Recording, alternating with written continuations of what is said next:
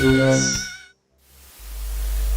following live stream is intended for mature audiences. I don't believe in life. I never have. I never will. I don't believe in life. It's never worth the stream that you feel. What's going on, everybody? I also want to know what's going on with my screen. Why am I up in the top left? Shenanigans are afoot yet again. But I sound surprised, don't I? Not one bit. Ladies and gentlemen, it is Saturday and we are live, but not Saturday Night Live. That is an entirely different show. We have some stuff for you, folks. We have some stuff to discuss. We have a movie, like Marty Moose. The thumbnail out front should have told you. We're going to be talking about the movie Breakdown from 1997. Yes, the 1997 underrated Kurt Russell flick, in my opinion. Pretty decent movie. Haven't seen it in a bit. Watched it again today. I still loved it. And we're going to talk about why that is. We also have some folks backstage. So I don't want to waste too much time. I want to bring them in because I know not everyone can stay all night and this and that and the other thing. So I'm hearing blips and blips and blips. So we got folks coming here. So let me get right to the meat of it, you might say. Let me bring in my partner in crime. You know him. You love him. Hit that beautiful Fez footage. Ladies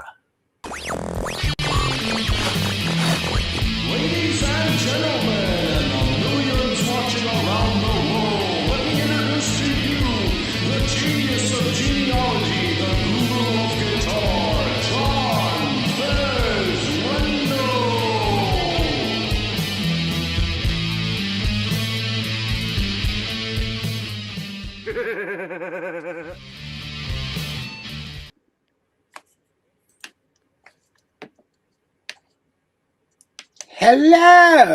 Hello, brother John. Yeah, it reminds me of that Seinfeld episode where Jerry thought his girlfriend's belly button was talking to him, and they're all walking around going, "Hello." Yes. Anyway, brother John. Yes, normally sir. at this point, I ask you how your week was and this and that and the other thing, but we have a request this evening of you. So if you would be patient, my friend, just be patient because, man, I'm hearing Sure. blip after blip after blip. We have some folks here, and I want to fill these voids on the screen. I don't know what the heck is going on, but at least the chat's on the screen. My ticker's down there. Everything's here. Everything seems to be here except the people I have backstage awaiting. So if you would all assume the physician and salute. Everyone, at attention, salute. Our general is backstage.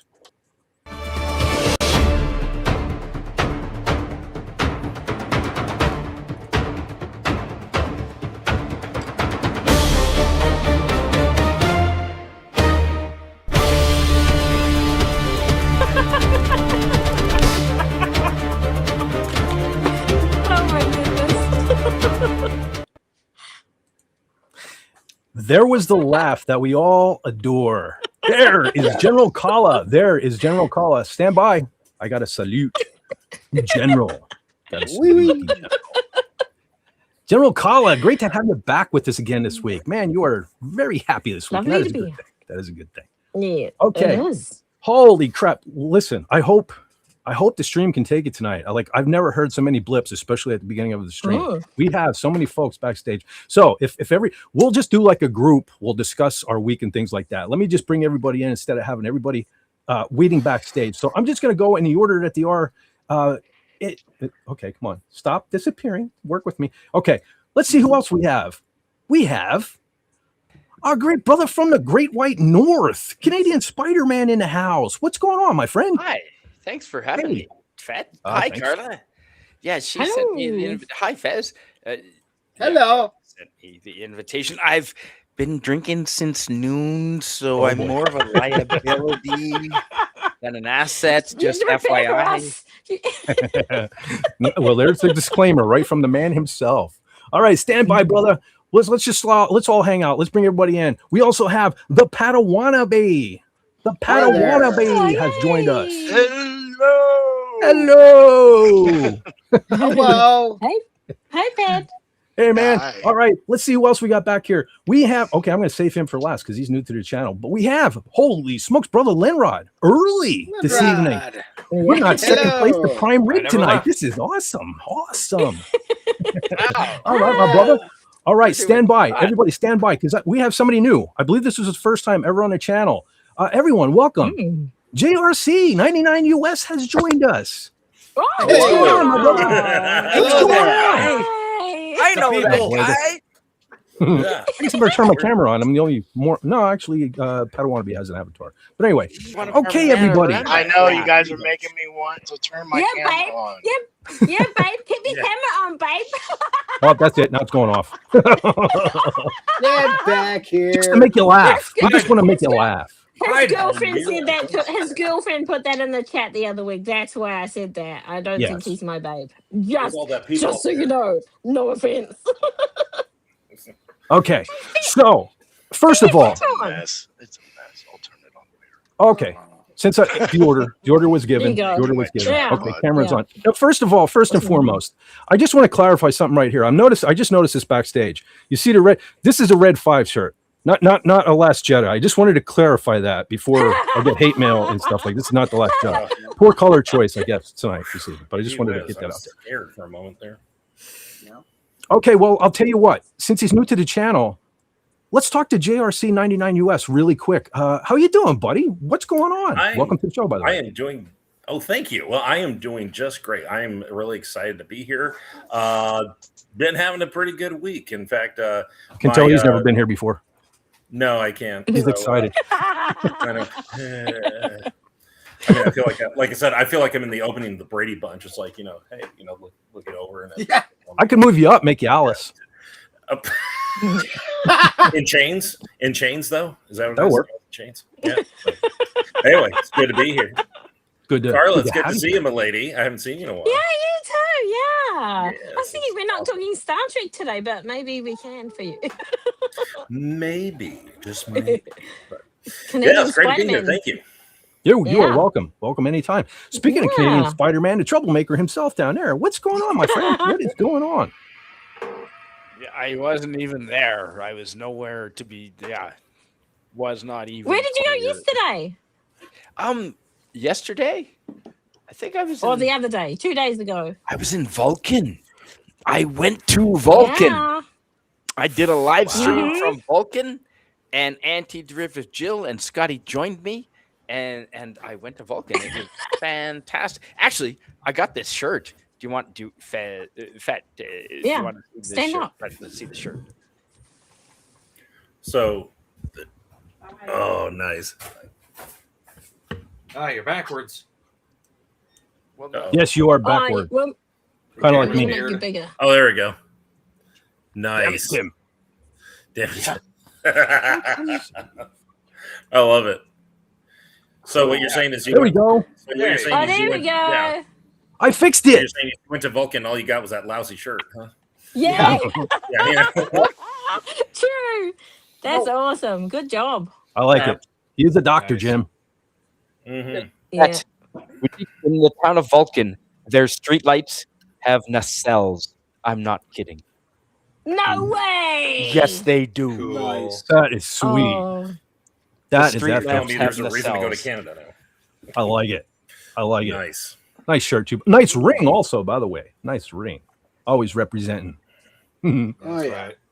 Oh, I should grab mine. I've been Mine are in a case grabbing behind me. mine I all should night. actually wear them sometime.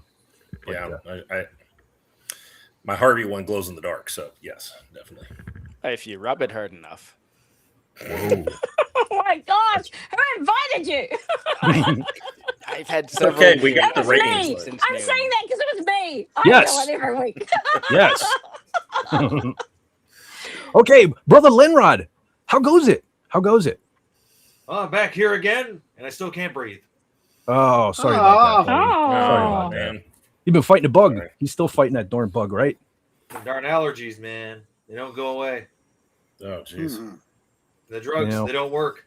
Hopefully. Have you tried a spoonful Oh, of sorry. horseradish? Yes. I have eaten much horseradish in my lifetime, and it does not work. Although it does taste Mm. good, so. Poor fella. Yeah, if you get the right stuff. Yeah. Mhm. Have you ever had your sinuses cracking when they're like finally releasing and you get that cracking feeling? Every once in a while, I get that feeling. Oh, it's the best when you've had sore sinus. Crack. Crack. Yeah. Lasts a few seconds and then it's right back to the stuffy. Nice. Oh, man. Yeah, I've had that happen too, but that was because I broke my nose. But yeah. No, scuba diving. No, I'm kidding. I'm kidding. If you want your ears to pop, if you want your nose to pop, if you want your balls to drop, you go scuba diving. There you go, Carla. You want your balls to drop? Scuba diving. I have enough balls in my life. I don't need any more balls. That's right. Fair enough. You're in a literal man Yeah, universe. yeah. Wow. Drowning in them. Do you In a have ball any? pit. So I'm much in a ball pit. testosterone. But if Yeah. anyone ever invades your space, Carla, like they're gonna be effed up. That's true. That is true. It's about the Well, I only detected. Yeah. thing. Okay, speaking of effed up, we got the Padawannabe here. Padawannabe, how you doing, buddy? Are you here with us? I think he's here with us. Yeah. Oh, he's probably tended to them doggos, Yeah. them darn doggos. All right, we'll come back. Brother John. We have a request for you, so I'm going to skip you and come back. Okay. General Kala. Hello. So great to see you. How was your week, General Kala? I Good, I hope. think yeah, just busy. I went and I hung up curtains and for my children at their houses, and yeah, it was a busy week. And I celebrated somebody's 60th birthday the other day, so it's Whoa, always good happy when you birthday. celebrate people way older than you. Yeah. Yeah. Yeah. Hey. Wow. It's a happy day. Uh-oh, look at Brother John. I know. I'm just saying. Like it has zero. Like you do nothing to achieve it yet. Like, Oh, you have God. nothing to do with your age, right? Anyway, but no, I had a great week. Thank you. Well, in this day and age, just surviving is kind of like a feat. So there's that. Yeah. I mean, we survived 2020. Anyone here Yeah. survived 2020, and Yeah. as you know, Michael J. Fox was told by the professor, "Whatever you do, don't go back to 2020." Yeah. Mm. I think we also all survived Y2K, right? Would that be fair? Oh yeah. Yeah. Yeah. Okay. Cool. I just want to make sure. Big computer disaster. Oh Except yeah. Sylvia. I think Sylvia's too young for that. I'm so glad, Oh. JRC, you're one of my favorite people. I'm so glad you're here, Oh man. man, it's good to see you. Internet It's high been a five. long There you go. time since we broadcast together. I know. Oh Uh, yeah. No, Yeah. the last Been a time- long time since they rock and Yeah, roll. nearly one of us fell in the fire pit. There was nudity. I think some ass cheek was shown. It was a great time. Holy smokes. Yeah, that may or may not have Well, that's a- happened. This may be the appropriate time to go to Brother John. Since Brother John, we had a request this evening. Oh yes. Hi, Uh, Eugene. Admiral, that should read Admiral Old Man Bird, had said, we'd like to know about the Fez Forever train story that happened this week. So, Brother John, Oh. please enlighten us all Take it away. Okay. and fulfill Old Man Bird's request. Can do. All righty. If you can see this, strange you should second. mention Vulcans earlier. Ooh, nice. And I don't know if you can make that bigger. No. There you go. There you Yes. Okay, Vulcan Nice. Iron Works, builders of locomotives in Wilkes-Barre, Pennsylvania. That's a coincidence. nice. Why is it named obviously Vulcan? after? Well, it was named after Vulcan, the Greek god or Roman god of metalworking. Yeah, the And blacksmith of the Romans. yeah, they started Yes. back in late 1800s. Long story, but in 1926, 100 years ago, they built a locomotive for their own use in their shop. It was a gas mechanical locomotive used for moving things around the Vulcan Iron Works. And 49 years ago, in July, my father and his bunch of friends who had the Railroad Museum of Northeast Pennsylvania, never amounted to much, but they managed to save that locomotive. And then now, on the 100th anniversary, it was supposed to be moved out of where they put it and taken up to a local airport where the Underground Miners Group has their offices and workshops and all that. It was rained out, but it's a great group of guys, and they managed to work out the logistics, because when the museum group folded, we sold it to a guy who had it in his front yard for the last 35, 36 years. Anyway, they're managing to get it out of there, and they're hoping to restore it fully. I'm going to try and do this. Let me see now. Select window or screen. Well, look at you getting all Oh, I fancy got it. there, John. I got to pull up the pictures first. Okay, come on.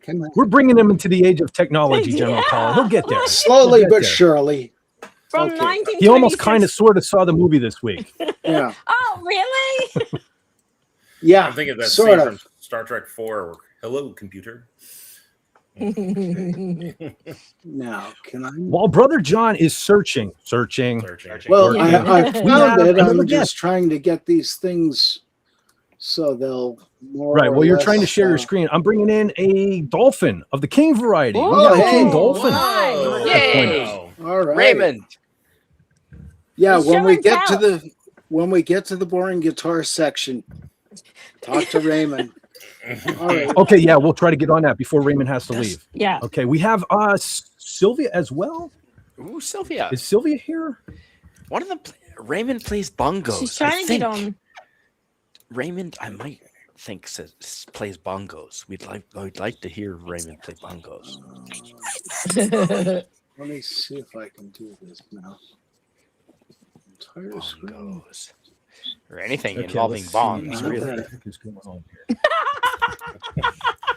Careful, you might fall in the fire again. I mean, or I might. I don't know. Something. Oh dear, that's Oh, my God. I'm never gonna live that down. That was 8 years ago, my friend. You my got. goodness. You almost like got the thing. Yeah, that was. I think there's a history section in the history books about that somewhere. I'll Yeah, have to look it up. don't send the RCMP. Send the fire department. Well, Okay, is that up there? it's only Or- half the forest. So. What happened here? Nope. Brother John, I saw your link and I clicked add to the screen, but I don't want to be. You Oh, added you yourself. got The me. picture is for there, some but it's reason. in the bottom corner. Is it? All right, let's see. Oh, I see. You gotta shuffle everyone around there. Hi. Hi, Sylvia. Stand by. This stuff does not like to drop and drag for some Wow, reason. look at that. No, Nice sorry. black and white photo. My head is pounding like crazy right now. Drink water. Oh, sorry to hear that. Yeah, that's Drink the Vulcan #2 locomotive. Wow. Wow. Noise. Let me Looks like see one if of the I can- trains my kids have.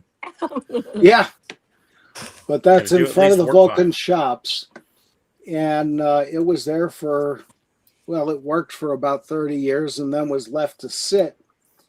And whoops,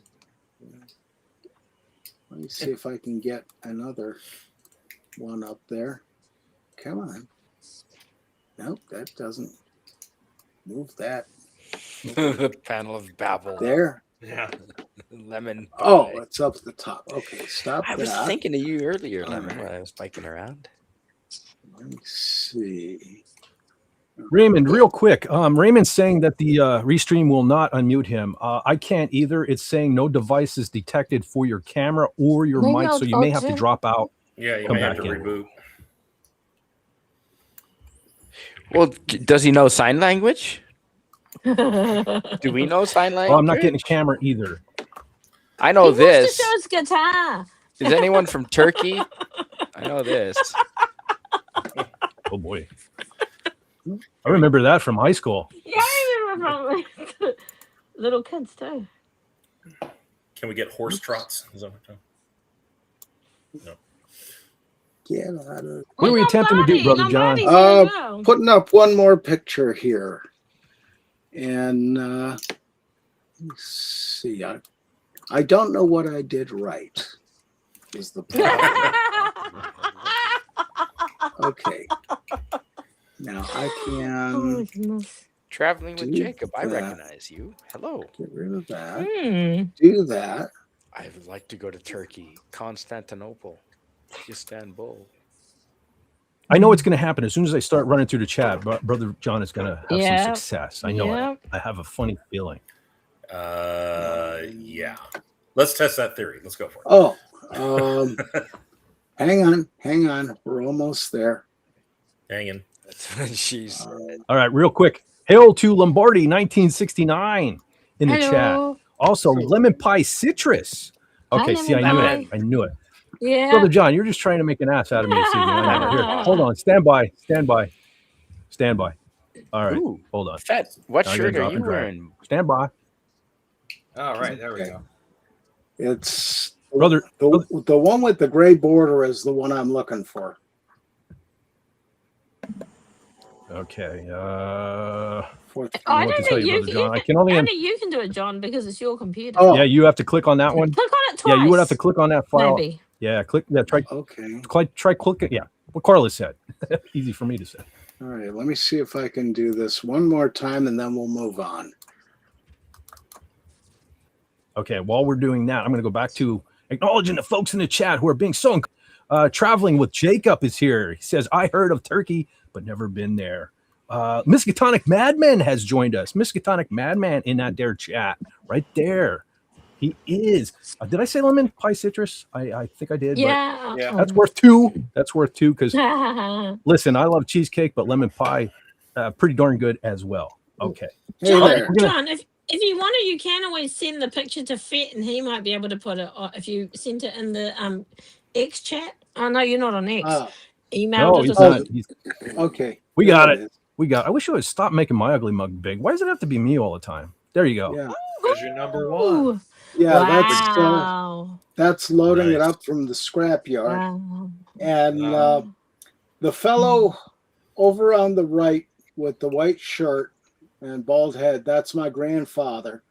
He was Nice. acting Wow. as rail safety manager because he actually worked for the Lehigh Valley Railroad. But Wow. Cool. and by this time it was painted yellow out of the green. It's green again now, but that's only because the guy in his front yard painted it, and it's the wrong Yeah. green. Hmm. What's the Wrong right green. green? There is no wrong green.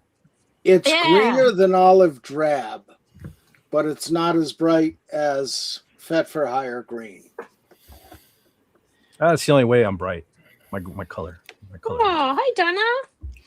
I think Okay. that means Fed, Nice, you have sir. a unit of measurement. That's nice. Yeah. Okay. But the big deal with this is that 2 years ago, this was supposed to happen, and a lot of things went wrong, including somebody's stupid son who was a lawyer. God help me and save me from lawyers. But it's finally happening, and I'm thrilled because we were afraid when the guy who has it, when he died, his wife was going to scrap it. So, yeah, one more piece of railroad history, and a very important one is saved. Outstanding. Nice. That'll be great. That is awesome. And well worth the wait too, Brother John. So thank you for sharing Yeah. with us. And Old Man Bird, if you're catching us on the replay, Yeah. hope you enjoyed that. And Yeah. I see, yes. Oh, hold on. King Dolphin's attempting again. See, I'm scared because I think this may be the most people, maybe close to anyway, the most people we've had on the channels. So King Dolphin, are you there? Can you unmute? This is Hello? strange. King Dolphin? If I mute my one, maybe if I mute. No, I don't think that's going to be the. Let's see. I'll try. See what I can do. Microphone. Squeak if you can hear us.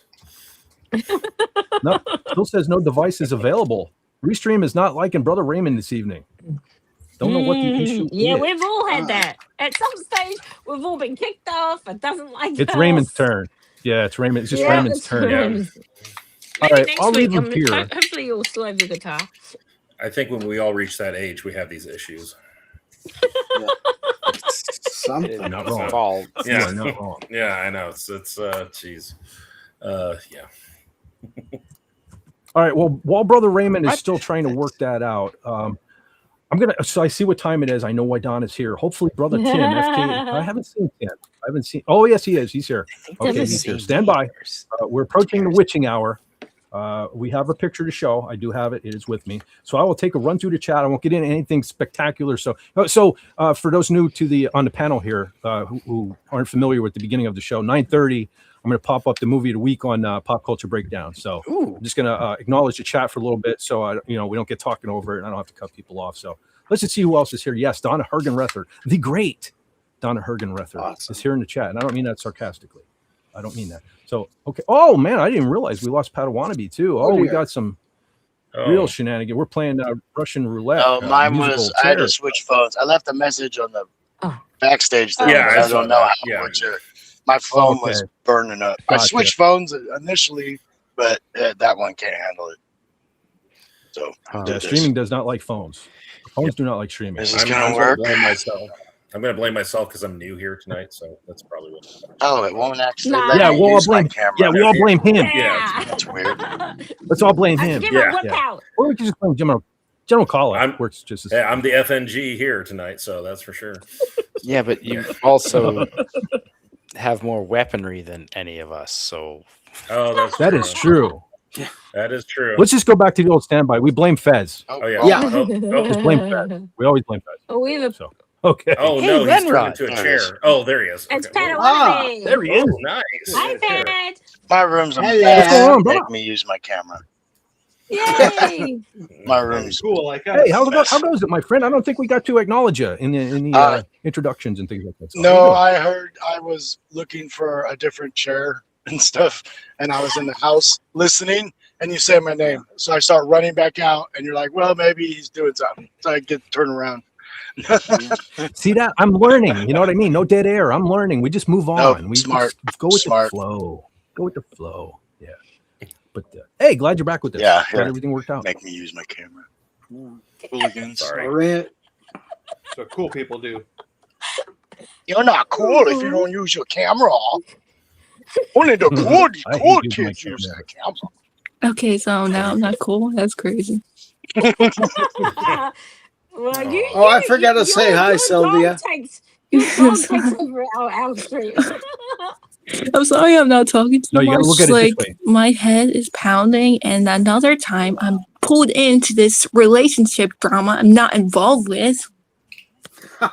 Oh God.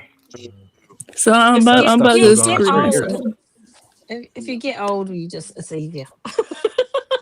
Yeah. Well, I'll tell you what, Sylvia. As far as not being on camera, hey, don't worry about it, because you know what? Breaking the rules is cool. And you're now Canadian Spider-Man's not on camera. I was going to say you're the only one not on camera, so you're breaking. I'm not breaking the rules. Nope. Now we're all, on camera. It's yeah, there you go. Oh, are we supposed to do this There you solidarity kind of thing? We all go off camera? Absolutely not. Oh, okay. There is Sorry, no no, I'm solidarity. not on done this. No. If I do that, everyone turns to chipmunks and I have to go off again. It's frustrating. Sounds nice. All right, tell you what, it is about that time. So before I take them down, let me say hey to Swordsman Dracul Mihawk, who has returned, who says, I think he meant holy panel. But yeah, holy panel, we got a good one this evening. And I will get back to that there, chat. But it is 9:30. So let me bring up the freaking photo as soon as I find it. I'm getting more and more crap that I'm bringing along with me. And I think I have it in order. But like then when I go to look, okay, I found it. So, okay, ladies and gentlemen, for those that aren't aware, because we're getting a lot of new folks here, there's a YouTube channel called Overlord DVD, Overlord Dictor Van Doomcock. He is the glue that binds, the sun that we all revolve around. He's the reason we're all kind of together right here, right now. Yep. So, out of respect to him, he does a show every Wednesday called Pop Culture Breakdown. Where they kind of do this sort of thing, but kind of on steroids. They trash pop culture and this and that. But at the very end, they do a movie that they love. They all pick a movie that they love, and kind of like we're doing here tonight as well. So this week's movie for y'all, stand by, is the classic E.T. Oh, wow. Oh my gosh. Yeah. There you go. Wow. Finally, a movie I've seen. Wow. Yeah.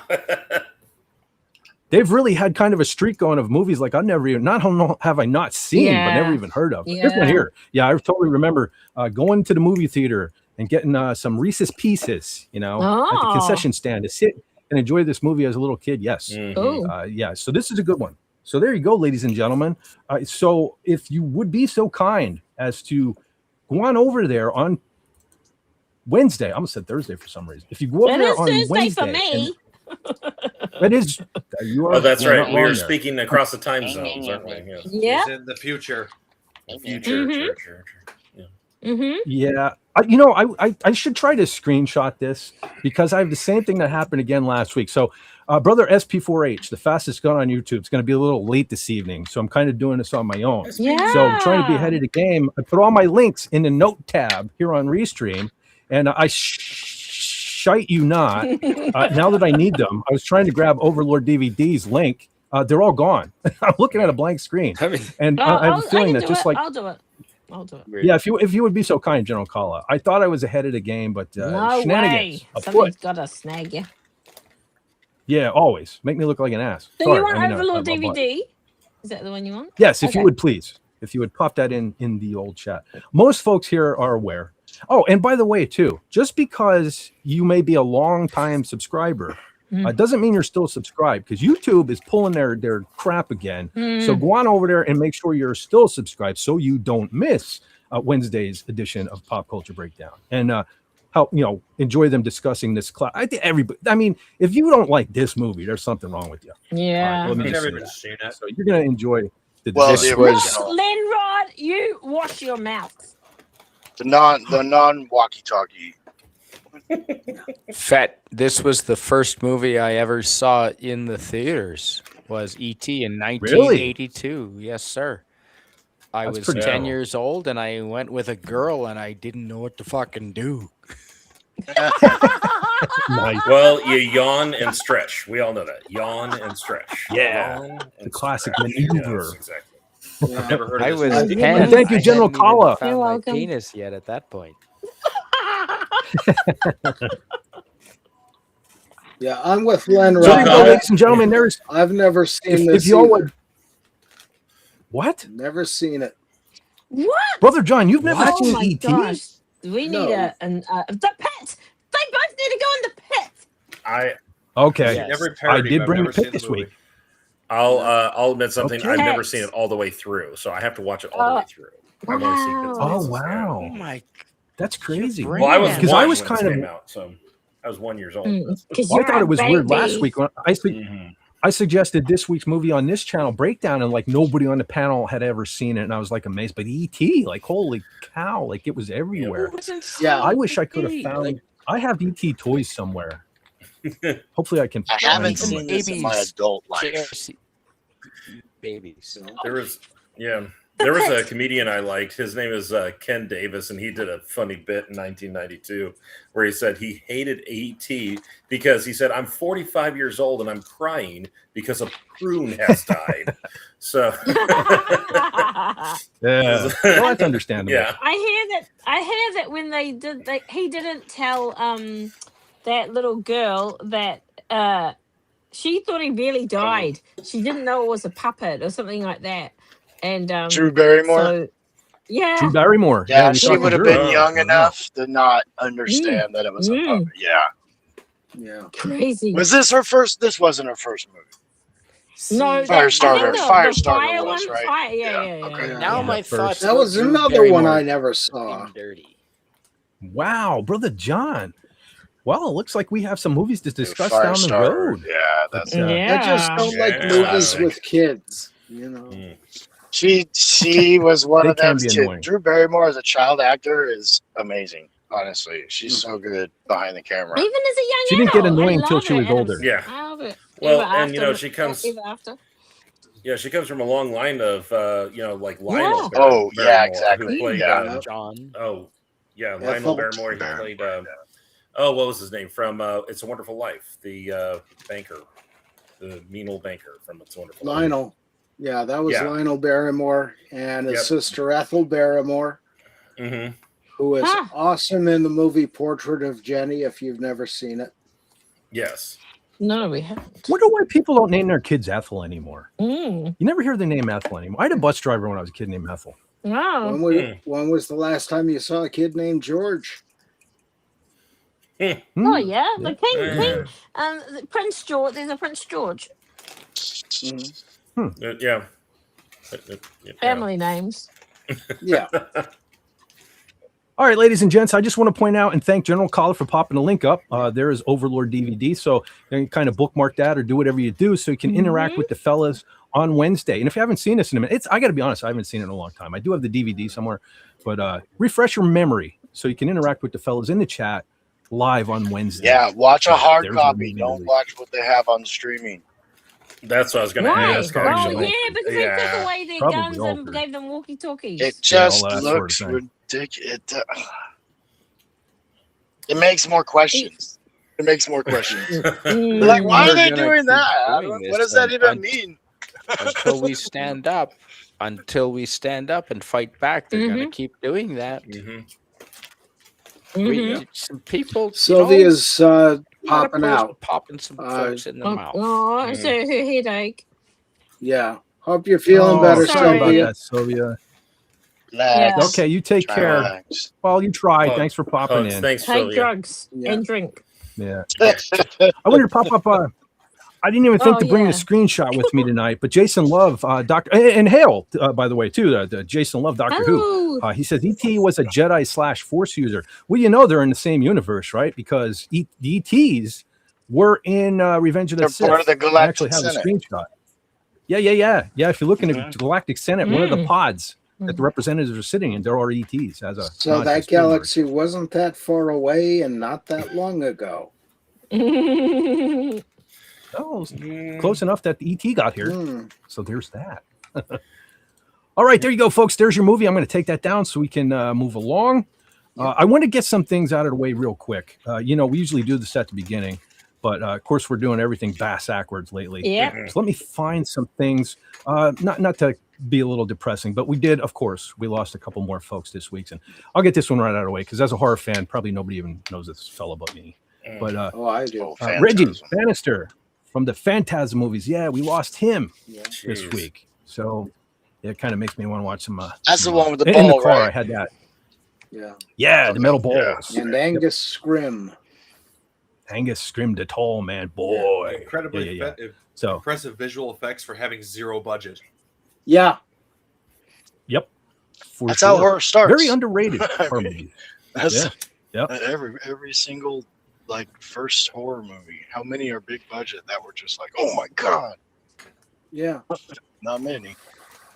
When they started getting big Had budgets, that that's as when it part, started too. going downhill. Yeah, Well, true. Look at Nightmare. You mean good I don't movies know. didn't cost $300 million a pop back then? Well, they want you That's to weird. think they do. Yeah, that's weird. They want you to think they do. Yeah. I think most of those. You know what? They blow half of that, most of that budget. I bet you on the trillion producers They that they kick have. back. now, Yeah. I can't even watch credits anymore. I used to love watching credits to see if I recognized any names or I can't even stand anymore with the 50 producers just because it's a friend hire and a friend hire and a friend hire. So there's half the budget right there. Yeah, exactly. Yeah. Right. These people, unqualified folks who just get their name on movies. And We stuff. have the wrong friends. No, we have the right friends. They have the wrong friends. Yeah. We're the cool people. We know what we're doing. Yeah. We don't know. We don't rely on each other to pay. People don't hate us for our money. Yeah. That's true. That is true. Doing something right. Sometimes I wish they Doing did. something right. Nice. All right, now this one here, this might inspire a little discussion because I think it was just earlier this year we talked about this very television show, but this one really kind of hurts. Yeah. We lost Cooter. Yeah. That was a shock. Hey, I didn't Yeah. know Yeah, that. Ben Jones. Yeah, And he did seemed like a really lot, cool right? dude too. Yeah. What's that? Are you going to talk about the museum?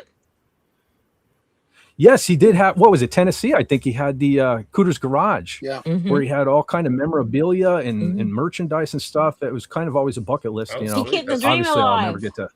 Yeah. Yeah, he did. He sure did. And he actually had I know there was a generally kind of a rough one outside, but then like a fully restored. You can take your picture with the inside. It was like everybody's dream that loved the show. And it's, as far as I know, it's still going to continue on, but obviously we'll never get to meet that. Oh my god. Good old Ben Jones. And He almost got made his 85th. he's got the Say again, second. JRC. Oh, go ahead. You're saying something, JRC? Oh, I'm sorry. I was going to say, wow, he almost made his 85th. Gee whiz. Yeah. Yeah. Oh, man, just dang. Good old Cooter. That seems to be like 80s. All these folks in their 80s lately. Yeah. I don't know. It's Well, cringe, you know? think of what healthcare they were getting before 40. Yeah. True. I mean, They have a point this medicine changed completely for these people. And this is the generation. They're like, why are you giving me all this stuff? I never had to take it before. You know, I mean, it's just a different thought process that they were born, because they're pre-technology, these people. Yeah. I mean, like, was CPR even public knowledge for this guy? You know what I mean? Butter like, so on much burns. changed. Yeah. And aloe. Yeah. But I mean, Aloe. so much My changed mom always for had this the guy. aloe plants. For 85, How many I think times that's did pretty Cooter good, actually save the Duke boy? Like, how many times did Cooter actually save the plot, the whole Duke That's boys, the whole immediately show? what I thought of when this came up. I I was like, that. get out the back, boys. I'll take care of the sheriff. Yeah. Oh. Yeah. You know, Hard, I to mean, hard to believe he ended up a U.S. congressman. oh, good for him. He sure was. Nice. Yeah. I didn't And know he was that. really the unsung hero of the show. I mean, even when he wasn't distracting Roscoe, Yeah. he was keeping the general. Because when the Duke boys couldn't fix it themselves, you know, they brought in the big guns. Oh, this is Team Duke Boys. There's always this is like not the guy. He's kind of the guy in the chair because it's their garage. It's his garage they use a lot. You know, he helps them work on the car. You know, this is like their guy. This is the mechanic. This is their. It was a car show, so I guess this is the mechanic, right? This is the gadget guy. This is the. Yeah. This sounds like the GTA garage before GTA was invented. Yeah. Well, I'll tell you what, even the iconic color of the car. I just recently watched in the episode where the Duke boys got the General Lee. Yep. And Cooter just happened to have the orange paint Yeah. in his Well, it quad. was stock So it back just then, happened to be right? fun. It was like one of the only Well, I think he colors said- that they had back then. They didn't make a bunch. Well, I think he said nobody wanted it. That's why it was still on his shelf or something. Yeah. Oh. But yeah. So yeah, man, the unsung hero of the Dukes, man, we lost him. So that's kind of Tim has been to Cooter's place near him, and he has met him and seen the General Lee too. How about that? Yeah. Cool. yeah, he has mentioned that to me. Yeah, yeah, Wow, there it is. Tim. Yeah, I'm kind of jealous. Yeah. Well, we all are. Just rubbing it all in. Yeah. Wow, Tim. Somewhere around my town, somebody's got like an older lifted pickup truck, but it's painted like the General Lee. Oh, that's neat. Yeah. It's hilarious. Yeah. And in his museum, he has the second Dixie Jeep that was Catherine Bach's. Oh, right. The little white Jeep? Mm-hmm. Is it white? I just want to caress the Eagle. seat that she sat in. For Yeah. a day or two. Well, I just discovered I'm only 3.5 hours away from Cooter's garage. Actually, that's nice. Wow. Wow. Yeah, so That sounds like I'm a weekend trip. I'm saying come Yeah, on I've been making over. that trek. You know, we can hang out and I'll show you around, and then we'll go to Cooter's. Don't be throwing that out because I will fucking show up. Yeah. I know. He will too. And then He will. And then we'll go shooting my guns. How's that sound? Oh, Yeah, no, that sounds serenading, good. no serenading other people All on of the them. panel. Yeah, exactly. For Cooter, right? For Cooter. Yes. Yeah. 21 gun salute for Cooter. 21 gun salute That's right. for good old Yeah, Cooter. Yeah, Yeah. We'll do it. Totally. If context Good is job. ever needed more for this conversation. You got me there. So, yeah. No hitting on other people, panel members. Yeah. No, we've been hitting on each All other. right, well, I'll tell for you what. years now. Just so it's not all doom and gloom, let me pop something else up. It's just Fed for Hire channel. So yesterday was good old Corey D. Williams' birthday. Happy birthday. Corey D. Williams, he's the son of the great Billy D. Williams. Yeah. And for those that don't know, he's an actor himself. He actually body doubled his father in Return of the Jedi. Nice. So a lot of those scenes where you see Lando hanging off the skiff garden, off the skiff, Yeah. well, the skiff. It was him. It was this fella. Oh, He was cool. also Nick 2. I believe he was the alien Nick 2 in Return of the Jedi. Ah. Yeah. Huh. So sake of repeating myself 1,000 times, but I got to mention, with my previous Facebook account, I was friends with this fella. He's Brother John. He's a bass player too. Awesome. Quite an established musician. Kind of more funk, but he's a musician as well.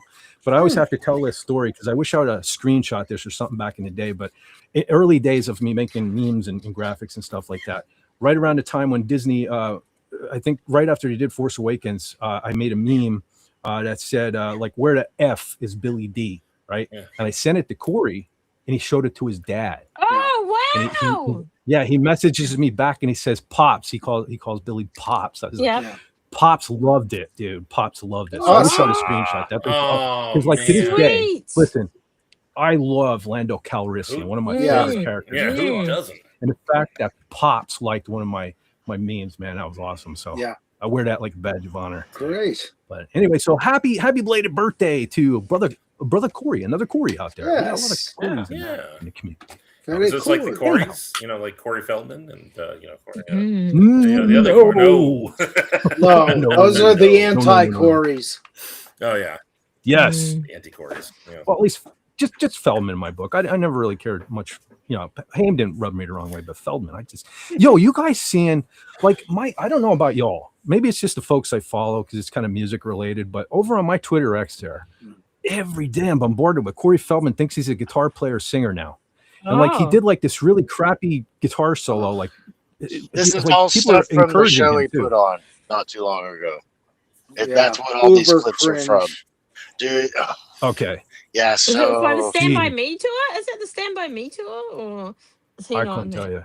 But yeah, yeah. He just sounds like he can't play. It sounds like he doesn't know how to play. When you listen to him. But everybody's encouraging him, telling him he's like a great guitar player and stuff, so he keeps doing it. Yeah, he keeps doing it. He got to drop the Michael Jackson moves too, dude. For real. He just he's trying to live like he's 25. Hold on. And he's not at all. I mean, he hasn't even been in the mentioned in any limelight for decades now. You know what I mean? What was his big claim to fame in the last 20 years? That the Frog Brothers movie? Yeah. Right? I mean, I don't even know. That's the last thing I heard of, and that's a fan cult thing they did because they were favorites from the vampire movie? Lost Boys. Keanu, Lost Boys. So I mean, but he's trying to keep it going, and it's like there was nothing to keep going. He's like Betty Davis in Whatever Happened to Baby Jane. He doesn't realize you're not famous anymore. I mean, and if he wants to be, you build to this. You don't jump in and give us this. It's Goonies was great. He's great in Goonies and Stand By Me and everything, but he's a good actor. He was a good actor, and that's all there is to it. He should just Yeah. I'm from Oregon. I've been to the Goonies house, and I know where all the stuff was filmed. So. Oh wow! That's cool. We should do the Goonies one day. We should do the Goonies one day. Yeah, let's do it. I will do that. Yeah, I will do that. Goonies I like the Goonies. Goonies Never Say Die. I'll talk to them. All right, real quick. I see there's some new folks in the chat. So I saw Grumpy Cat Husk. Did Fett pass me again? I'm passing everybody. I'm sorry. This is there's a lot of folks here on the panel this evening. We're kind of having fun, so I apologize. We're still sons of producer, so. Okay, so hail Grumpy Cat. Yeah. Hail Grumpy Cat. And King of the Sea Poseidon. That's a new name, I think. Yeah. So welcome to the channel. Hello. Welcome to the channel. Nice. Okay. Cowboy Cassidy? Oh, he's okay. So I did miss Cowboy Cassidy. I'm sorry. I apologize. Yeah, that's Sylvia's dad, I think.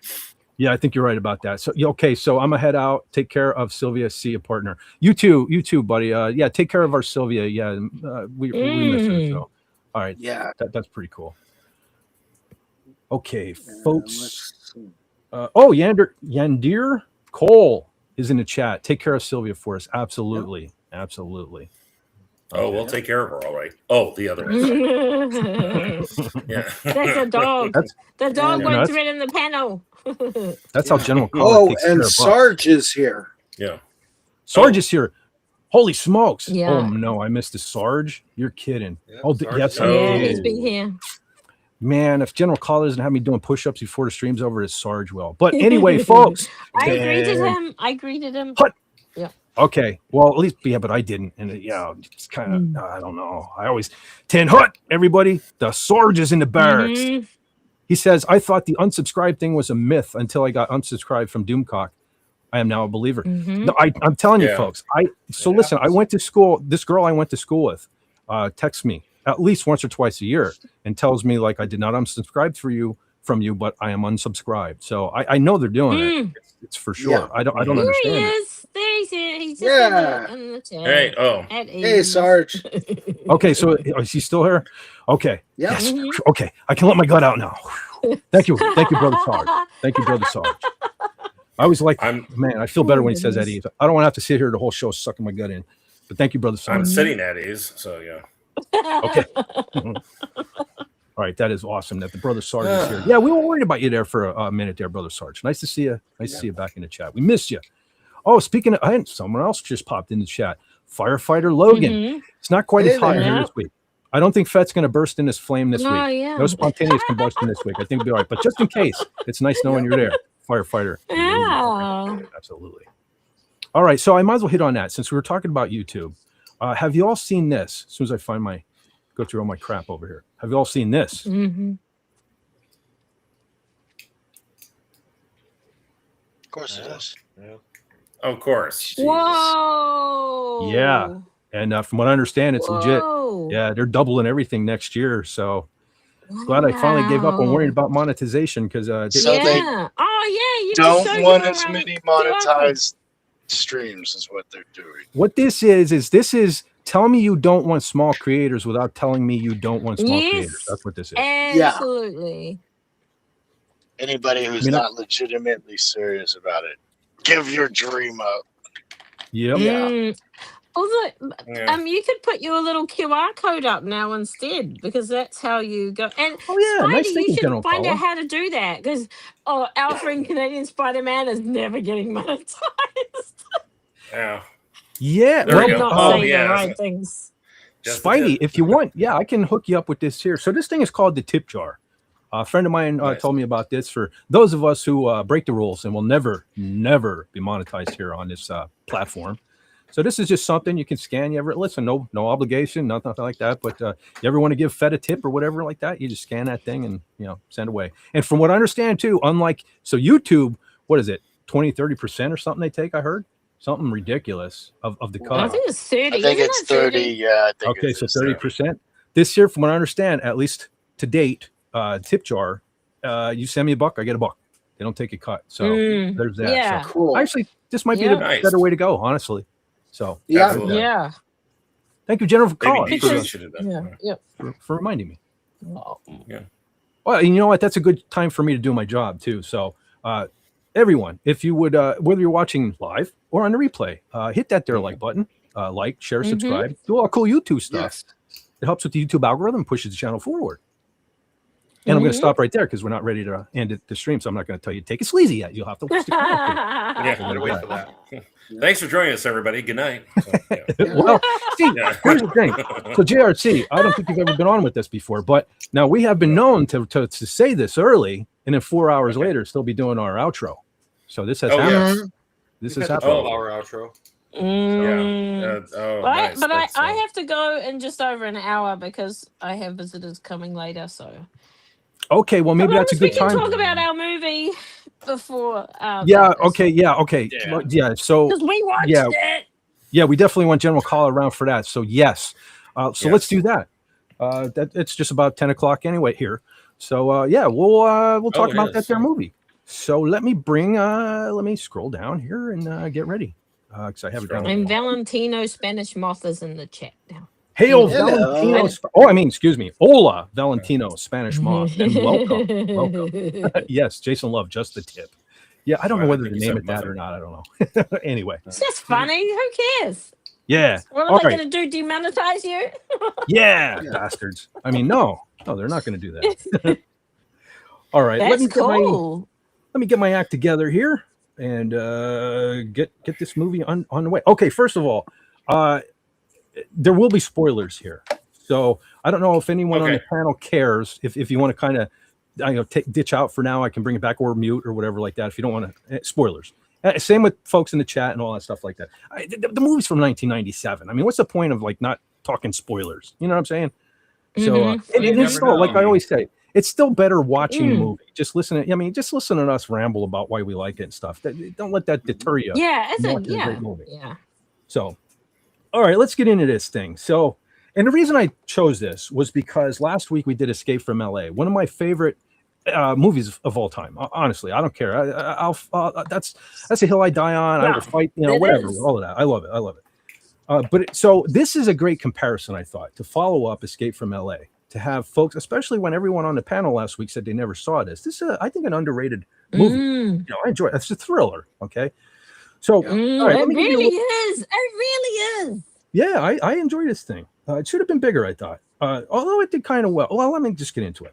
So, okay, let me do the breakdown on the breakdown. Hold on. I forgot I have that thing.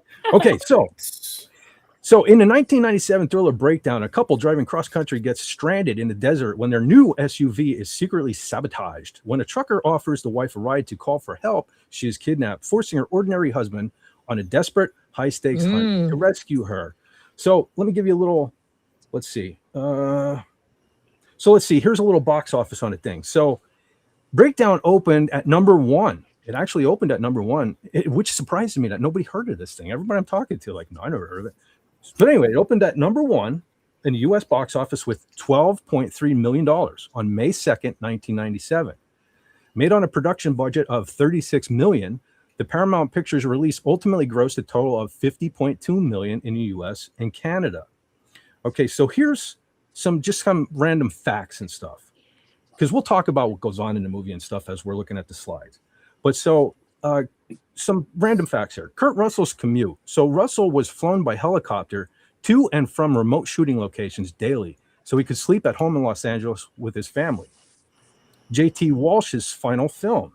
This was the final movie featuring veteran character actor J.T. Walsh to be released during his lifetime. Unfortunately, it passed right after this movie. Yeah. So Kurt Russell and he previously appeared together in Tequila Sunrise, Unlawful Entry, and Executive Decision.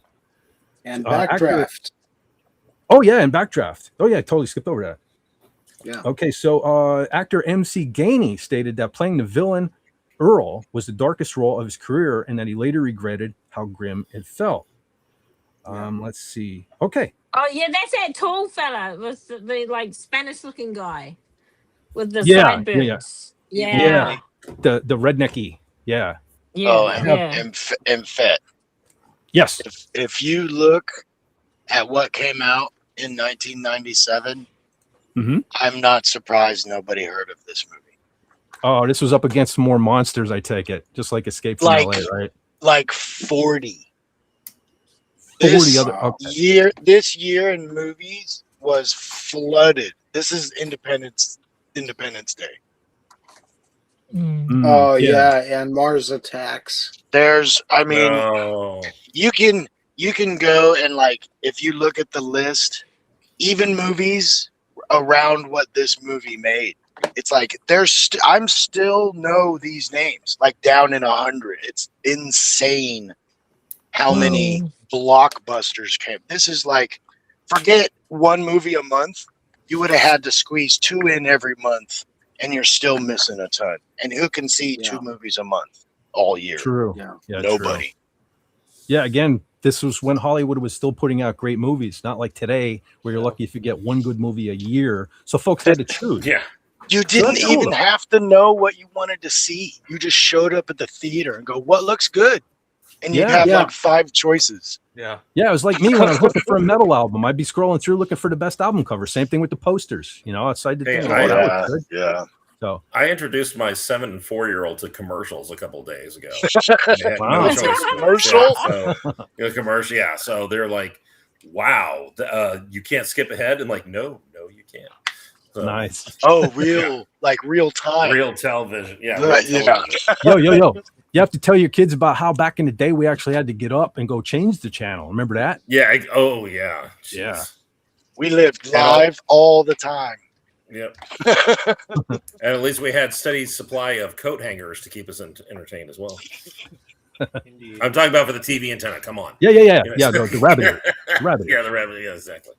You got to stand in the key positions to get all the channels. Yes. General Kala in Lenrod. Lenrod, were you able to see this week? I know you were having some issues at first. Okay. So now I know for a fact you guys said you didn't see this. I'm curious what you thought.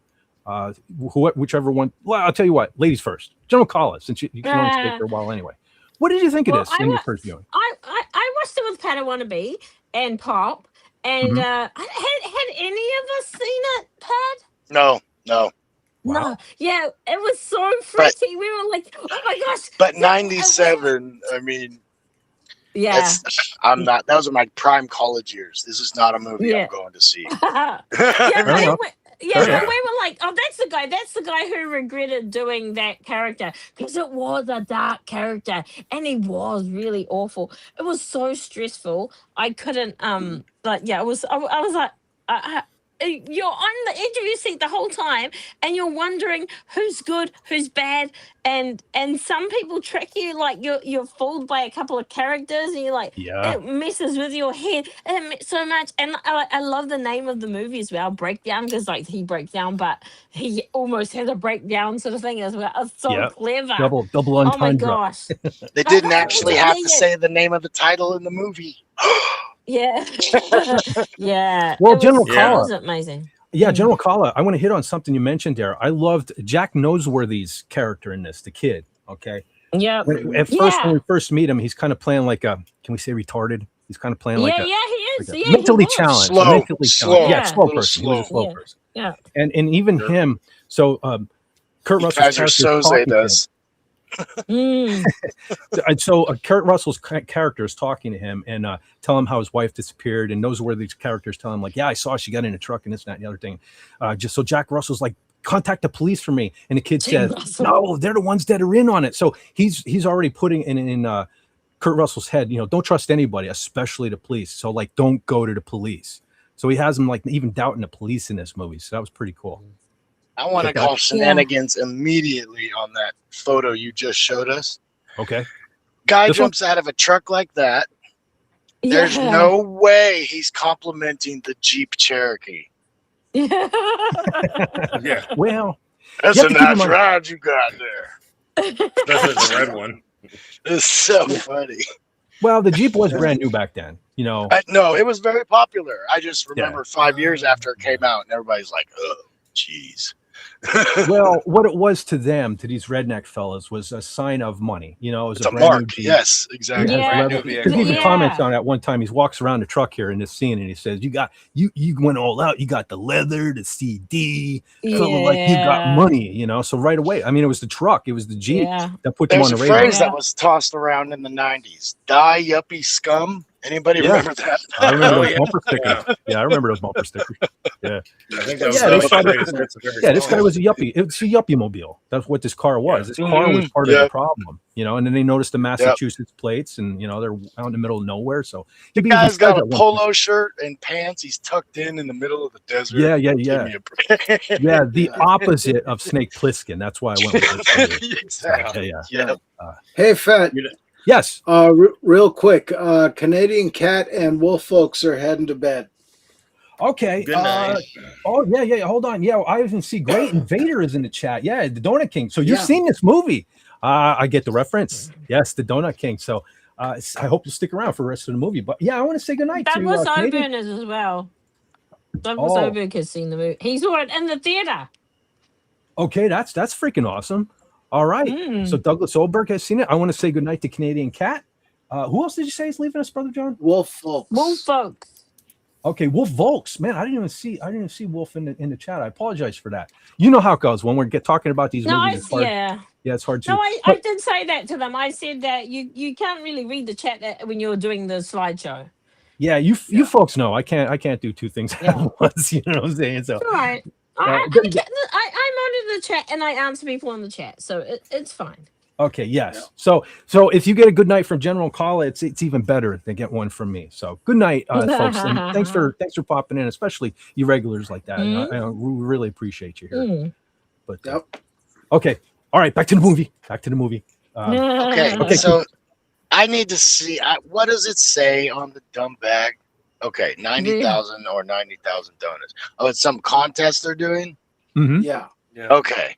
See, I didn't see that because I'm watching on my phone, so I totally missed that. Yeah. For that them comes into play. to call back on it. Yeah. But yeah, I love how that now comes I into play see later. how they both had the same number and all that. Yeah, I love that because when they get separated, you know, the villains there want to, of course, the whole idea was to extort them for as much money as they possibly could. And so Kurt Russell's character kind of rains on their parade. He wants to stay. When the cars broke down the Jeep, he doesn't want to leave the Jeep because he's afraid the rednecks will come back and steal it or whatever. So the wife goes with another one of the villains. A nice truck driver with a nice truck driver who yeah, red bar, nice truck driver. Not really, but anyway, she goes off with him. So they're separated, and throughout this movie, you know, they're questioning the wife like, how much money do you have in the bank? And they don't really have, because she discusses early on in the movie how they actually kind of blew a lot of their money on this trip and all this thing. They're trying to start over. They're driving across from Massachusetts to San Diego to start a new life, new jobs, all this stuff. So they kind of blew their money. But so anyway, she's smart enough to know that if I don't tell them that we have a lot of money, they're going to kill us anyway. So she tells them, thanks to this screenshot here, that we have $90,000 in the bank. And she mentions that her husband is a donut king. Totally makes it up. And it comes into play later in the movie when they're asking him how much money he has in the bank, and he's trying like, well, it's, you know, I did, because he knows he doesn't really have anything. But then they mention, and you know what this shows? What's that? This is a husband that listens to his wife. Right. Yeah. Actually pays attention and is in the moment. It is not a toxic. They are going through a hard time. Yep. It's not a toxic relationship. You know what I mean? What they always try to do now. They're going through a hard time. They're going through a hard time, and they stuck together. Imagine that, people out there in my world. Anyway, but yeah. So I like how she tells the bad guys that her husband is a donut king. So when they're not buying him, saying, you know, he can come up with a number when they're not buying it. So one fella says, I knew he wasn't a donut king. So he instantly remembered this. That's the clue. Yep. $90,000 in the bank, $90,000. So anyway, it plays in, which is, you know, I'm noticing as we're doing these last batch of movies, especially, Hollywood knew how to write back then, because everything, everything was a clue to something else in the movie. We don't have that nowadays. Now we get somehow Palpatine returned. You know what I'm saying? Yeah. Well, and that's what we bring up with every so-called flop. Just because it didn't make money does not mean it wasn't a good movie. It gets buried. Yeah. There literally was too many movies to consume. Which is exactly what happened with this one. So, folks, even if you listen to us talk about it, right, go back and watch this movie. It's You're so gonna enjoy good. this. It's a fantastic movie. Kurt Russell is a good actor to follow. If you wanted like a movie that you haven't seen, watch a Kurt Russell movie. It's gonna be good. Yeah. I mean, it's guaranteed a decent movie. And he started off as a comedic actor. He started off as a child Disney star, like in his teen years, and then he was a comedy actor. Overboard. Yeah. Captain Ron was pretty funny. They did with him what they did with Bruce Willis.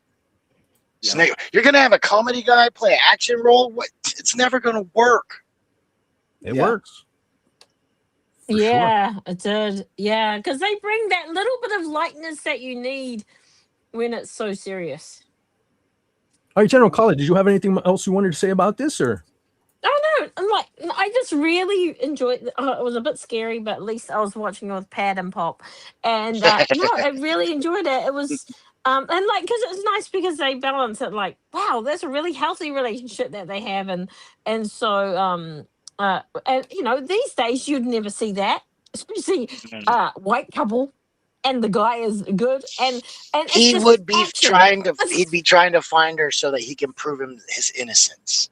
Yeah. Not because he loves her. Right. And I love the way you question everyone when you're watching. You're like, are they in it? Are they in on it? Like you just don't know. I'm glad you liked it, General, because I had a feeling, because I believe I mentioned this months ago, and I had a feeling you would dig this movie. So I'm glad it wasn't scary enough for you. It's just, and there is some violence in it, but I knew you'd be okay with it. It's well justified, which I'm going to hit on, because I have screenshots of it. I love the end of this movie, but we'll get there's to that no one. gratuitous. There's never gratuitous. No, and it is It's more like real life. A It few is punches get justified, too. thrown, and that's the end of a fight, or a couple gunshot, and that's it. It's over. Yeah. This fella here, one thing that bums me out about this movie, I liked this fella. It was a shame what happens to him in this movie. Yeah, it's for cops can be annoying too, like with the kids. But this fellow was pretty believable as he was actually a good guy in this movie. Yeah, but we didn't know. Right? Exactly. You weren't sure because even the truck driver seemed pretty good at first, but he was also a great actor. This fella as the police officer. Yeah, Yeah. He's kind of that role in a lot of stuff, like police officer, CIA agent. Yeah. Guy in the suit. Yeah. Well deserved though, because he was pretty good at it. Brother Lenrod, this was the first time you had seen it. Yeah. What did you think? Work. It was good. It was really good. How much work got done? I don't remember working. That's the important part. Oh, there we go. That's what we were hoping for. Yeah. All right, man. I'm glad. I'm glad. Again, I almost like even more when you folks never even heard of a movie and I can turn you on to something pretty decent like this. So, what'd you think of it, Brother Lenrod? What you enjoyed it, right? What'd you think? Yeah, it was really good. It definitely kept my attention very well throughout the entire movie, especially when they're messing with Russell's character the entire time. It's like, okay, who is the bad guy here? Right. Yeah. Oh, there's Jack Noseworthy's character. There was the slow. When he's acting when he's pretending to be slow, yeah. Is he in There's Something About Mary? Is that the same guy? Is he in that? I think it was in U571. The pizza delivery guy. I do not remember. Okay, it looks. I just can't remember either. Well, you know what? Is that a young version? Oh my god! Well, I guess that other movie's old too. So I almost want to say I remember exactly when I mentioned this movie the first time because it was back when we did Event Horizon because he was in Event Horizon. As soon as I saw him, we got a break. Oh yes, that was my first thought. He was in a lot of movies in the '90s. Yeah, a lot of movies. Sure He was in The Fifth Element too, as well. He's got a particular look, and he can do all the different characters, and it's all believable. Yeah, I think his facial features kind of give him more because he can play like the super southern hick, or he can play the mentally off guy because he's got a different structure to his a little bit, Yeah. I think it makes him be able to get cast in more stuff. Yeah. Anyways, Raymond. Yes. Oh, sorry. I was gonna say. So it sounds like we're taking elements from Deliverance a little bit in this movie. Yeah, not quite. Yeah. Not quite. Okay. Hey, real quick shout out to King Dolphin TV. He says good night, everyone. Sorry. Oh, good night. Sorry, King. The technical demon struck Raymond this evening. Sorry you couldn't get the mic and camera issues worked out, but maybe next time. Yeah. So have a Raymond, great night. do send Fed a picture of your new toy. Yes. I had seen it. I was watching in and out while I was getting stuff ready for this today. So I did see the guitar. Come on next week and tell us about it. Yeah, maybe next week. Maybe next week we'll be able to. I don't know. Maybe it was so many people. I don't know if I've had this many folks on. No, it's funny. Yep. Sorry, King Dolphin. But you have a great night, great weekend, and Queen Dolphin as well. Queen Dolphin as well. Have a great weekend. Absolutely. Okay. Holy smokes! Hey, Joseph P. Cabatas is here. Yes. Hello. Nice. Hey, Joseph P. Cabatas. Nice to see you, buddy. And great. Oh, you said hello to Graham Vader earlier. Yes, I did. So I saw Graham Vader. Traveling with Jacob is here. But I just noticed too, Joseph P. Cabatas says, I saw this movie first in the theater with my wife because the paper I worked for had free tickets. So we would go. You know what? I wonder if that's all I saw. Nice. So we would do a review on it. I think I still have the press kit for summer. That's pretty cool. Wow. Or win tickets from a radio station or something. My mom did that all the time. That's most of the movies I've seen in my life. She won because she knew trivia questions. Yep, that's most movies. That's probably where I saw this first. Anyway, Brother Lenrod, didn't mean to cut you off. You can continue if you want to. And Brother John, you can chime in wherever you want. You were saying how awesome this movie was, and thank you, Fett, for bringing it into my life. No, I'm kidding. Yeah. I say it definitely kept the attention. Yeah, he said he didn't get much work done. Enjoyed. I know I got plenty of work done. It's just I don't remember doing any of it. That's so you're saying it was that good. It took your mind off of. That's cool. I'll have to start watching this movie at work. Maybe I'll enjoy where it's I am. red. Holy moly! Yeah, it From just Black depends what And I'm it was- working on. If it's something that doesn't require a lot of attention, then I can watch a movie while running it. We no, but it's so full of action. Like once the action starts, it's just action and what do you call it? Suspense. A lot of suspense. Yeah, Yeah, 'cause a ton of it. Yeah, at one point you don't know Yeah. who's good, who's bad. Yeah. Yeah. Like this fella here. You know, I noticed this. I just noticed this. Well, I noticed it the other day when I was getting screenshots. So the truck is very bland. You can see it. It's just like blue and gray and very bland. Same with the other fellas, that F-150 or whatever. It's just primer black and stuff. But this fella here, I love his disguise because when he first picked up the wife, he was wearing the same clothes, I think, but he had a different hat. No, it's different shirt. He had a different shirt on as well. Okay, so all right, Glasses too. I was gonna say he Clark Kented them. Yeah, I was gonna say he did a Clark Kent. I thought he just threw on a different Fully, hat. just Clark Kented them. Yeah, And I think he has a different hat. yeah, it had United States flag on it, I think. Yeah, Yeah. This one That's just says right. Yeah, USA. that's right. But so what you have going on here? Shenanigans on this too. Shenanigans on this too. We all know truckers personalize their trucks. Well, yeah, I got that's a pretty normal. basic truck, man. I don't know. Yeah. It looks like all the other ones. Yeah, No, they yeah. don't. Yeah. They personalize it with lights and all that sort of stuff. Not if it's your rig. Well, I have to And admit, then, so we don't know if the copper's crook. We don't know if the copper's crook at this point. We don't know if he is crook. We don't know anything. yeah, Yeah. yeah. What we have Honestly, going at on this here, point, you're like, is that the same guy? Could they he have a brother? yeah, we kind of knew though. We kind of knew. Kurt knew for sure. He knew for sure. But what we have going on here is, so after the wife disappears, Kurt happens to see this truck going down the highway, and he forces him off the road. And conveniently, this officer's driving by, and this fella Red here, he's now denying that he's saying he never saw this guy before, doesn't know where his wife is and stuff like that. So this is a really great scene, and one of the reasons why I really enjoyed this fella as the police officer, because he did his job. Yeah, you know? He did his job. Yeah, Yeah. As, he as, did. as the kids would say, he was gaslighting him. Yeah.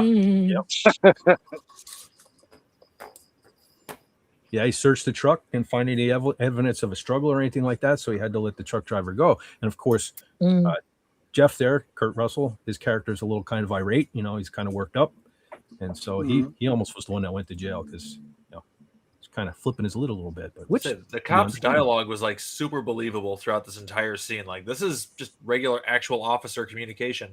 Yep. He did everything to de-escalate things when people were being flustered and all that. And Especially in the area they're in. This is a very different area. You get all kinds.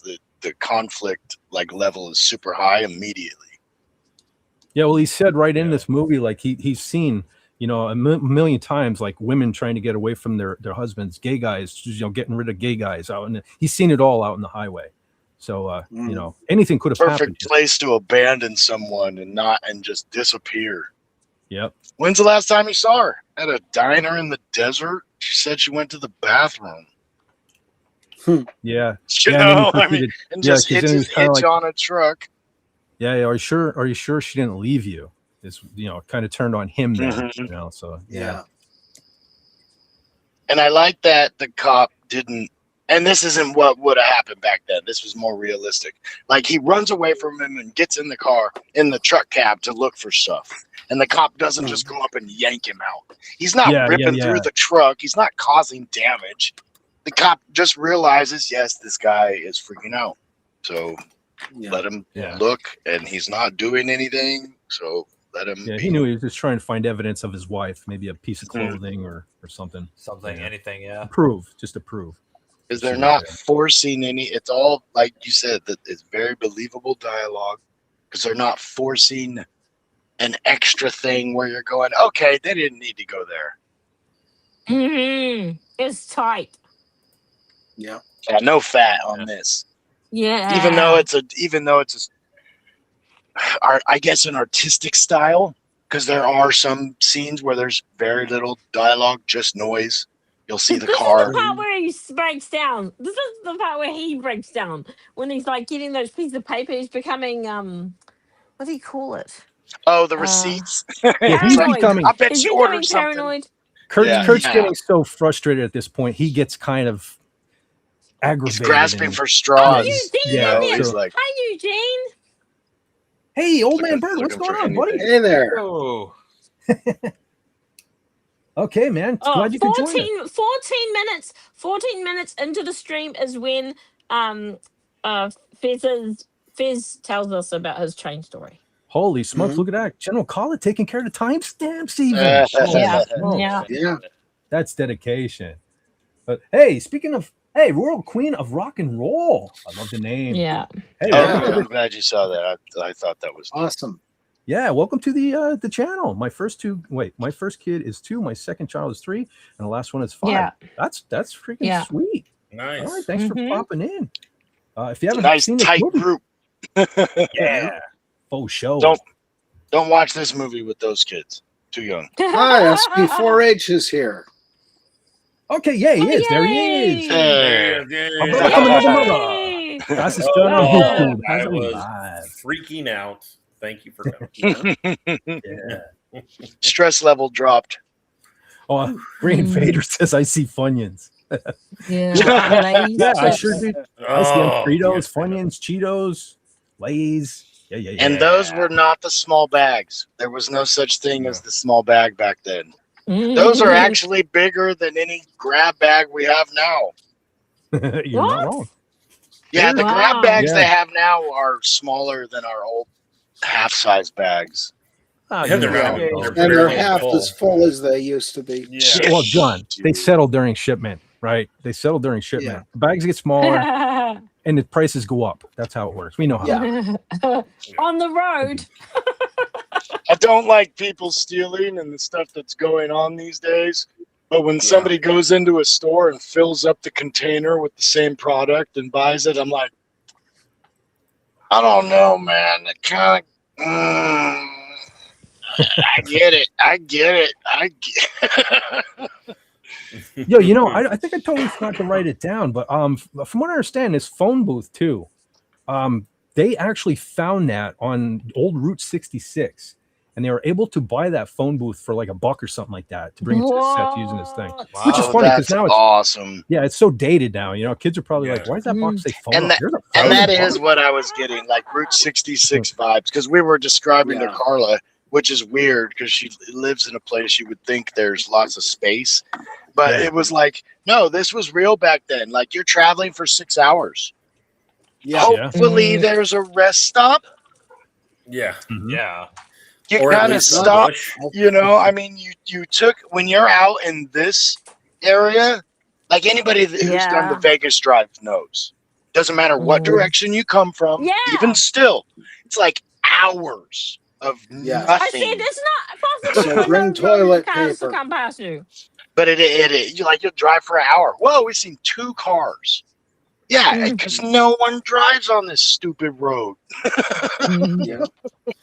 I got to drive between Needles and Flagstaff on Route 66 because it's actually kind of a shortcut. Yeah, this is Radiator Springs. Yeah.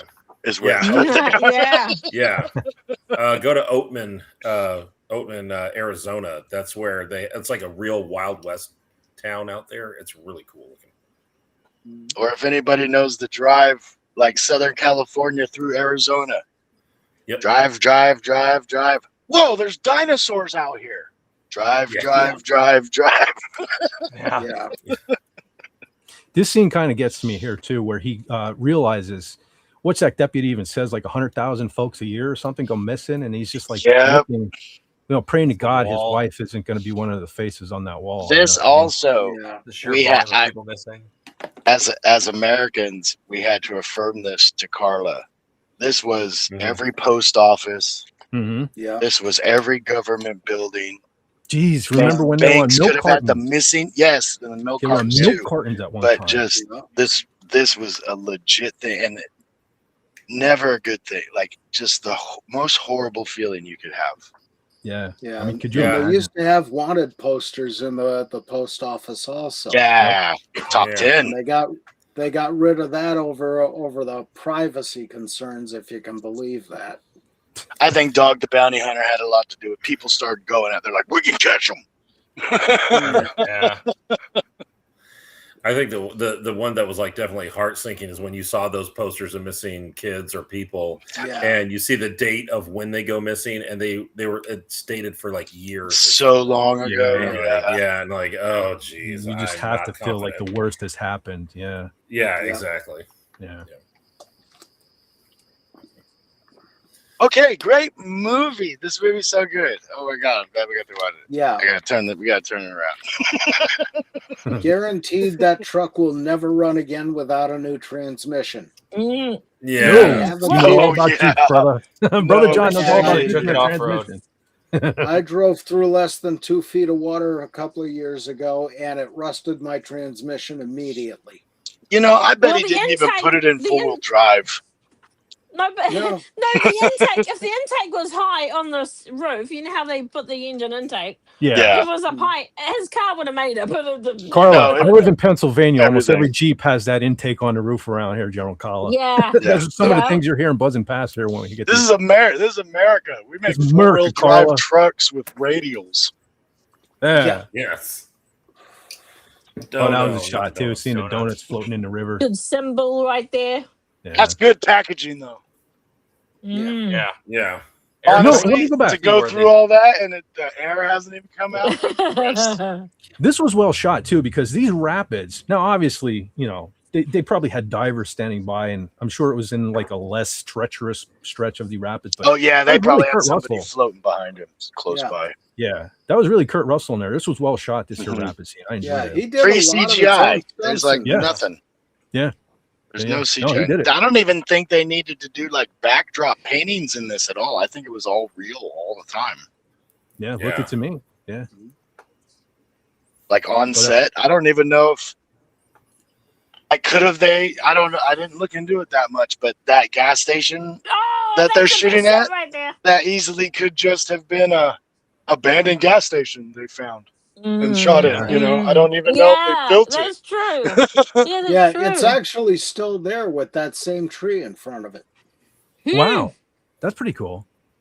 Yeah. Look how it can fit in that tiny trunk. That's ridiculous. I explain this. It's a very big trunk. The hatch. See how the window is? The trunk goes all the way under that window. There's a big board that just sits there. It's stupid. It's so dumb. This is when you can fit a real size spare tire in the car. Oh yeah. Yeah. That's my only gripe with this movie, that they wrecked that their 77 Firebird in this. Yeah. My only gripe. Who's Lemmy? Just before I said, is What? that Lemmy?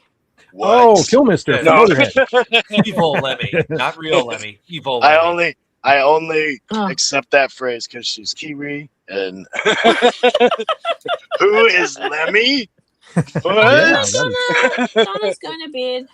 Oh, okay. Donna is going to bed. Donna says good night, everyone. Good night, Donna. Thanks for hanging with us. And hope to see you again next week. Yep. Have a great weekend. Always great to see see Donna ya. in the chat. Yeah. It always makes the chat just a little more special. Yeah. This was the scene we were talking about earlier, too, when they're trying to get how much money he had in the bank out of him. And this fella's just like, screw it. Now just paint the trunk with your brains. I forget what he said exactly, but this is where he spits out the $90,000. $90,000. Yep. And there's the guy that was playing slow earlier. Now he's normal with his mop head. Jesus. Yeah, knows where. You got to cut your hair if you're going to stay in my house, boy. Yeah. Now, this town wasn't real. This was a matte painting.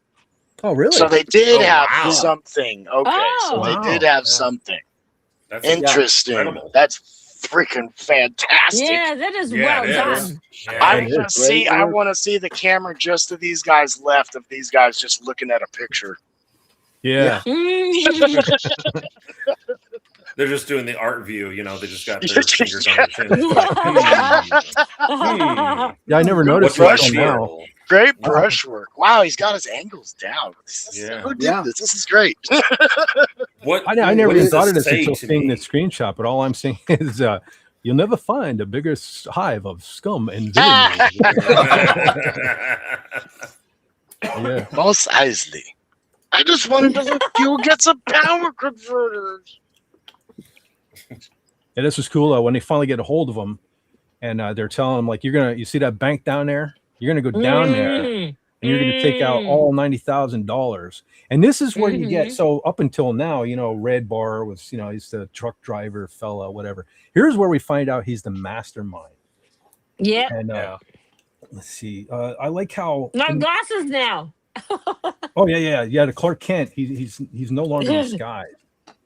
Yeah. Oh, he's Lex Luthor. Yeah. Ah, Sylvia's back. Awesome. Hey, hey, Sylvia. Hey, Sylvia. Feeling better, Oh. hopefully? The tipping Yes. link. We just had it. When did you put your tip link up? Maybe after this movie thing, we'll do the tip link. Yeah, I'll do it Eugene. again. Well, Because yeah, he has put it up before. Yeah, I'll put it up at the end. You're under no obligation either, by the way. Just something. No, yeah, that's kind of ask. I back to the movie though. I love. So here's where we get a real taste of what we're dealing with here, because Red Bar there, he's telling him, go down there and get the money, or he says, if I even smell a cop, you can keep your money, and I'll send you pieces of her from time to time. So that's like our first taste of like, these aren't just rednecks. Oh, yeah. This is like pieces of Well, ranch. he explains the whole situation with the police too. He's like, in that town, they got 2 police officers. One of them's dealing with the call out on Yeah. In about 5 minutes, the other one's going to get a call that there's an accident out on route, blah, blah, blah, blah, blah. Yeah. And he's going to leave. This is going to be the perfect opportunity for you to go down to that bank there. I think it's like 20 minutes, right? But he gets a time limit as 50 well. minutes. Something I think it was 20 minutes is to it get out 50? there, Okay. 20 to 20 get minutes out, back. 10 to That's realize right, there's nothing happening, and 20 to come back. Yeah. Yeah. He's got it. Yeah, he's got it all laid out. He's got plants and and Zephyr he's got done people it planted before. in the town. He's got everything. Yeah. Yeah, and they told him right out, like, don't do anything suspicious. We'll have eyes on you at all times. But here, he's attempting to tell the banker what's going on, and then just all of a sudden, you got the guy right behind him there in a leather jacket, comes over and sits down. He's like, I don't know, is he working for them? So he couldn't let anybody know. Like, don't trust anyone again. He couldn't let anyone That know. one was so obvious that he comes right over to the manager, even though the manager's talking with somebody. Yeah. Back in this time, you didn't really do that. Yeah. I'm more important. He needs to know what I know, what I'm saying right now. I know he's with somebody, and then he sits and he's like looking right at them. Yeah. I mean, it's so funny. Yeah. But he's trying to put pressure on him. Like you said, absolutely. He's We're back to a phone booth. Another phone booth. Wait. Hold 20 on cents. Is that 20 cents? Yeah. I was going to say, wait, 97. I think it was still, what was it, 35 cents at that time? Well, this is a little town. Yeah. Okay. Out in They the middle probably of nowhere. And they this probably got probably this wasn't phone even there. Like you said, this is the same phone booth they brought from Route 66. Yeah, I was going to say, they probably had it right there. Yeah. I We know, can I was use just it gonna more say than 20 once, cents. guys. We can use it more than once. Recycle. I'll write it in. Don't worry. We'll get our money's worth. So what we're saying, this is like one of the first generation mobile phones. Yeah. Yeah. That was like a second generation mobile phone. Yeah. Slightly smaller. That was what did we hear? What was it? Somebody said MCI. And I was like, oh my God, MCI. I haven't heard that in years. Oh, yeah. What With is that? It's an old phone company. Yeah. Oh. Like what? It was like, I think they started out, weren't they like long distance or something? Yeah, I MCI. believe so. Man, Yeah. I remember the MCI commercials. Man, You couldn't even call long distance from your normal company, your normal phone company. You had to call another company. Mhm. Yeah. were they the ones that came up with reach out and touch someone, or was that something That else? was- That was I AT&T. remember that too. Yeah. I remember that too. Yeah. So everybody was like, "Oh, that's Reach out, that kid. Wait a reach minute." out and touch someone. There's a whole jingle and everything. Yeah, you do No, that just now, think you about get it. arrested and Me Too'd. Yeah, that was the worst part. They used to film like cute little kids playing in the playground saying that. I'm like, oh my gosh, Oh. that's terrible. Oh. Yeah. Joseph Oh. P. Cabata says, I'll be listening, got to get ready for work. Awesome. Thanks for hanging with us, brother Joseph, Nice. and have a Yeah. great night at work. Yes. So we're getting, this is where the movie gets epic, in my opinion, because Yeah. this is where Kurt Russell's character has finally had enough. And so Yeah. he went to the bank like they told him. Obviously, he couldn't withdraw $90,000 because they didn't have it. So he has a bag he has some hundreds on the ends of the stacks of money, but it's all ones in the middle. And so this fella's picking him up, thinking he's going to get the 90 grand. So this is where, Kurt's character finally snaps.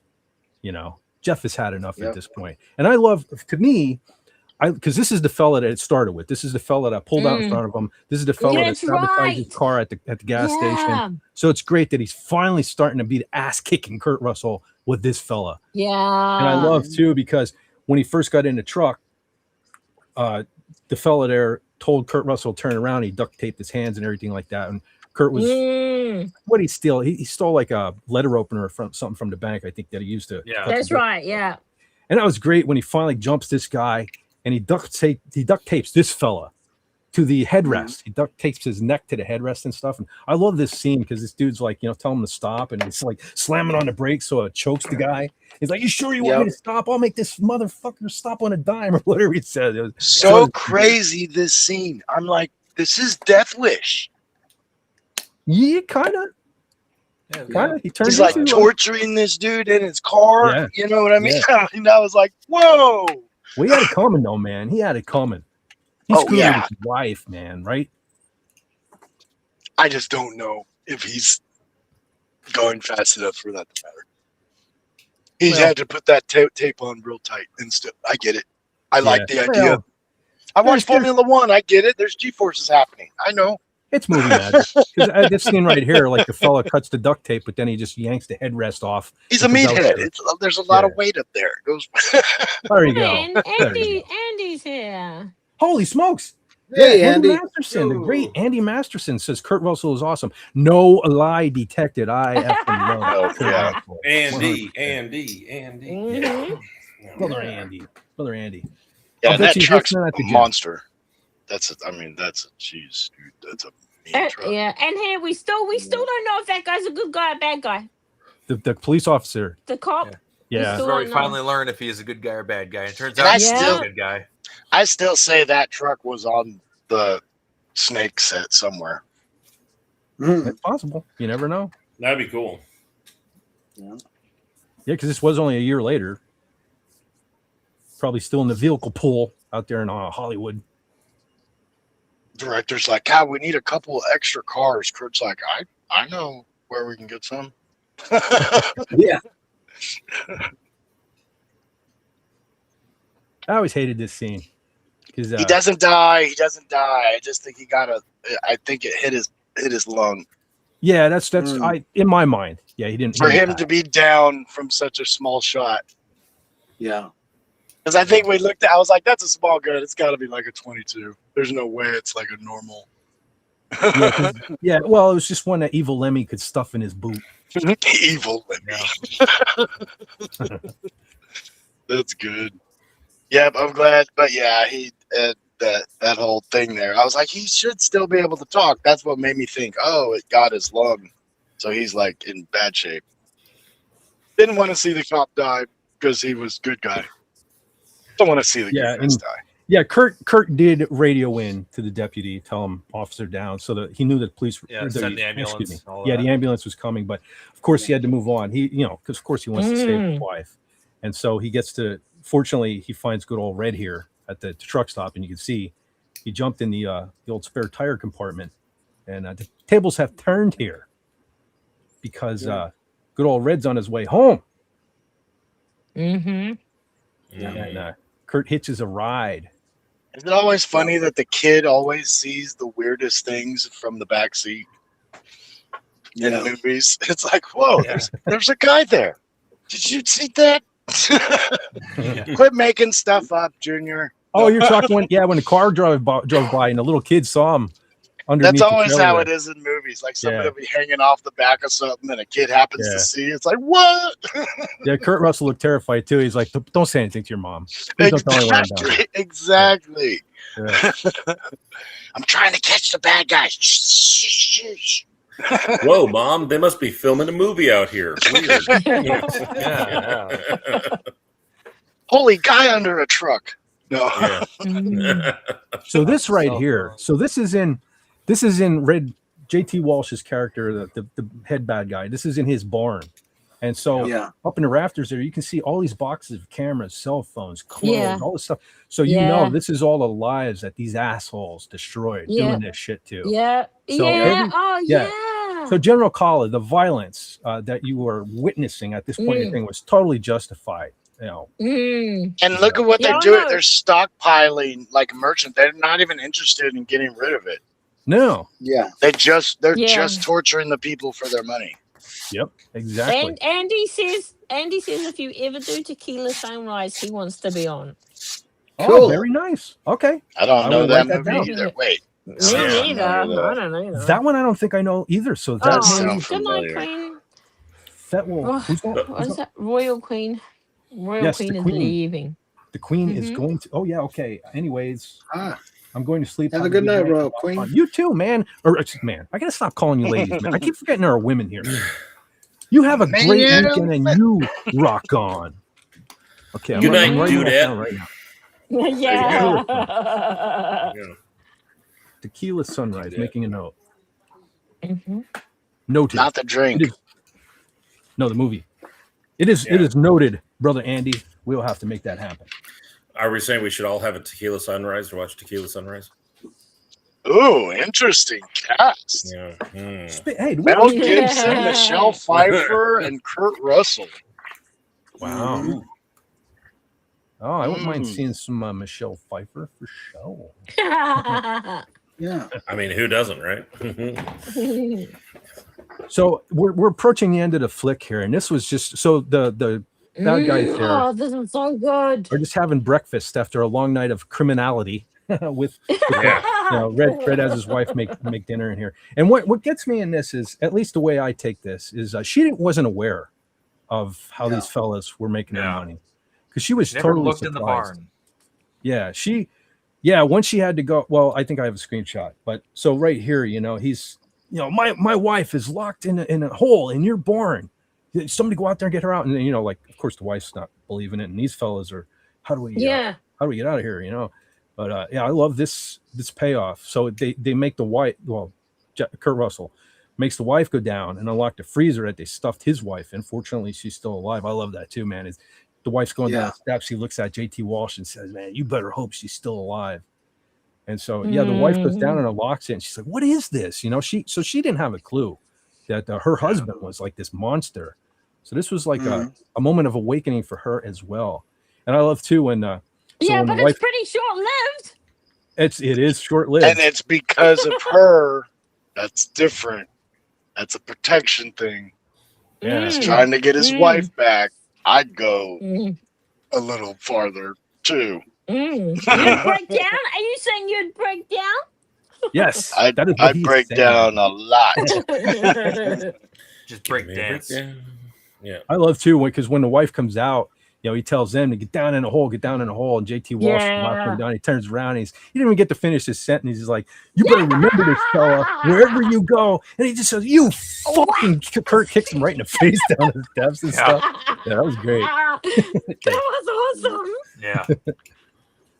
Yeah, of and course. you find out that the wife is like kind of knows what her husband's doing too, because she kind of attacks in the middle of the fight. Yeah, in the middle of the confrontation, it's like maybe the family doesn't know, and then she kind of jumps at Kurt Russell. It's like, oh dang! Well, I think she wanted. You missed a bit about the kid.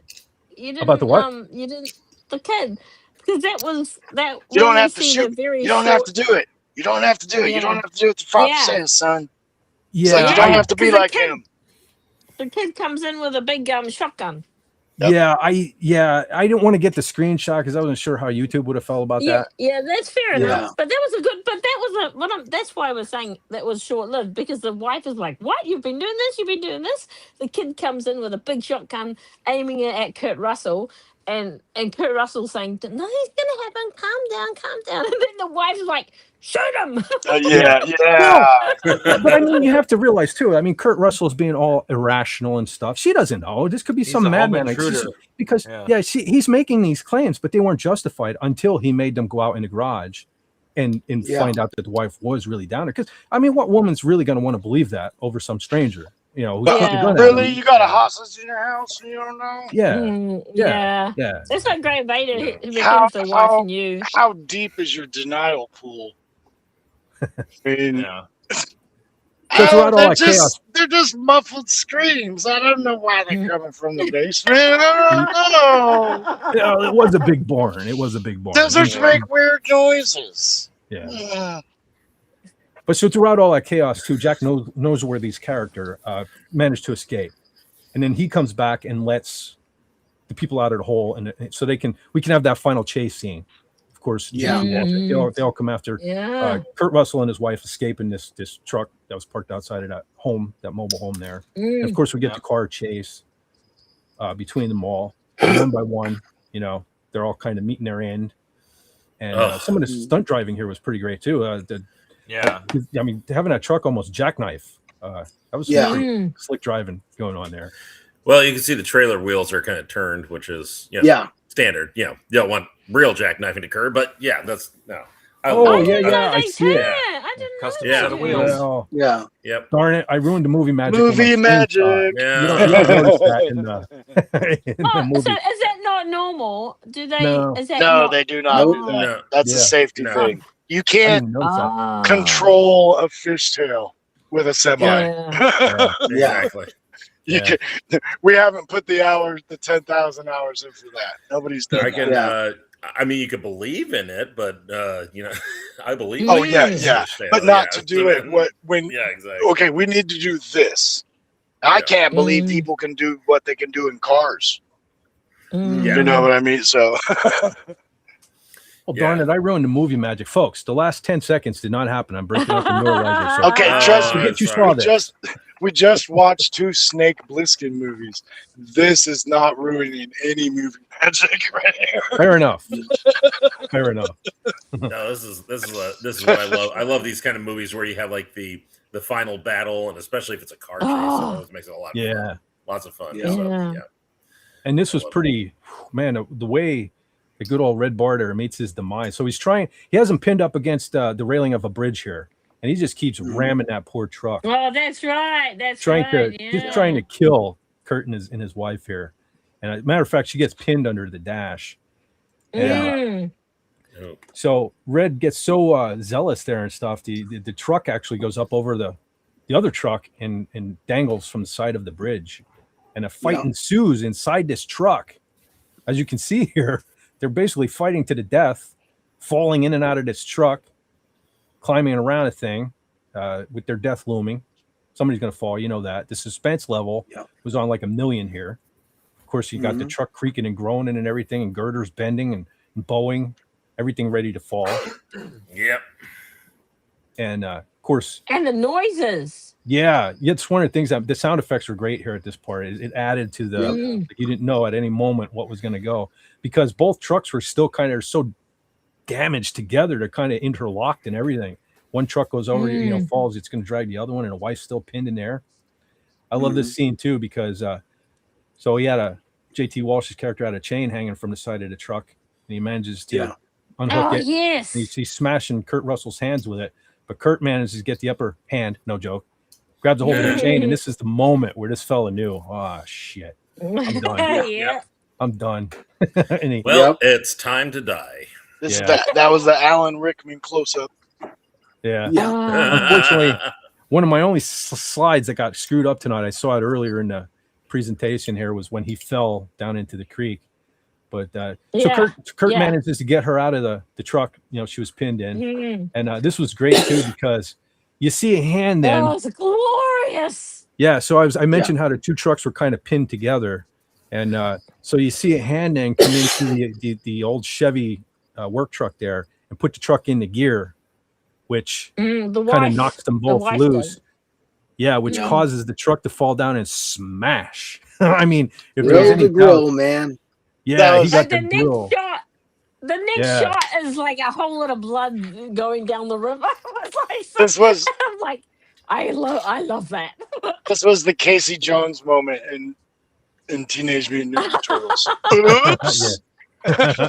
Well, there was no whoops here because we cut back then. We see the hand was actually the wife.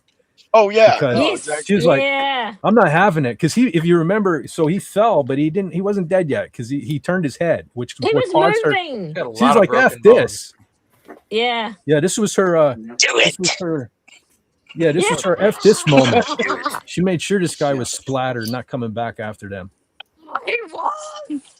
He's too dangerous to be left alive. Absolutely. The problem is now that he's dead, they're all dead, so they're not going to be able to identify all the people that they captured and all where they laid all the bodies and everything now. Yeah, unfortunately. Yeah, they're like, well, we have no idea what happened. This Oh, isn't well, a next. this isn't a story of closing books. Okay, this is their journey. Yeah, well, and a heck of a journey it was, man. What a detour on their road trip. But okay, so this is the ending. You know, he saved his wife, and for me, okay, so what I like about this movie is that the character Jeff Taylor, Kurt Russell's character here, he wasn't some kind of like retired Green Beret or trained Black Ops agent or something. Who just happened in. No, this was a normal guy, right? He was just a man with a certain set of skills. Actually, but he didn't know he had this set of skills because what this It was Jason Bourne. No, but I think every No, man. I'm teasing. I'm No, he teasing. wasn't. Yeah, that's what I like is he wasn't one of those people. He was like he was every man. I think every man at some point in their life looks at their loved ones. You know, maybe your wife is laying there sleeping, and you just look at her and you think, if anybody ever did anything to you, I would fight them no matter what the cost. I don't care the numbers. Yeah, you know, I would say, this is it. This is like every man's thought. You know, at one time. Your loved ones make you draw that line in the sand. Yeah, like, I will tolerate this. Right, and a lot of men think, you know, I'll beat an army for you, but they can't do it. Well, I don't think that Kurt Russell's character really knew previous to this, but he really did. He had it in him to beat the odds and save his wife. It's unfortunate they had to go through this, but it made for Braveheart. Did we just watch Braveheart? Isn't it in that film that he says? Well, that's right. He a used man, to be a farmer. man defending his family and his home is worth however many soldiers. Yeah. Is that Braveheart? Yeah, I believe you're correct about that. Yep. Braveheart or Robin Hood? I don't know. Yeah, they have similarities, those movies. But and it's true. When you're fighting for something, you fight. You fight to the end. When you're fighting for a paycheck, you know, I mean, there's a difference. You still may not be capable of beating them, but you're more capable But you're than gonna you give them ever a good have been. fight. Yeah. Well, even most men, you know, most men would, every man would probably want to protect their loved one, but not every man has that in him. And I'd go crazy for my wife like this. Hell yeah. Oh, I mean, I think I've seen memes about this. So like the ones with the girls versus the guys. Like, honey, do you actually fantasize about these things? Like, yes. Yeah. You know, He's probably thinking of another woman. If they did this, I would do that. Well, and our whole lives, we've been made to realize that a woman by herself is kind of the most vulnerable thing.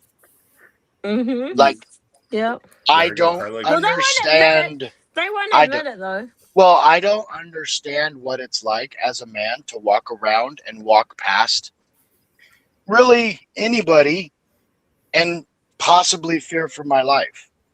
And women can just walk by a big man. Doesn't even matter what color he is. You know, if you're alone in an alley with one guy, a woman has a totally different outlook on that situation than a guy does. You know? So SP4H said, if that was my ex-wife, I'd let the bad guy keep I've been with women. I'd be like, you can keep the money. I'll give you the money and you can keep her. I'll give you the money to keep her. How's 10 minutes? I can get it in 10 minutes. Is that good for you? I can get out of here. I can be driving by sundown. Yeah. Also, we forgot to say a bit about the bank when he gave him the money and he was counting it. Had those bands.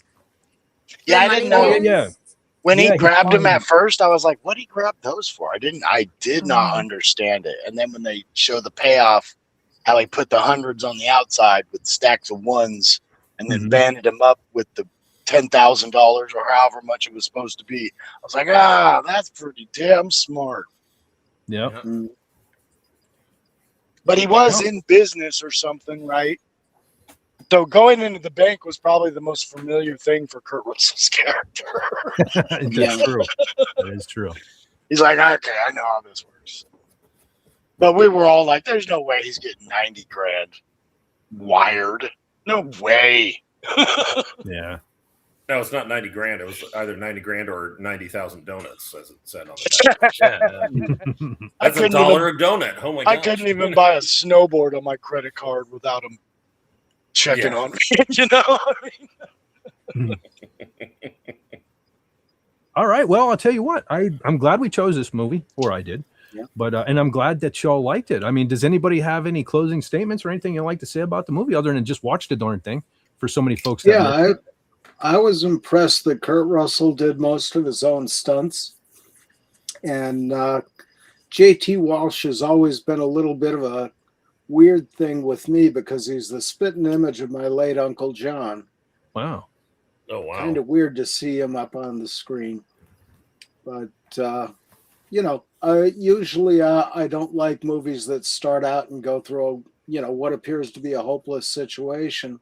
But this one turned out pretty good, so I'm happy with that.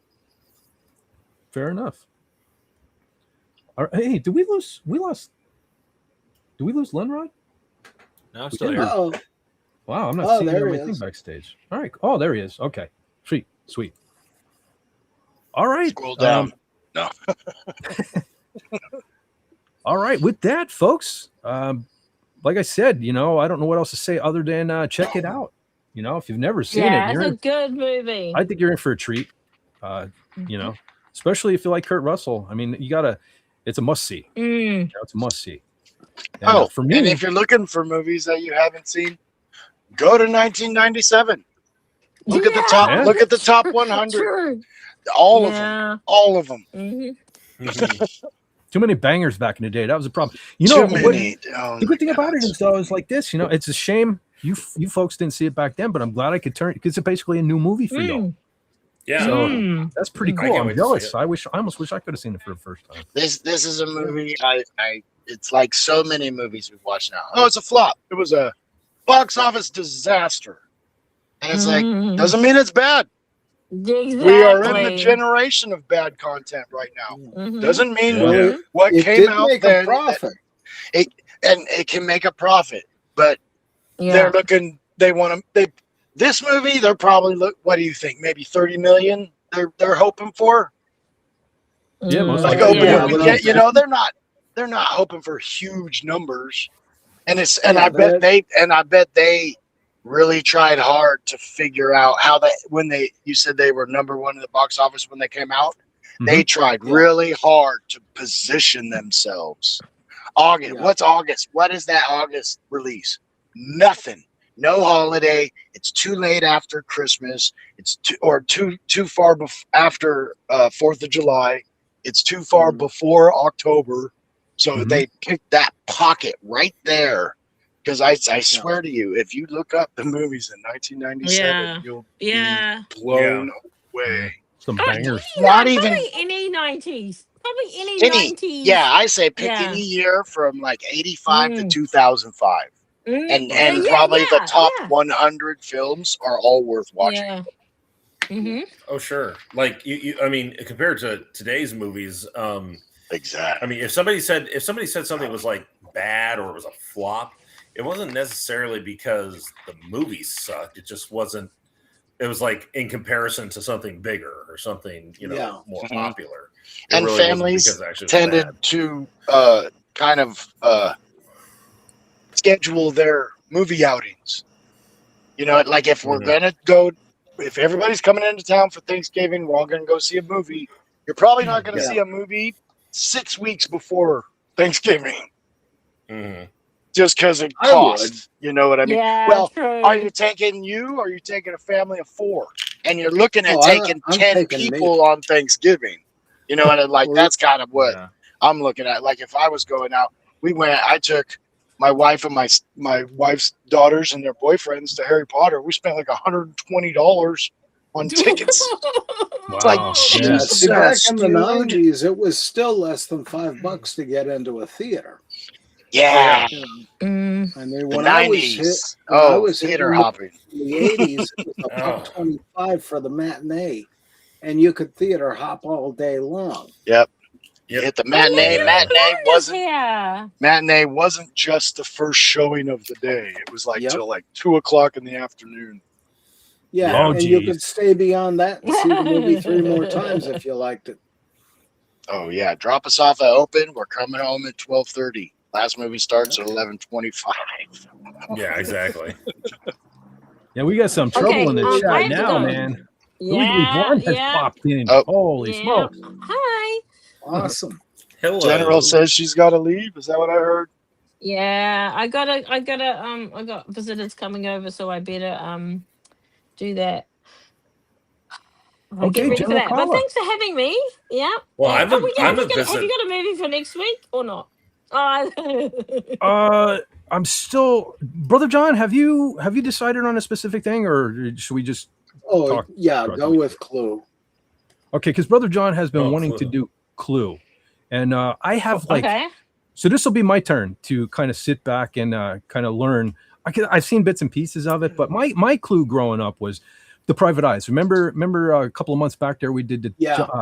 Don Knotts, Tim Conway movie, The Private Eyes. That was my Clue. yeah. It's a great movie. So I used to Okay. try to sit and watch Clue, but Clue made me want to watch The Private Eyes. So I will I will be schooled on a new movie with this one. I will actually try to Cool. sit through This the is- entire thing this time. God, What dang, year what's his was name? it? Rocky Horror What Picture year Show was it? guy, right? Yeah. Tim Curry. Tim Curry. Yeah. Okay. Tim Curry. Okay, I'll look it up. Well, thanks for having me, and yeah. She and says I'll that like see we you had a guys choice. next week. Jeez, Exactly, virtually I know, twist but our we have to arm. pretend. Yeah, and Eugene would Yeah. like you to put up your tip jar too, please. So I've done all of my housekeeping I need to do, and I'm out of here. See ya. Yeah. Okay, Bye, thanks, Carla. Tim. Bye. Carla, Have take Have a care. great- Catch you later. See you have a great tomorrow. weekend. Yeah. Yeah. See you. Okay. Yep. Bye-bye. I got to run upstairs quick. I'll be right back. Okay, Brother John. Zoom, zoom, zoom. All right. All right. So what time are we at? Oh, wow. We're only 2 hours in. I'm having the delay factor going on here, but there you go for all you crazy guys and girls out there that want to throw a buck at your. I used to call it Doomcock. Remember, I made him the that show, The Witcher. I used to have everybody saying, throw a, what do they say? Throw a coin to your bitcher. I made him the bitcher. I'll be your new bitcher. I'm gonna throw a coin to your bitcher. There you go. It should be just the tip. ...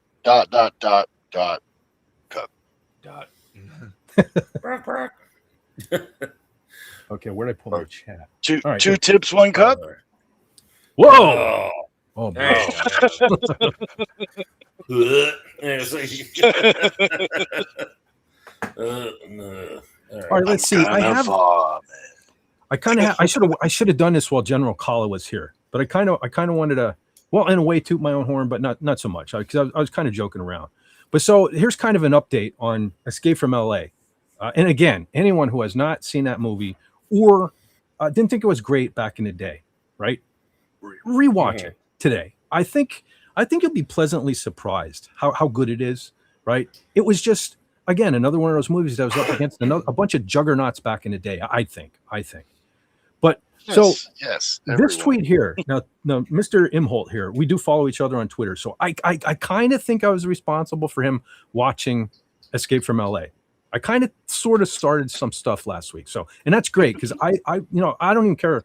I'm not making this about me. I just want to see Escape from LA get the love that it deserves nowadays. But I did see the great Razor Fist tweeted out, and I was only joking. I said, have I started something? I know Razor Fist has no idea that I even exist. But he was watching this right after we just did the movie. And so the reason I wanted to show this is because in his discussion, he says, hot take, I like Escape from LA a little better in reference to Escape from New York. If you remember, I said that very thing last week. I love Escape from New York, but Escape from LA to me is a lot of fun. And sometimes fun factor is a little cooler to me than dark and gritty. So the Great Razor Fist and I agree 100% on that, liking that a little better. Now, this one here was definitely Mr. Joseph Cabatas. Unfortunately, he had to leave us to go to work. But I know this one was for me. He said, you made me reconsider, because he tagged me in this. He said, you made me reconsider my opinion on Escape from LA. I have not watched it in decades, but I will seek it out at some point. So, yes, that is my mission. That is my mission with these movies. Again, I'm not trying to compete with Pop Culture Breakdown in no way. I'm trying to think of movies that you'll probably never see on there. So I'm happy when I can turn you all on to something, especially like this week's movie that you never even heard of before. And I'm glad I could bring it into your life. So, maybe one of these days down the road, if, Fett is no longer among you, maybe you're watching a movie and you sit back and you think of me. That's cool. And that's why I like doing this stuff. So I like being. And if you're not sure you're going to like something like this, but you are curious, because some people are like, I don't want to sit down and watch it.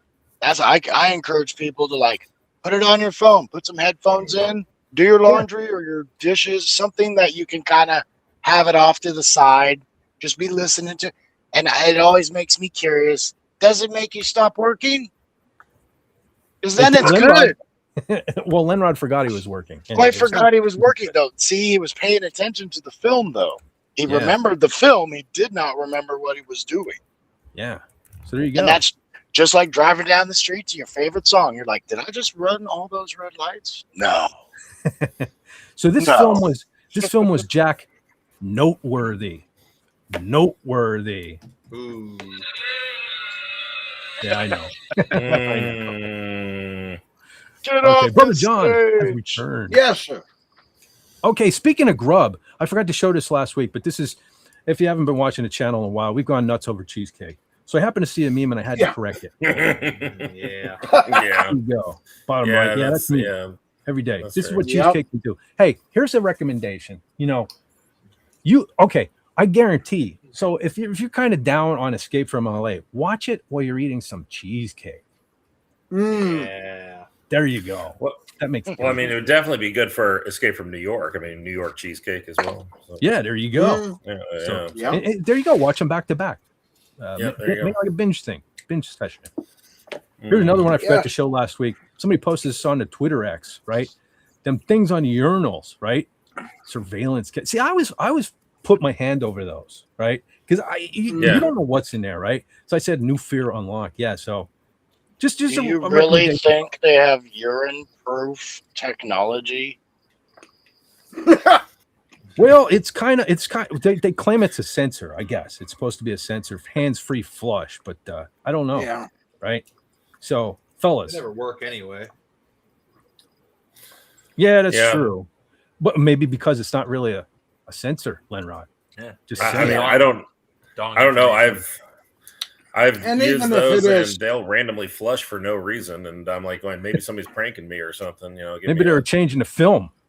Give me a reverse swirly or something like that. Even if it is just a sensor, how much trouble does it take to just use an ordinary flush lever? Why do we need this technology? Well, it's dirty. Yeah, because guys don't flush. That's true. Yeah, especially in like a Walmart and stuff like that. Like, oh my god, dude!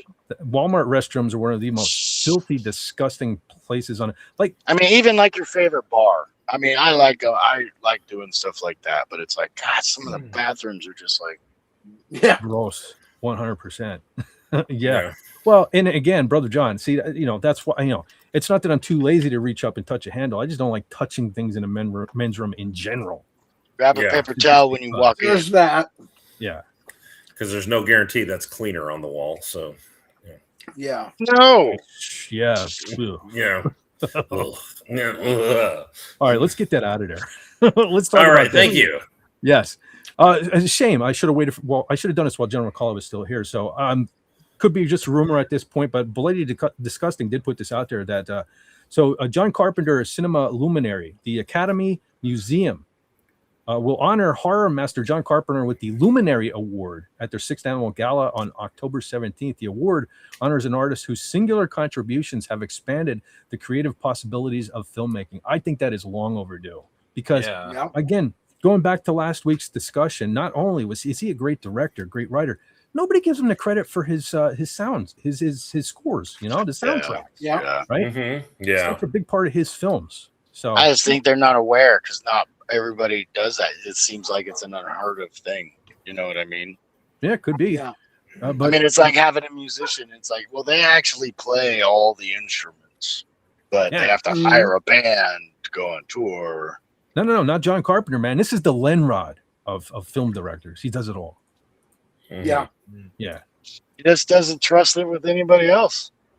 I don't blame him either. Look what they do. But if you're trying to score your work, if he has the vision, some people can't think in that dimension either. That's true. He writes, he shoots it. He is the notes guy. He is the consultant. He is, he's every role. That's insane. He's got so much control over his creation. Yeah, that's why it's all him. Like that's why he has a vibe, a feel. I'm just glad I love John Carpenter. Was able to keep making movies. There's not many people that can keep going. That's true. Mm-hmm. I'm glad he did too, man. Big Trouble in Little China, one of my favorite movies of all time. 100%. I mean, we all know the big names, of course, and Tarantino made his name big, but these guys have a style, not just big explosions. Yep. Agreed.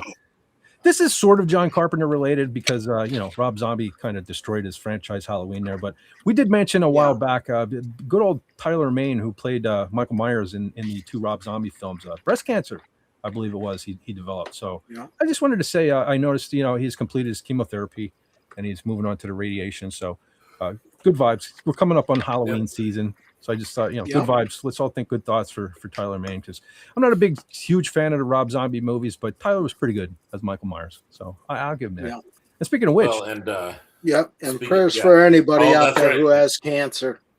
Yes. Yes, absolutely. Just wanted to remind you. And then I'm sorry. No, I was just going to say 77 days till Halloween. I didn't mean to cut you off. Go ahead, brother. I was going to say, then there's also, don't forget, there's the Star Trek related link to it because Michael Myers' mask is based off of a James T. Kirk mask, actually. 100%. Yep. That's why I don't understand why, because the mask makes or breaks a Halloween for me. Like, I know that's a stupid thing, but like I've always said, like Halloween 4 has the most Halloween feel to it. I mean, it just looks like October, that movie, right? But I cannot stand it because of the mask. They just thought they would just get some cheap white mask, throw it on a guy, and it's Michael Myers. It is not. It's that is William Shatner. You can see it.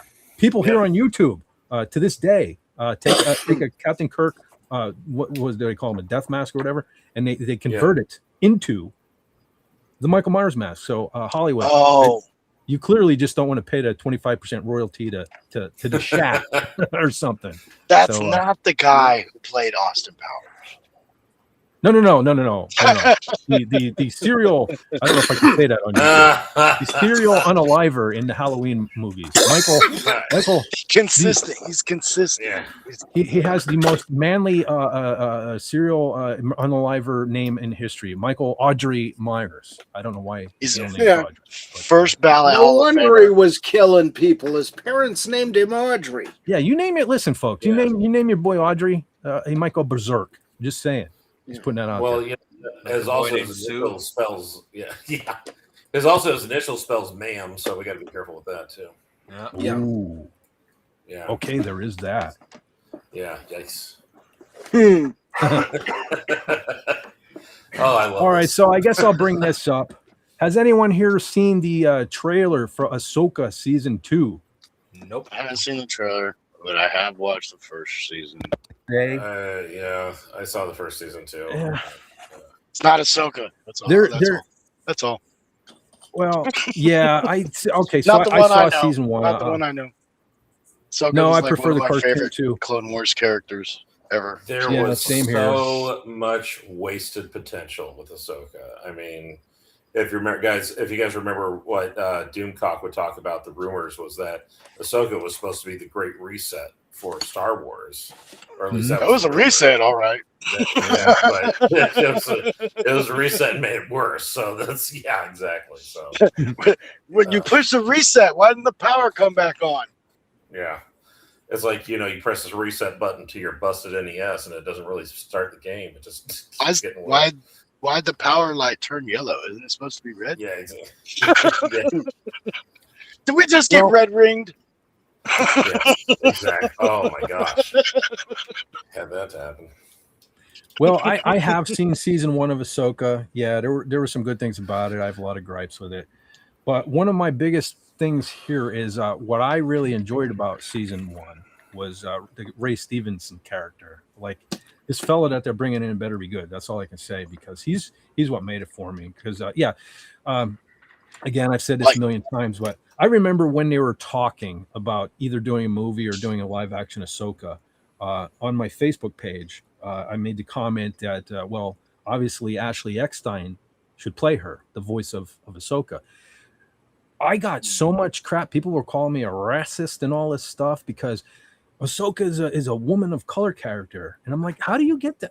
Like, so what? She has big nose. Why? Because she has because she's orange. Well, see, I was like, I think Ashley would have been perfect. Her build is perfect. Exactly. I mean, nobody knows that character better than Ashley, but everybody, because I was saying, well, the character has big nose and big lips. You're the one who sounds racist to me, but no, I got a lot of grief for saying that. And Ashley looks way younger than the current actress. Yeah, Rosario Dawson. I mean, she just has a youthful look, and I think Ahsoka kind of, I guess, spriteful, because she's more dainty, and I think that look, I don't know if she would have grown up into the woman that we have on the screen. My biggest thing is just the athleticism disappeared. It's like they did it in Mandalorian. You see her jumping around and stuff, and then they drop off, and it's like that's what made her character so great.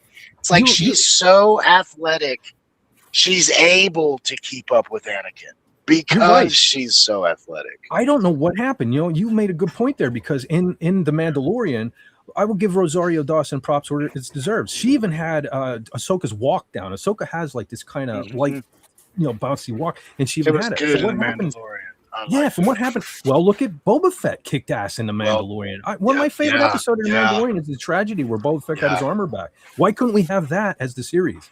You know what I mean? Where was that Boba Fett? So I don't know. So, okay, so you guys didn't see the trailer. Do you mind? I do have some screenshots. You don't mind if I ruin this for you, right? Yeah, go right ahead. Okay, I just had some things like, okay, so to me, everyone was saying, back to when I said Ashley Eckstein should play her, everybody's, no, Rosario, she looks exactly like Rosario Dawson. To me, I don't see it. Like, this does not look like Ahsoka from the Clone Wars. And I love Rosario Dawson. I followed her from way before she got really big. I liked her for a long time. I have nothing against her. It's the athleticism. That's all that's really lacking. I would buy the show way more if she was just a little more. They need a damn stunt double for her, please. Yeah, something like that. Well, Brother John and I went to what do they call it now? Philly Fan Expo. 2 years ago. Yeah, and we were right next to Rosario Dawson's line. And I will give Rosario Dawson credit, because I think most of the cast from Ahsoka was there. And because we stood in line for an hour, we were on a secret mission, but we watched all the characters taking breaks and disappearing. Rosario Dawson stayed there the entire time we were there, yelling across the aisle to fans, like pleasantly interacting with the fans and stuff like that. So I will give her. She's a nice woman. She's a lovely woman. She is an actor. Is one of those in the game that I want to see play those characters. It's like she loves Star Wars. Yes, Rosario Dawson. Give me Rosario Dawson. Henry Cavill loves what he was doing. They took him away. It's like, what?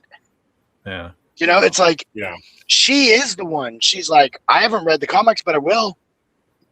She'd probably dump a ton of money to do research for her character. She'd watch all of Clone Wars if she could. She just is that kind of at level actress. She's like, I would get into it because she's a fan.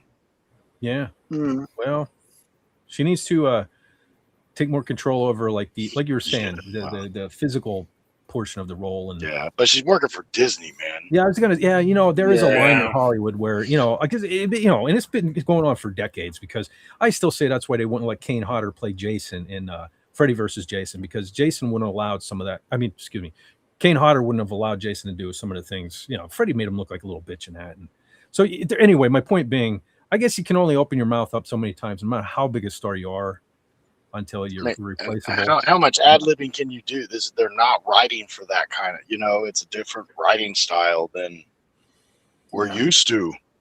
Yeah. Just as all right, so I have okay, so here's it looks like I'll still watch it. And her too. I can't remember her own thinking is Kanan. The Mandalorian girl, Sabine. My only big problem with her having the Force, to me, isn't totally outrageous, because I'm like, this girl was way too good. Her athleticism, she was like Ahsoka to me. I was like, this girl can do all kinds of stuff somehow. She was more athletic than Kanan on the show, and it's so that was not a far-fetched thing for me, just the level of power she has. It's like, quit throwing it all at him at once. Well, the thing is actually Sabine's from Star Wars Rebels. That was actually really good. Yes. Yeah, Rebels was That's pretty why good. I mentioned Kanan. Yes. I couldn't remember. Yeah. But one thing that we all learned from Ahsoka is that it kind of confirmed that in Disney Star Wars / KK Star Wars, that no one can die by lightsaber strikes anymore. Oh, Qui-Gon. Only that's it. Yep, that's all. Yeah. Qui-Gon was he's the exception. That was his weakness on his player card. Yeah, lightsaber. Extreme weakness. Lightsabers, red lightsabers. So speaking of lightsabers, what is this thing? What is this contraption? Is like, how do you even? I don't know. I don't even know how you would use this. So we get the triple lightsaber now, I guess. What is that? Is that supposed to be like a lightsaber nunchuck kind of thing, or? I don't know that it like. I mean, I don't see. I mean, it could be. I don't know. Yeah, I don't know. I don't know. I guess maybe they'll blow my mind, when I actually see it. Maybe it is something cool, but I mean, I'm kind of getting sick of, how many more. So okay, we had the Kylo Ren saber, with the guards and stuff like that. I mean, how many more times are we going to try to reinvent the lightsaber? It's like, we get it. It's a lightsaber. We don't Kylo Ren's lightsaber made more sense in my own lore. Because I was like, it's an unstable crystal.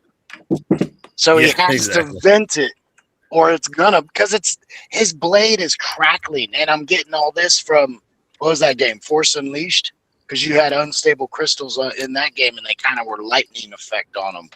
So I'm like, that to me it made sense, but the way they did it, I'm like, the answer was right, and you guys made up some weird thing. Yeah, well, Disney's on, look what they did with the Death Star, or even the Millennium Falcon. They put their rectangular dish on the Falcon just to say, hey, this is our Falcon now. You'll like it, and that's it. Hey, I vote for a Klingon Batleth lightsaber. Maybe that'd be kind of cool. Well, it's probably kind of what this thing is. I mean, I don't see. I just expect to see more martial arts style. Like, why don't we see somebody with short lightsabers, like Sai, why isn't there like a long handled, like samurai style? One of Ahsoka's white ones is shorter. And she's got the mid sword. Yeah, and then you have Yoda's tiny little lightsaber. There's that. So we all know they can adjust their length of their sabers. It was so cute. Sorry. Speaking of lightsabers. Oh, you have the. Hold on, Brother John. Let me get through these, and we'll enlarge you. Okay, I'm jealous. I know what that is. Hold on. Okay, so we'll just kind of go through these quickly. I'm glad to see. I do love that my boy's back, Hayden Christensen, because he was a highlight even in the Obi-Wan Kenobi series for me. Even though I didn't think Darth Vader and Obi-Wan should have met, But anyway, I do like Hayden in it. Or that Leia ran away and Obi-Wan abandoned his post with Luke. Yeah, I didn't like that either. Yeah, no, there was it was Yeah. kind of stupid. There was some stupid writing in that thing, but I did enjoy Hayden in it. That's my only takeaway from that. He's still so fast, dude. He just shows how good he still is with those fight moves. Then we got Thrawn returning. I hope they do a little better with the character this time because he was a big disappointment in season 1. He's new. Just fill out his chest in the uniform a little, please. Yeah. He looks ridiculous right now. I mean, I know we're old. I get it. But this is one of my gripes, though. So you have, this is Lars Mikkelsen playing him. So he voiced Thrawn in Rebels. So he gets to play him, even though he doesn't really resemble, Thrawn has that long, narrow, hard face, right? Yeah. So but he said, also looks younger, too. Yeah. Well, in this case, they said, screw it. We're going to let the voice actor play him. And yet, Ashley Eckstein. Let everyone else play their parts but Ashley. Yeah, it doesn't make sense to me. Even though this fella really doesn't resemble Thrawn at all. Yeah. I do like this. So we're going to get some B-Wing action. B-Wings never got the love they deserve. Oh, so that's my favorite. That's my favorite. That's my favorite Rebel Alliance fighter is the B-Wing. I had that toy when I was a kid, and I have that Lego set now as an adult. Oh, love it. I still have my toy from when I was a kid, and I have a newer version of it upstairs, still boxed. So I love me to B-Wing. And I think this built-in ion cannons, which is kind of sweet. Yeah, I do. I like that. How they kind of the Death Star. They kind of the Death Star. Well, they also had they had the. There's a name for that. How they convolge the lasers together. I can't remember what it's called, but yes, I know a lot of geeky knowledge that is not in my brain. That one there. It's cool. Oh, that's all I know. It's pretty neat. I dig it. This is my last one. Just we got some interaction with the ghost of Anakin. So anytime Anakin, I will watch just to see my boy Anakin. I do love. I hate that Hayden got. I always liked Hayden. I love Revenge of the Sith. And for all the folks who always say how whiny he is and stuff like that, again, I always have to say this. But I was going into town to pick up some power converters with my friend. You know what I mean? At Tashi Station. Yeah. So the whining runs in the family. That's all I'm saying. We're whiny. We're whiny. When boys are that age, we're whiny. You're always making me do work. Why can't I ever do what I want to do? God. Yeah. What do you mean I have to go to bed at 7? Yeah. Because what you want to do is evil. Oh, SP4, it says A-Wing. An A-Wing's cool. And as a muscle car guy, I should love the A-Wing because it's just a couple of engines and a seat. But for me, it's the X-Wing, dude. I don't know. I drool over the X-Wing. As a little kid, I wanted my own X-Wing. Well, I mean, it's Luke's fighter, so yeah. Well, just the design of it. I just love the design. It looks so badass, especially when the S-foils are open and they're turning and pivoting and going. Yeah, oh man. Like when they're going into the Death Star trench, it looks so badass. The X-Wing was mine until I saw the clone fighters in Revenge with the tri-wings and the multiple cockpits. I was like, that's my shit. Like the ARC 170 fighter? Yes, the ARC 170. That's the one. They are sweet. I mean, there's so so much. My dad's. So I did like the old Jedi Starfighters. The TIE Fighter inspired ones. God, those are cool looking. Yeah, and I like Darth Vader's TIE Fighter. TIE Advanced. That's the cool TIE as well. Advanced. Yeah. The only TIE fighter with the hyperdrive. It is an advanced TIE fighter, but it's not the advanced TIE fighter that the other troops get. Yeah, because the advanced TIE fighter has in top and bottom wings. Yeah, it's basically Vader's TIE fighter wings are almost normal TIE fighter wings, just bent. Yeah. Where those other TIE fighters, they had the interceptor wings that went way out. Yeah. They're sweet too. I mean, holy freak! I mean, listen, every ship in Star Wars is sweet. I wouldn't turn down anyone. Right? Listen, I love me to Snowspeeder. That's one of my favorite ships of all. That was one I did never get, and I always wanted when I was a kid. I never had it as a kid. Few that I never had. I never had it as a kid. I rectified that as an adult. I have a couple of them now. So that's why I buy all the Lego ones now. I'm like, kill 2 birds with 1 stone. I like Lego. I get to build my ship. That's cool. Well, you know what I love this Star Wars lived in universe. I loved it, and I love Star Trek too. JRC, don't be offended by this, but there's a time and a place for the clean ships. I love me the dirty, yes. filthy X-wings and all the greasy, grimy. You know, I love it. Yeah. I love it. Listen, to this day, okay, I showed you all back. What was it? January, I think we did a couple the whole month was Star Wars, and I showed a bunch of. I have some helmets and stuff. One helmet I do not have to this day in my collection that I really want is an X-wing pilot helmet, because, you know, for a legit, you know, a legit one, you're looking $1,200. That's why I go Lego. Well, see, now one thing that Hasbro does well are helmets with the Black Series. However, with the X-wing pilot, they chose to put the money into putting electronics and sound effects and stuff in it. I say keep that shit out. Put the money into weathering. I never bought one of their helmets because it's not weathered enough. It needs to be grimy and filthy. You know what I mean? It needs to look used by a rebel force. Yeah. Lived in even. Yeah, because the rebels, they used all the junk. They used whatever they could get their hands on. You know, the Empire had the new clean ships, you know? Well, even when you bought the X-Wing toy, you got the battle damage stickers also. Yep. And you could choose which one to put on. Yes, you did. Yes, and the microwave. Oh, Old Man Bird has a favorite. He says, yep, T65 X-Wing. So there you go. He agrees. Mm-hmm. Oh, hold on. We got someone new in the. Oh, we lost Canadian Spider-Man. Oh, man. Comic Relief Crusader. Yo, we lost Canadian Spider-Man. I noticed his thing was buffering for a long time. Yeah, we lost Brother Canadian. Is he Spider-Man. still stuck out in the middle of nowhere?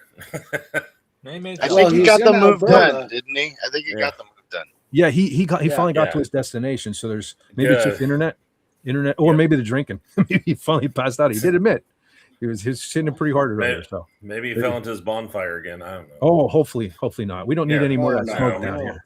No more smoke. No, down no, here. that. Yeah. No. Yeah, I know. Yeah, I know. It's been a little yellow Anyway, hasn't it? We have the great Comic Relief Crusader in the chat. He says, I had a B-Wing model. Mike. Hi, Fett and gang. Well, hi, Hello. right back at you. Mike. Oh, yeah. Oh, Fett, you know what? You mentioned that X-Wing pilot helmet. I was looking around at some of my shops the other. It's the Lego ones. But I happened to see that one for a decent price, and I was like, "Oh man, I might have to grab it." Because it sounds funny, but now that Disney owns Star Wars, they retire these stupid things so fast, and now it's like the thing's a couple years old, even on Amazon, like it's $200. That's see, that's why I for a $60 set. It's Dude, it's so ridiculous. It's so ridiculous. I was so crazy into the 6-inch Black Series, right? I used to take pictures of them like the day I got them and put them on my Facebook page. So you guys, I had pictures in my phone. And you know, Microsoft or whatever, it will send you like, hey, this is from 4 years ago or whatever. I recently had a thing. So it's been like 4 years since I like stopped, because it's too expensive. Like the hobby is too expensive. You know what I just saw the other day in that same store? I'm glad you mentioned it because I would need to go back and get it, I think. It was a Saw's Ventress Black Series. Oh. I think I have it. I was like, oh my God. See, she's a character. I love her and Bo-Katan and Ahsoka, and they're all new characters. I love all those.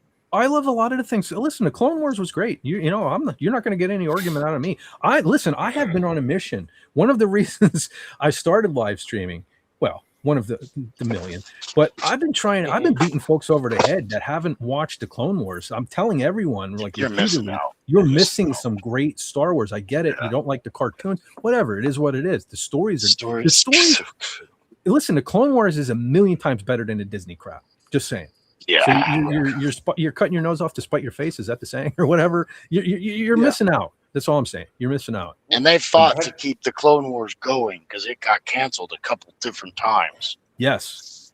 And Disney actually, even so, because of the fans, they were kind of forced to finish. What was it, season 7? And season 7 was pretty fantastic. They did on TV. It went to 5, and then one day I'm in the store. And I'm like, what is these lost episodes? Yep. And it's season 6. And when it goes on Netflix, there's 6 seasons. I'm like, what is this? So there's a whole nother season I never even saw, didn't even know was there. Mm-hmm. And then Disney buys it and makes season 7, which to me was amazing. Yeah, agreed. Yeah. Have you guys seen Oh, I'm sorry. Have you guys seen Star Wars Tales Untold on YouTube? No. Yes. There's this guy. It's called Star Wars Tales Untold. It's on YouTube. And this, whoever's doing these are making these incredibly crisp AI Star Wars tales that are supposed to take place like in between the stories, in between the movies. And whoever this guy does it, it's really clean. It looks like they're actually were originally filmed. And I tell everybody you got to go check these out. Star Wars Tales Untold, and it's definitely like real Star Wars. I'm watching Star Wars. It feels that, yeah, it has that feeling. I'm watching Star Wars. Very cool. Yeah. I just There stepped may away be for like a second. an episode might get a half an hour, but that's about it. Got a bit of a delay here, but I just ran in the front room there to take a look at my. Hold on. Okay, there I am. So we got the movie. We got the Clone Wars movie. Nice. Okay, I think I have them backwards here. Stand by. I do.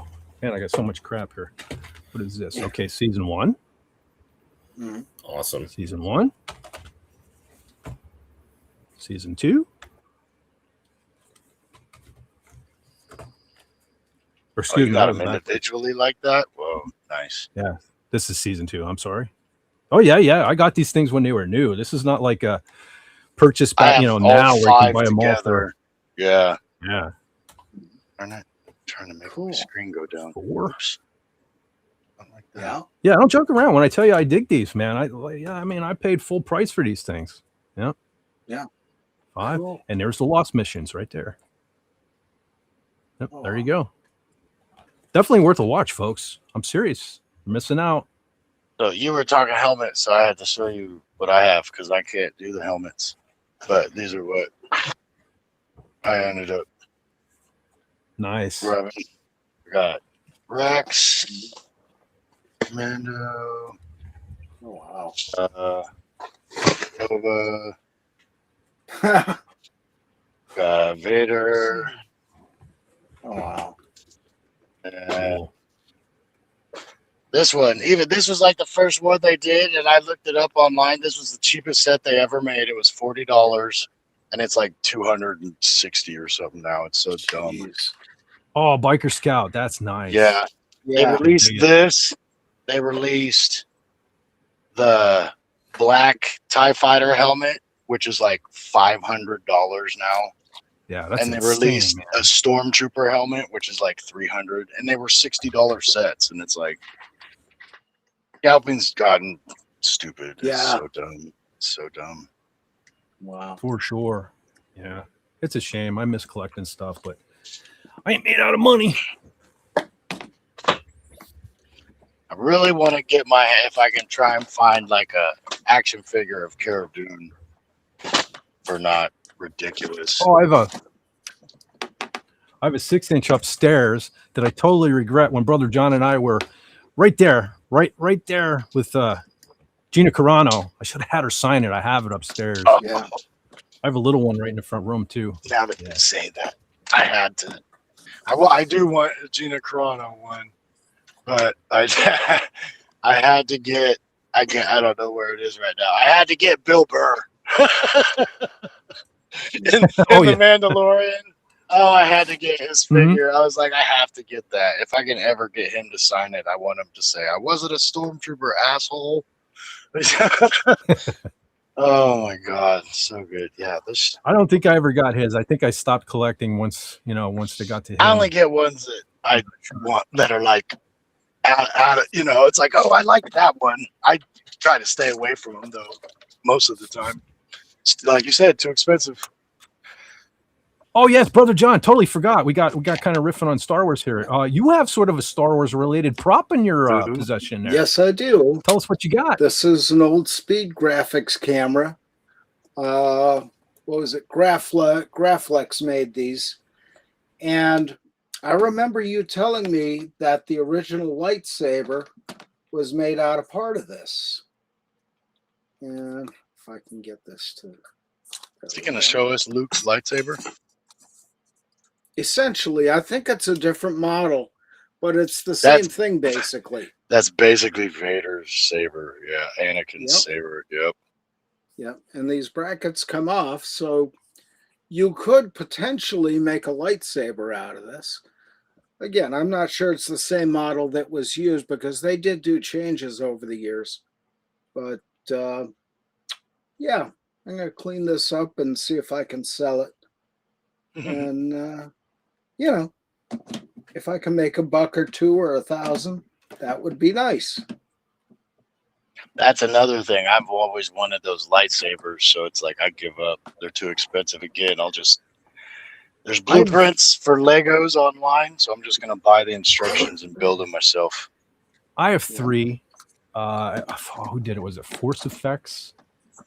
Because it got crazy there for a bit. They were expensive. You know, the funny thing is the hilts are crazy for just the hilt. A couple $100, right?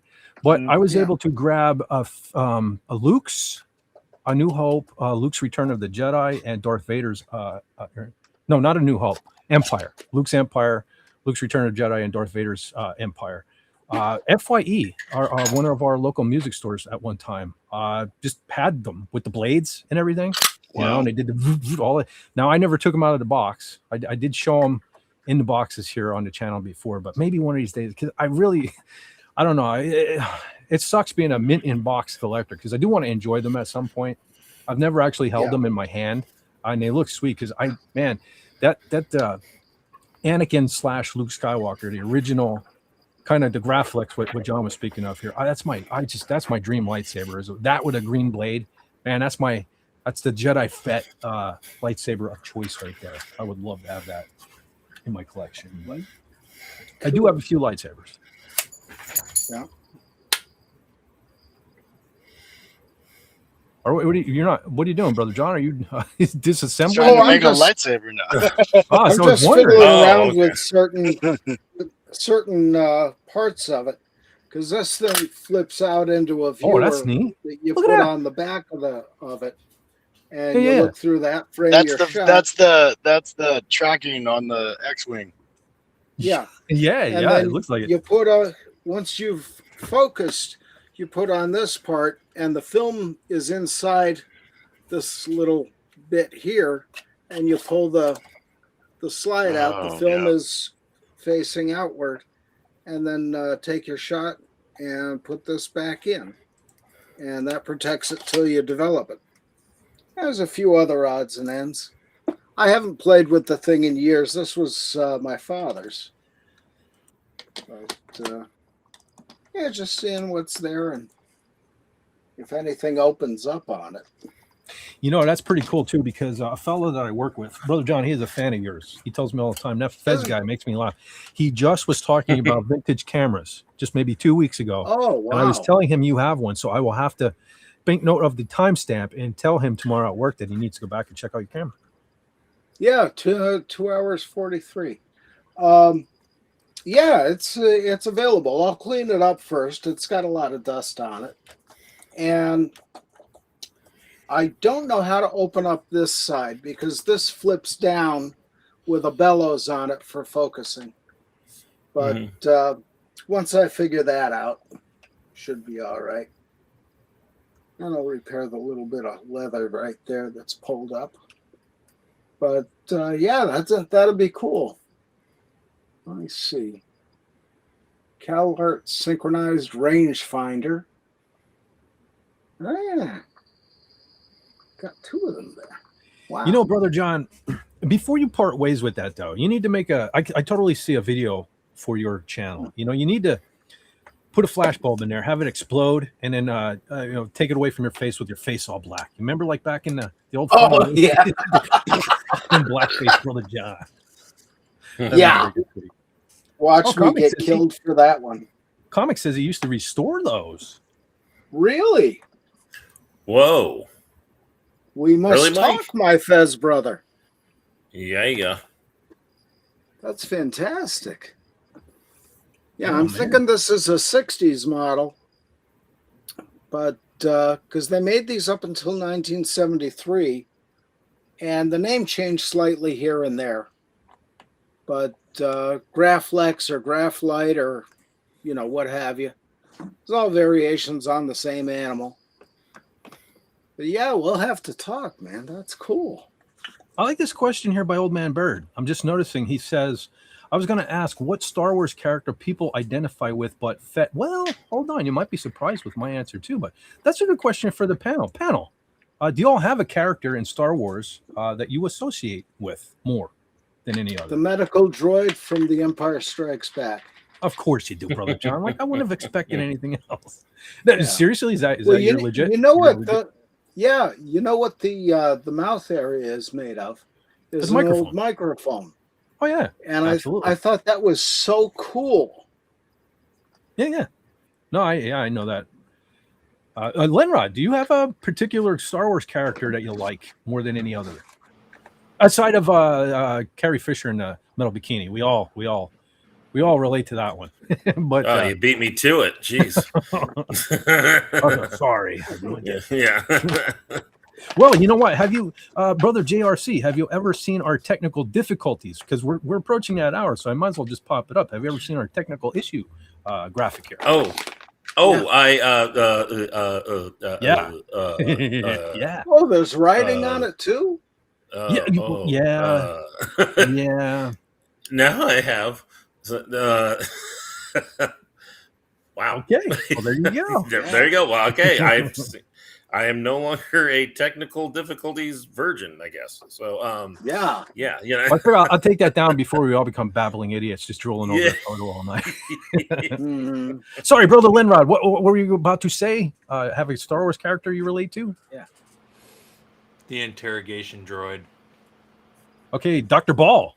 So you're Dr. Ball. Oh, Dr. Ball. Yeah. Okay, man. That's awesome. So I mean, going back, we did a couple of movies in a row there, from They Live to Flash Gordon, where apparently I had a thing for movie with balls, because there was Ball there. You had Dr. Ball in A New Hope. You had that Ball in Ming's Castle. I uncovered that Ball connection through all those movies. So I got you. I'm on board. Yeah. JRC. Okay, aside of Carrie Fisher in a metal bikini, I know you're kind of a Star Trek fella, but do you have a specific Star Wars character you relate to? Golly, does it? Well, here's a question though: does it have to be like just the movies, or can we go somewhere else? Like as long as it's Star Wars. If it's wearing the Star Wars logo. Okay. I would have to say I will go with Kyle Katarn, if you guys know who I'm talking about. Okay, video game character. Yeah, the Dark Forces character. I know that my daughter used to love that game. They in fact they actually remastered it for the Nintendo Switch. So I've been actually enjoying playing that again so if you guys ever want to play that again. But yeah, the Kyle Katarn was like one of those guys that, it's a classic. He starts out as a bounty hunter, kind of like after his father was killed, but turns out he's incredibly force sensitive. He actually helps Luke restart the Jedi Order, which is pretty cool. So, but yeah, Kyle Katarn. I think I have a Kyle Katarn action. I have to go through. I even forget now. I have so many 6-inch Black Series. I even forget. But I think that was one I had to get at like a GameStop or something. I think it was an exclusive. But I think I do have a Kyle Katarn action figure.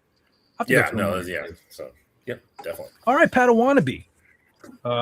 Okay, we see Grogu there in the Mandalorian getup. But is that your character you relate to? Is it Ahsoka? Who's your character? No, that's the name, I think, in relation to Grogu, because it's like, oh, you didn't pick a way. You're just gonna be that guy floating. Yeah. So the name fits so good. Padawannabe. It's like I'll never master nothing, even if I do the right amount of time. But okay, Star Wars character. I thought of this real quick. Gotta say, Captain Rex. Okay. I try to follow the best, but you can't keep up. You got to bend the rules a little bit. Mm-hmm. A lot of people around you are real stuffy, and you got to learn to work in that world. I know what secrets to keep. I know what not to say. I mean. Yeah, I have to respect that, man. He shares DNA with Jango Fett, right? Well, yeah, and I liked Rex more than a lot of them. The whole I'm like, that dude dual wields. He is not on the same thought process as anybody else in the army. He's got Cisco dyed hair, dude. Yeah. He went short blonde. I mean, maybe it had something to do with Eminem influence at the time. I don't know. Let's hope not. But yeah, I'd have to say that because it's like, yeah, I'm not the best. I'm better than a lot because they just are here because they're here. Better than average, you know. But I think that makes sense. Like I emulate the big people, but I know I won't be that. It's Well, like, I'll tell you what, I mean, I love Boba Fett, but Boba Fett was kind of an adult thing. You know, I kind of gravitated towards the villains as an adult, but honestly, as a little kid, Luke Skywalker, man, you know, I was out there swinging a stick around on the playground, pretending I was Luke, and you know, it worked out well because you know all the other kids wanted to be Han Solo, so I was like, I'm fine being Luke. Give me an X-wing, all right? Give me an X-wing. But Boba Fett is the inspiration why I like all the clones. Like I liked Boba Fett, so I like Jango, and then I liked the clones, and then I like the Mandalorians, and I like, you know, it's all because I liked what Boba Fett was. Yeah. Well, I mean, to me, Boba Fett was just he is cool. He just looks cool, right? That's my thing. You know, I always dug, you know, because you know what used to bum me out as a little kid, because he's green, right? But the action figure was blue. Like, why was the action figure blue? That's what I never understood. Oh yeah, I understand what you mean. Yeah. Holy smokes, TZ of misery. We lost Illegally Blonde and we gained TZ of misery. Who am I chastising? What did you do? Who, me? Did I miss something? Did I do something? No, you were perfectly innocent. Yeah, I think you listen. I think this was one of the more professional. I don't think we were Carrie Fisher. You're as innocent as Snortopopus. We had technical difficulties for a moment, and you had to put the picture up. That's the excuse. Yeah. No, okay, yeah. That was for JRC because he never saw the graphic before. I was showing him. I am up to date now. Thank you. So you are welcome. In regards to that picture, my wife went out of town last weekend. She sent me a picture of a store she was standing in front of that had a bunch of cardboard cutouts. And guess what one they had? That? They had her, you know, in the outfit, but standing. I almost texted my wife back. I was like, you might have to buy that one. Yo. No joke. Right above this desk is a poster of Carrie Fisher framed in that suit, that bathing suit. So that is very inspirational to me. That is why he's there. No other reason. It's very inspirational. Okay, I try to have my first cardboard Star Wars person. I never got the cutouts were always too expensive for me. Well, but I got two because the store was closing. I was like, yeah, I'll take them. That's pretty cool. Well, I actually almost got to meet Tamura Morrison at the last GalaxyCon. When I met William Shatner, he was actually in the next booth over, and I was like, "Oh, he's just standing there," and he was like, literally, yes, thank you. He was literally wow. He was literally but he was like one of the coolest guys. You can hear he would after he would like sign pictures, people would talk to him. He would just have a great conversation with them. He does seem like. Listen, I cannot hate the Book of Boba Fett because I love Tamora Morrison. I always wanted him to play Boba Fett. It's not his fault. He tried telling them he shouldn't be taking the helmet off that much and all that stuff there. But I loved him. Yeah. I liked him as Boba Fett, so I'm fine. Hey, and JRC. I know I've said this on the stream before, but JRC specifically, I don't know if you know, but Tamora Morrison is also a singer. And look here, do you like the Beatles? Yeah, I do. Yeah, I grew up. Tamora Morrison did a great cover of "Let It Be." You can not Google it. You can look right up here on YouTube. Listen. I like it better than the Beatles. He did a great cover of it, man.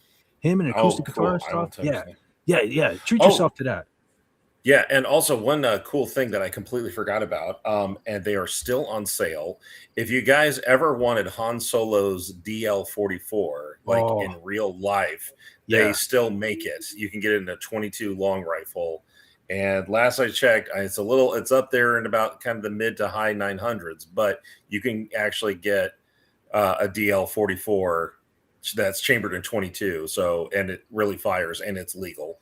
So just to let you know.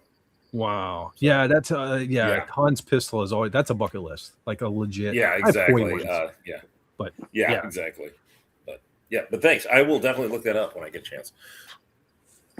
Oh, what is this? TZ says, oh, you're talking about Breakdown.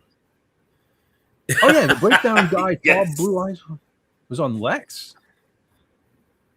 Huh? I did not realize that. I'll Oh. have to look into this. Okay. We've been watching Lex. Hence, if y'all missed, so this would be a good time for me to plug myself.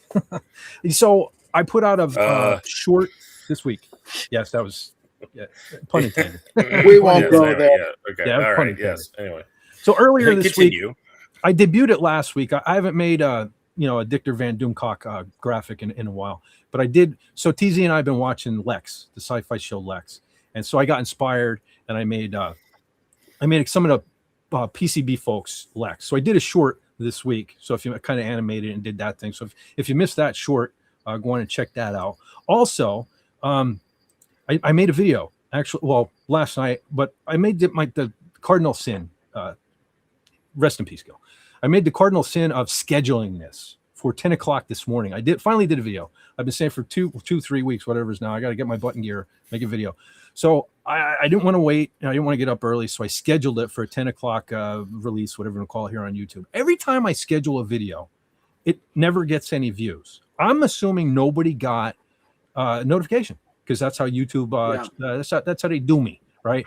So in case you all missed it, because last I checked, it only had like 15 views, and I always have at least my regular couple folks who comment on it, so I know they're there. So I did this here. My take on the new Star Wars Marvel crossover. They're going to do a comic book, and in the video, I tell you who's going to be writing it. Yeah, if you want to check out the video, don't be expecting greatness from the fellow who's writing it. Is all I'm saying. But if you'd be so kind as to give YouTube a giant middle finger and watch the video. Don't even watch it. Just put it on in the background, leave a like, maybe even leave a comment. So we can give YouTube that good old big old finger in their face for not sending anyone a notification that I busted my ass last night and got a video out. So I'd greatly appreciate that if you all would check out the video. Yeah. But yes, SB4 says I did.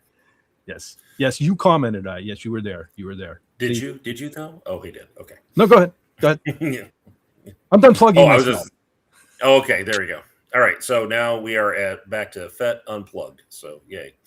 Let's back to it. Yeah. Unplugged. Unplugged. And dangerous, I guess. I don't know. Yes. Oh yes. There was something you were going to show also to talk about. Oh, yeah. Involving lots of water. Yes. Okay. So, you know how I do things. To me, they connect. In my brain, they connect. But so watching Breakdown this week, I got thinking about traveling. It's a car, travel movie. So I was thinking, I've professed many times how I've been to Niagara Falls. I lost count how many times. I was going there since I was 8 years old. I love the town. And I think I spoke of this very item on a past live stream. And I don't know why it took me this long to show it. But anyway, so thinking about travel, I got thinking about Niagara Falls. So I was also watching videos of Niagara because it's been a minute since I was up there. And I got thinking I have a lot of souvenirs from Niagara Falls, like I could show. But one of my favorite memories, especially as a little kid, you're short, when you're standing at the counters, like everywhere you went up there were pamphlets to advertise the museums and all the attractions up there. So what I did a number of years ago, let me turn my camera on, was I rounded up a bunch of, let's see, maybe I'll even make myself big for this one if I can drag myself over and Restream cooperates. So I put this together a number of years ago. Here are like pamphlets. I don't even think some of these attractions even still exist anymore. But that's great. This reminds me, I see this every day because it hangs right over on my stairway over there. From various trips throughout the years up there, it just takes me back to being a little kid, being at the falls and seeing all these things. Like for example, the Maid of the Mist. This is not even even the American side now. They have different boats, so this is an old pamphlet. One of the Minolta Tower over here. Unfortunately, now is surrounded by hotels, so you can't even see the thing up there anymore. And unfortunately, the Skyline Tower is the largest tower up there. They were smart enough that back when they built, they bought up all the land around it, so nobody could build directly by them. So this thing still stands out like a sore thumb up there. You can see it from miles away when you're making the trip. You can see it on the skyline. So that's why it went first in my thing. Matter of fact, it opens up and it's a poster. I have that also hanging on my wall over there. So anyway, this is one of my favorite places in the world. So I thought it's just a little display I made of all the old pamphlets and reminded me, like, that's incredible. That's gone for many, many years. But yeah. And I have a little funny little story to coincide with this particular House of Frankenstein, because I think that pamphlets are even still like this to this day. The House of Frankenstein. So for those that don't know, there's up there on Clifton Hill is a Burger King connected to a wax museum that is the House of Frankenstein. Obviously, you can go in there and get scared, seeing wax figures and everything of Frankenstein. So in all the years I was going out and taking my son, from the time he was very small, we couldn't even walk on that side of the street. I apologize to Mike being in my face, but we couldn't even walk on that side of the street. He was so terrified of it. However, we had these pamphlets here in the house because every year I had probably thousands of these. Because every year I go, I just grab a handful of all of them, just because I can never have enough pamphlets. So anyway, this pamphlet was always everywhere in the house. So go to my son. I think it was in what do they call it, before kindergarten, 4K or whatever. It was his first year of school. We spent the small fortune on having his class photo, his picture taken that year. So we're waiting what seemed like an eternity to get our son's first, class picture. He brings them home, and my son's like this in the photo. He's like,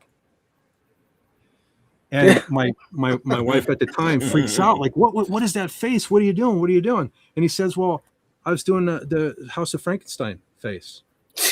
Because he's terrified as he was of the House of Frankenstein. He loved it too. So much so that this was the face he made on his first ever school picture. To this day, he's making this face on it. So just a little story in Fett's life. But I thought I would share this with y'all tonight. Cool.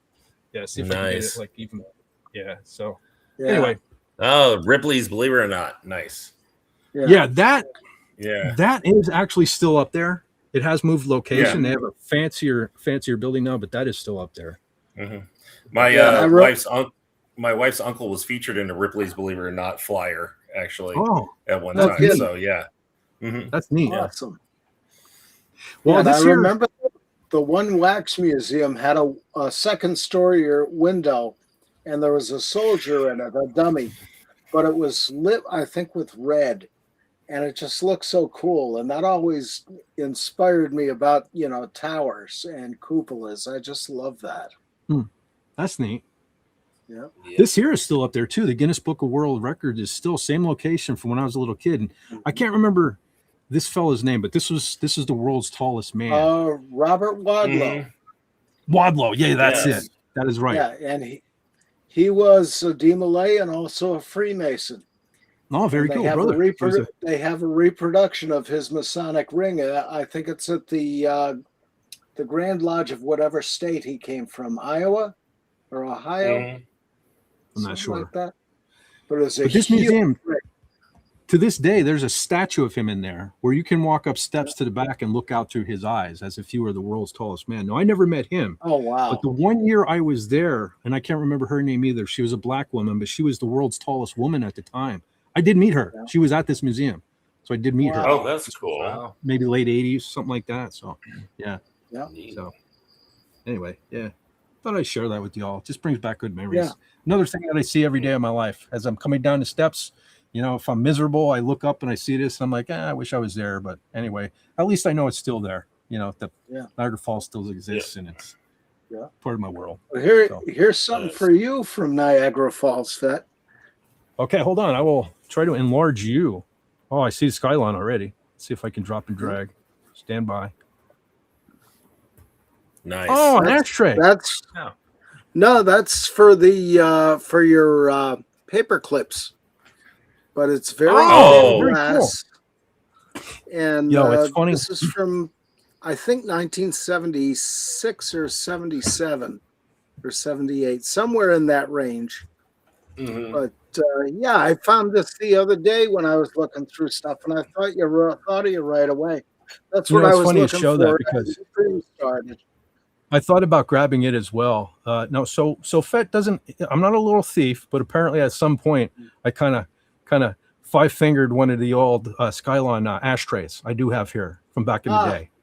So and that's on a shelf in the room in there. One of these days I'll have to dig that out. But so yeah, I have so much Niagara Falls stuff. It's crazy, shirts and you name it. But like I said, the movie. I figured you'd get a kick out of that. Oh, I sure do. Anything with the falls, just I don't know. It takes me back to a better time, better time. Yeah. I love the falls. Yeah. There was a time I dreamt of. I used to like put in for like the visa lottery and stuff every year there for a while. I was trying to get some citizenship going and move up there at some point, but I don't know. I think I'll remain American with all the crap that's going on up there these days. Yeah. Well, the comic can attest to that. Better the devil you know. Yeah. For sure. Yeah. Okay. I'm glad you reminded me of that, Brother John. I almost forgot all about that, even though I had that thing sitting here. Very cool. I might as well pop this up too. We kind of got removed from the Star Wars thing, but let's see a couple Star Wars memes I thought I would share with you. Good job over Oh, yeah. there.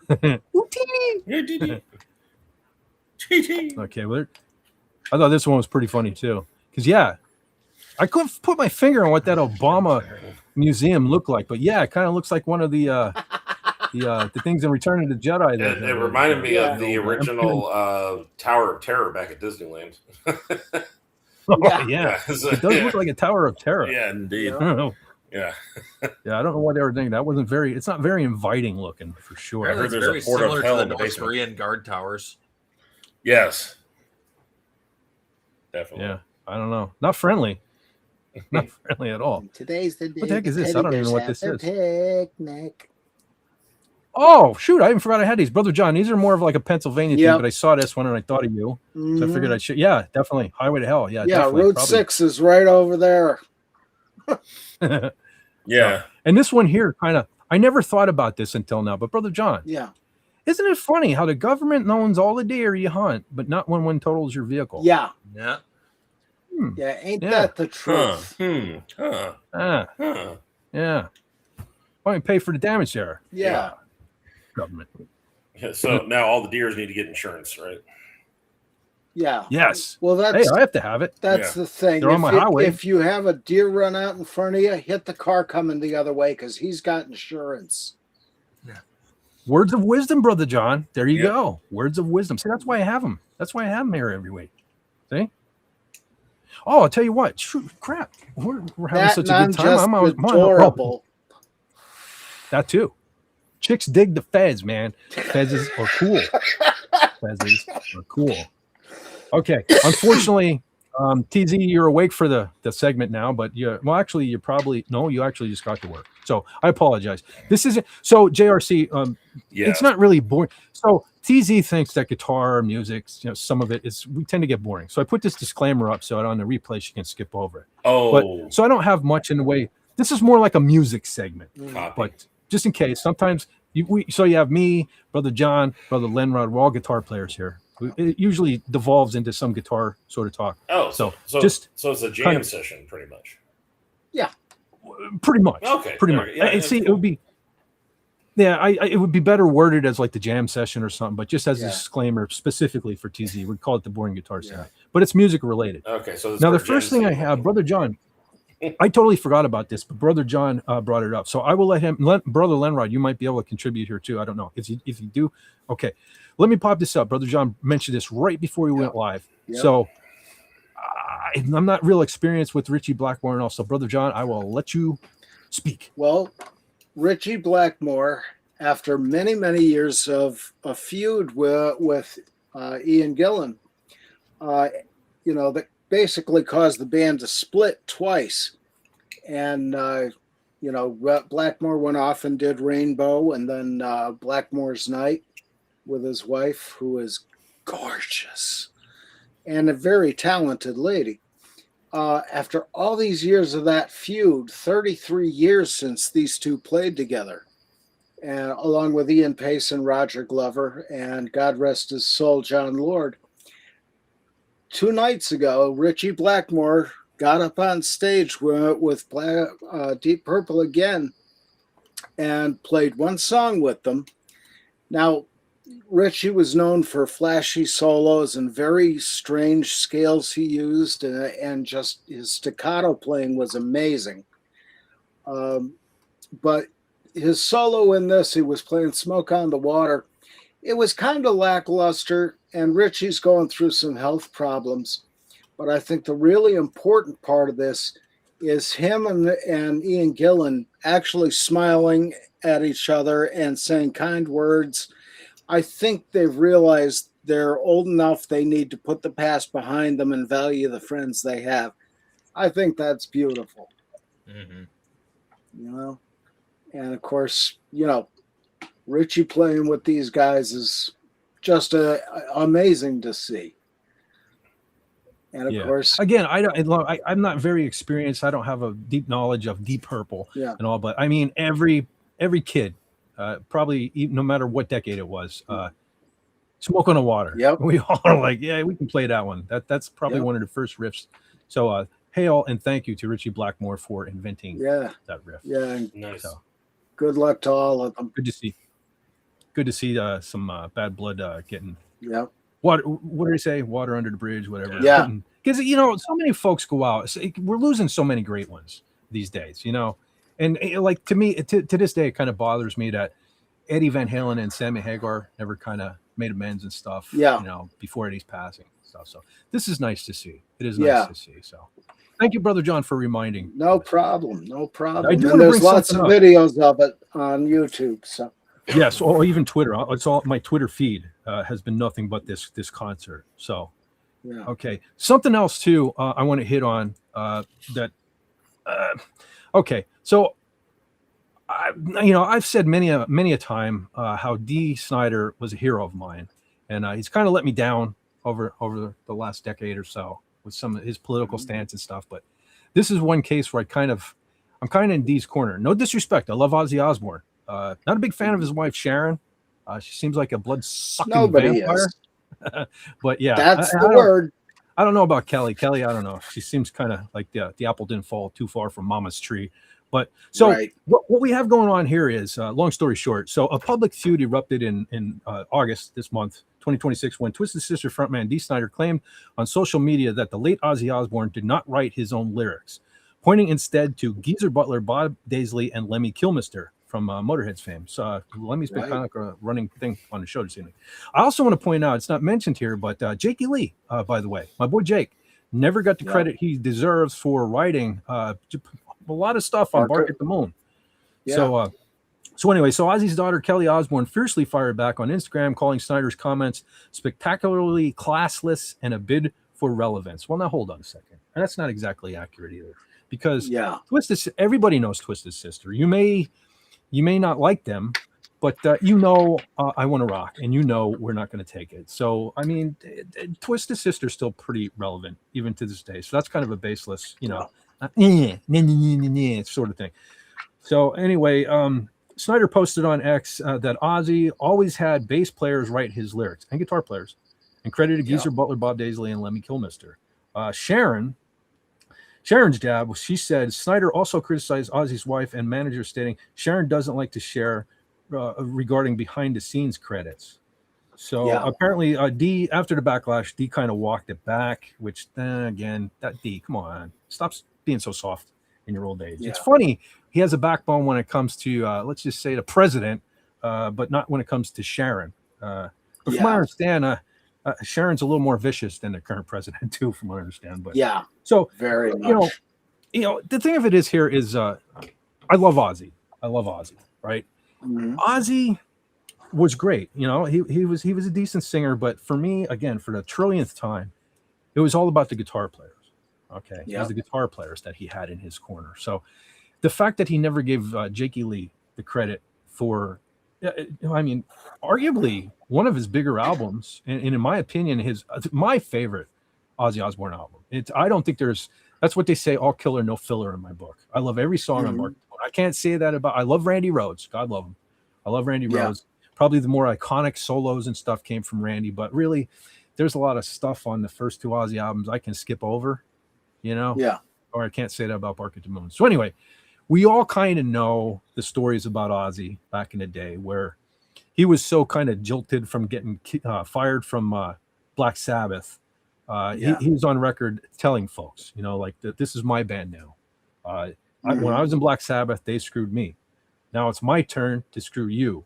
One day you'll move on, have your own band, and you'll screw them. So he wasn't the best businessman when it came to taking care of his. He kind of used people up and spit them out. Which I mean, one of the keys to his longevity, probably. But he's not the saint that everybody paints him as. After unfortunately, that's kind of a common rock star move. Yeah, to a point. I mean, some of them, not everybody, but there's those bad pills. It's like it's about me. Don't you know it's about me? Yeah, but also Ozzy also had a blood-sucking vampire that was kind of milking him for all he was worth, in the background. Which they're already talking about doing the Ozzy Osbourne AI or whatever you want to call it, the hologram stuff like that. Because they're I don't know. I've heard stories about Sharon. I don't know. Some folks think she's this sweet innocent. I think she's not. I've heard stories from other musicians. Yeah. You got to read Bob Daisley's book For Fact's Sake. That'll tell you the story. Yeah. She's the Ellen of Ozfest. She's no shrinking violet, that's for sure. And I would love to see, especially now, I mean, after Ozzy's passing, that a lot of these folks get the credit they deserve, for writing some epic songs, I'm not taking anything away from Ozzy, No, I still went and saw him. What happened? I still went and saw him. He was an artist I was like, I gotta see Ozzy before he stops. No, he was definitely the Prince of Darkness. I'm not taking anything away from him, but he had help getting to where he is. And it's time to acknowledge that is all I'm saying here. And anyway, I'm kind of in Dee's corner here. I'm kind of back. Dee's kind of in my good graces again, calling this out. I wish he wouldn't have walked it back. Somebody needs to do it because these artists need shown respect. Before Jakey Lee was just almost killed. He was gunned down, for God's sake. What was that? A year and a half ago? Yeah. And the guy lived, before we lose the guy. He has said many times, I've seen many interviews with him, right out of his mouth. He said, I don't want money. Keep your money. Just give me the credit for writing the songs that Bark at the Moon and I wrote. Okay? Because you listen to the first two Ozzy albums, and then you listen to Bark at the Moon, totally different animal. You know that was Bob Daisley and Jakey Lee, right? Mm-hmm. There's no disputing that. Yeah. So, Brother Leonard, you've been kind of quiet, or do you have a position on this, or as a songwriter yourself? I mean, you got to admit these fellas need the recognition, right? Did we lose Lenrod? Oh, shoot. I had my microphone turned off. Oh, okay. I really don't know. Like, credit should be given where it's properly due, especially if they just wanted the accolade and nothing more. Yeah. Yeah, because that adds to their catalog of artistry that people can look at and say, oh, this guy did, all these great things. And it kind of, pulls them out of obscurity. Well, I have to say, especially, I can't speak, I'm familiar with Bob Daisley. Brother John, you may be able to represent him a little more, but I know in Jake's case, okay, as a Jakey Lee fanboy almost all my life, right? I watch every video, every interview with him I can. I have never really heard anyone say a bad word about him. He's supposed to be one of the nicest guys. And I mean, amongst the fans, we all know that Jake wrote the stuff on Bark at the Moon. So it's not even about, it's just about, he just wants what's right? He doesn't want the money. Yeah. He just wants it known, hey, I did this. I was here, and I understand as I'm getting older in my lifetime, because he can be out there doing these interviews saying, yeah, I wrote the stuff on Bark at the Moon, but it's when he's gone, right? You need it there. It should be in black and white in the liner notes. Yeah. Song and lyrics by Jakey Lee, by Bob Daisley. It's only fair. Yeah. Right. Yeah. And there's a lot of other stuff that goes along with that. Lee Kerslake, the drummer, the first drummer for Ozzy, who is now no longer with us and never got the recognition. Right. Exactly. Yeah. Sharon made him wait until he was damn near dead. I think it was a month before he died or less to give him his gold and platinum albums. All right. And that's all the guy wanted. Lee Kerslake was one of the greatest drummers that ever lived, doesn't get the props he deserves. And she made him wait until he was damn near in the grave. See, that sucks. That does suck. You See, know? blood-sucking vampire, right? Blood-sucking vampire. But Sharon, when they did the first 2 albums, Sharon wanted to be rid of him, tried to get Randy and Bob Daisley to say the same, let's get rid of him. And Bob Daisley told her outright, no freaking way. So she fired both of them. And, that was not out of loyalty. It was because, as Bob Daisley says, it was just wrong. And he couldn't bring himself to do something he knew was wrong. And some people have standards and morals. Yeah. I do think that's neat, though. What you said about the lyric writers were all bass players. I never thought of that, but it's true. Yeah. Because the only lyric that Ozzy ever wrote, to my knowledge, was Changes. And so what? That was a nothing song that nobody heard for decades. He came up with melody lines for the songs, the singing lines, but he didn't write the lyrics that followed those melodies. I mean, let's be honest. I mean, again, no disrespect to Ozzy, but I mean, he was too blitzed out of his mind to well, of course, stuff. You know what I mean? Yeah. Well, that's the thing. Sharon used that, and to control him, and she's with this Avatar thing, she's just trying to milk it again. Oh yeah. And she's going to milk it for every little dime she can get out of people. Well, I'm sure things like Ozfest will probably continue as well. Yeah. So there's that. They've already announced that they're keeping Ozfest going. Well, there you go. Yeah. I mean, she's just, in my book, she's just plain evil. Yeah. I've heard that from. Well, look there was this story. I believe it was Mickey D, the drummer from at the time was Motorhead. Yeah. There was a story about her, she didn't like something he said, and she kicked him down steps somewhere backstage, and she only got away with it because of who she is. You know what I mean? Yeah. Yeah. I mean, she's just no good. Yeah. And as far as Kelly Osbourne, you have work in a few hours, so I'm not going to go into that. She's having issues of her own, man. She's not looking well. There's some sort of eating disorder. Yeah, when she was younger, she was fat. Yeah. And I remember some television she looked like Ozzy show or something. They had her do a song. I think she was 16. And she was, her mother's sitting there going, "Oh, that's our baby. She's so great." She sucked. I mean, it was horrible. But yeah. Just an awful person in her own right since she lost the weight.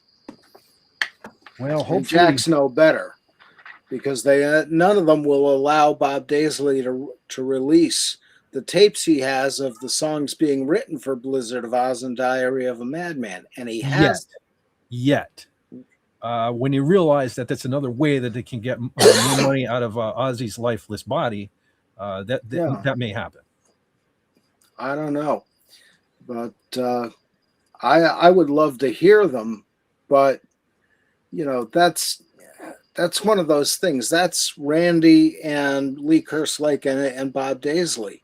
Mm-hmm. And the heck with Ozzy in that particular circumstance, I want to see how a song is made, or how they put those songs together. The process itself, like making anything else, is fascinating. I agree. And, would love to see that, hear that. All right. Well, anyway, so here's the hoping that these fellas get the recognition, long overdue recognition they so well deserve, because, we all want to say, Ozzy, yeah, but he had a lot of help. Becoming the Prince of Darkness, riding that crazy Yeah. train. There was some other employees along that train ride on that crazy train. Yep. All right, here's a couple things music related I saw. Brother John, it's correct, right? Ooh. Can't buy anything dumb Yeah. this week. I have to save money. Me on payday, right? Yeah. Good old Nothing dumb Michelangelo. about it. No, good old Michelangelo Badio. Yeah, one of these days. So I'm kind of thinking, I don't know. I still have maybe a life-altering event coming up where I'm still looking forward to doing like a Tuesday night, Wednesday morning live stream, and kind of thinking about doing music there. So one of these days we'll have to talk about. I'm surprised how many folks aren't aware of Michelangelo Badio, man. One of the fastest guitar players that has ever walked the face of the earth. Yeah, But, and completely ambidextrous. Yeah, Unbelievable. he actually plays both ways like that. Yeah, 100%. Yeah, and I don't know if it's this one or another one that has the motors on it that make the necks go up and down. Not sure if it's this one or not. Fascinating to watch. theme. It's in the one video of his. Yeah. So there you go, folks. If you need something to do over the weekend, check out some Michelangelo Badio videos, man. Watch, guys, some of the fastest fingers on the internet. Oh yeah. And well, actually, we did we ever do Shock 'em Dead? I know we talked about. Yes, we did. Yeah, we did. We did. All right. And I discovered I was allergic to mascara. Oh, that's right. Yeah. Because you were going to do something. Yeah, that's right. Yeah. Okay, we did talk about that movie. All right. Yeah. This fellow made a cameo on that. He did all the guitar work in that. So, Yep. okay, one final thing. I saw this, and I thought it was funny. Oh So my sure. God. I think I'm still alone now. God, Beating of the help us. heart is the only sound. Which leads me to a fella I know keeps sending me stuff about the making of First Blood. We have any fans of First Blood here? I would love to discuss that movie at some point too. Never seen the whole thing. You never saw? Okay. Oh, we Like, definitely I've have to seen parts of it. I've never actually seen the whole movie. Oh, Lenrod so when I was younger, I was always about Rambo, First Blood Part 2, Mhm. but as I've grown up, First Blood is the mature, it's the epic. Yeah, it's my favorite. Yeah. Hands down now. With Brian Dennehy. Oh, he was great in that. Yeah, he was great as a cop in that. So yeah, Yep. so that I'll yeah, be that- right back. all right. That'll definitely be something we'll talk about down the road. Because I'm getting some inside information too on that there flick. I would love to talk about. So, okay, I'll hit on everything. I saw someone.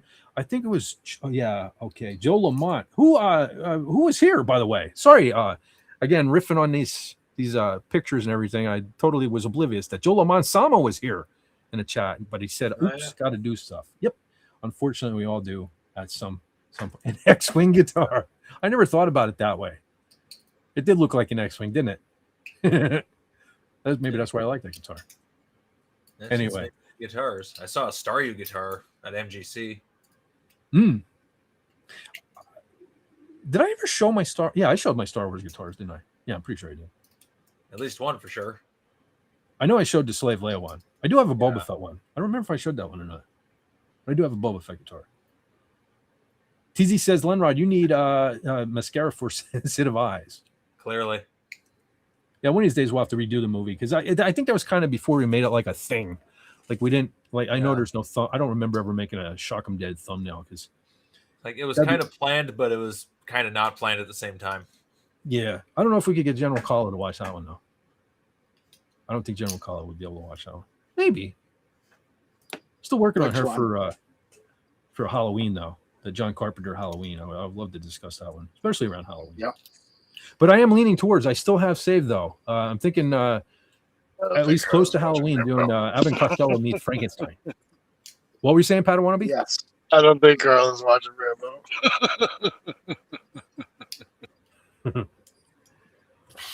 All right, folks. Let me take one more gander over here on the side. I think I hit on everything I needed to hit on this evening.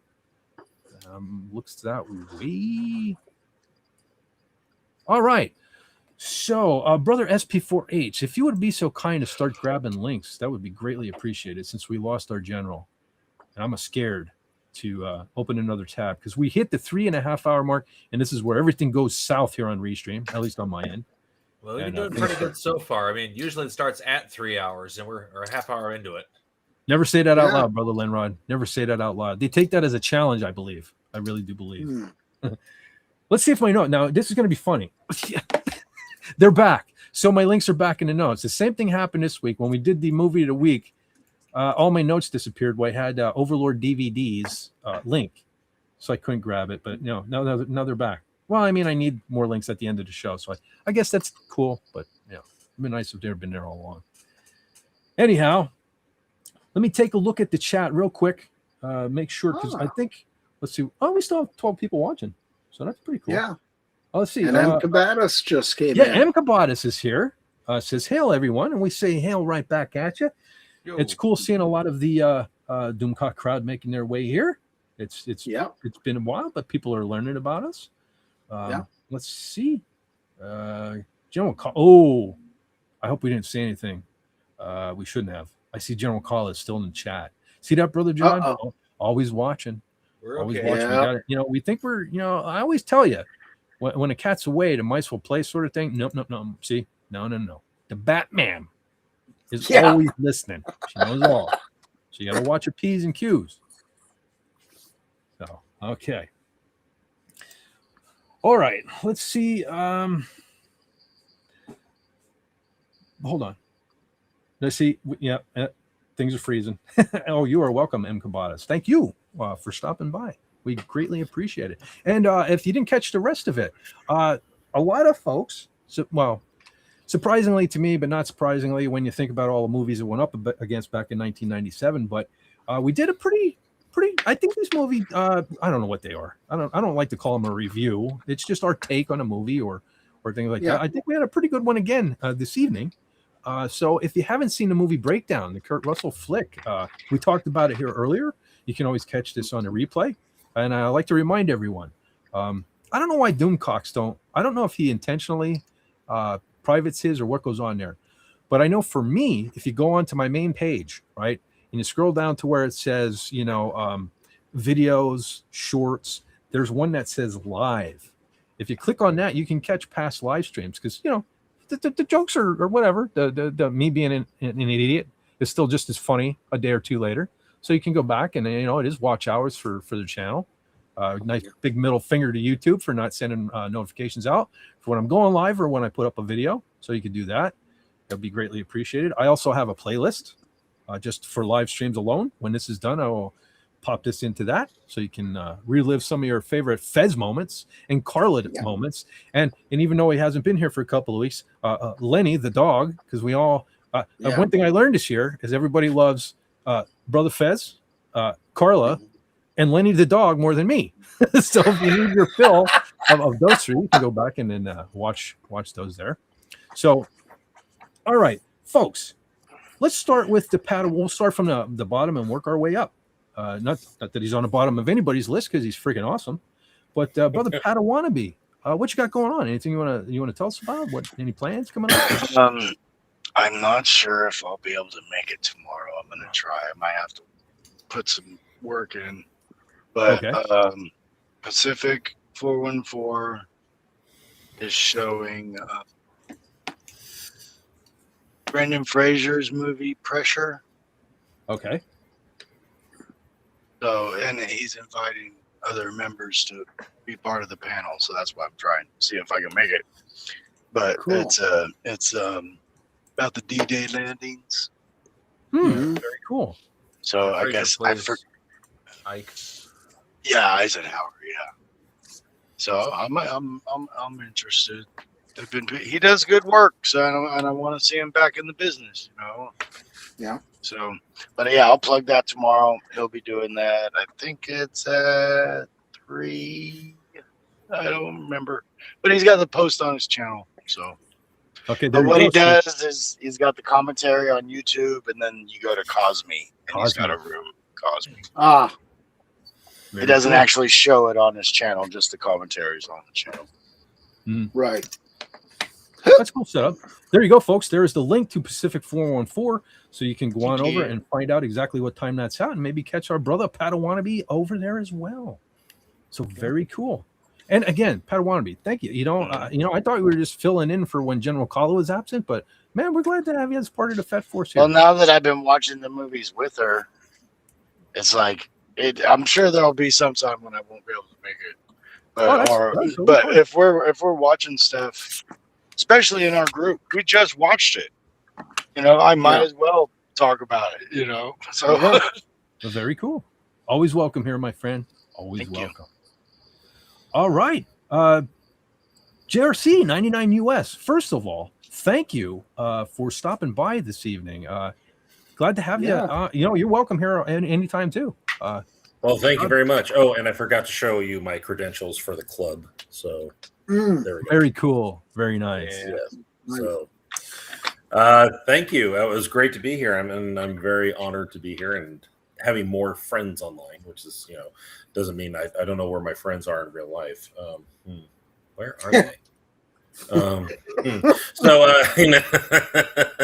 No, but seriously, it was great. I'd love to be back on sometime. And thanks for having me on. And currently right now, my little studio I'm making out of my old shed is almost complete. And so I saw that. That's looking pretty good. Yeah. Thank you. And I get all my collectibles and everything cleaned up and getting ready to do some live streams myself. And hopefully, maybe next time I come on, I'll be in there. But the gal who's been helping me get it up and running, I haven't heard from her in a couple of days. She usually gets busy doing other stuff, so hopefully we'll get that done soon. So cool. Mm-hmm. Yeah. Very nice. I'm popping your link in the chat as we speak. Thank you. Because just in case those who may not know, he does have a channel. Like he said, he's planning on doing some live streams of his own. Yep. And so there you go. And next year, next July will be the official 20th anniversary. I've been on YouTube. So wow. Yeah, early I've been on days. since Very nice. 2007. Yep. So jeez. Yeah, pretty cool. Yep. There you go, folks. There's the link. If you want to go on over and give our brother a subscription and keep an eye on, you can keep an eye on his progress on his studio. That's coming along pretty nice. Yeah. Awesome. Thank you. Go on and hook him up. Check him out. Yep. All right. Brother Linrod. Yes, Brother John? 20 years. Yeah. Did you do the llama song? No. I know exactly what you're talking about. No, I didn't. Because that was one of the first things I have. ever saw on YouTube was the llama song.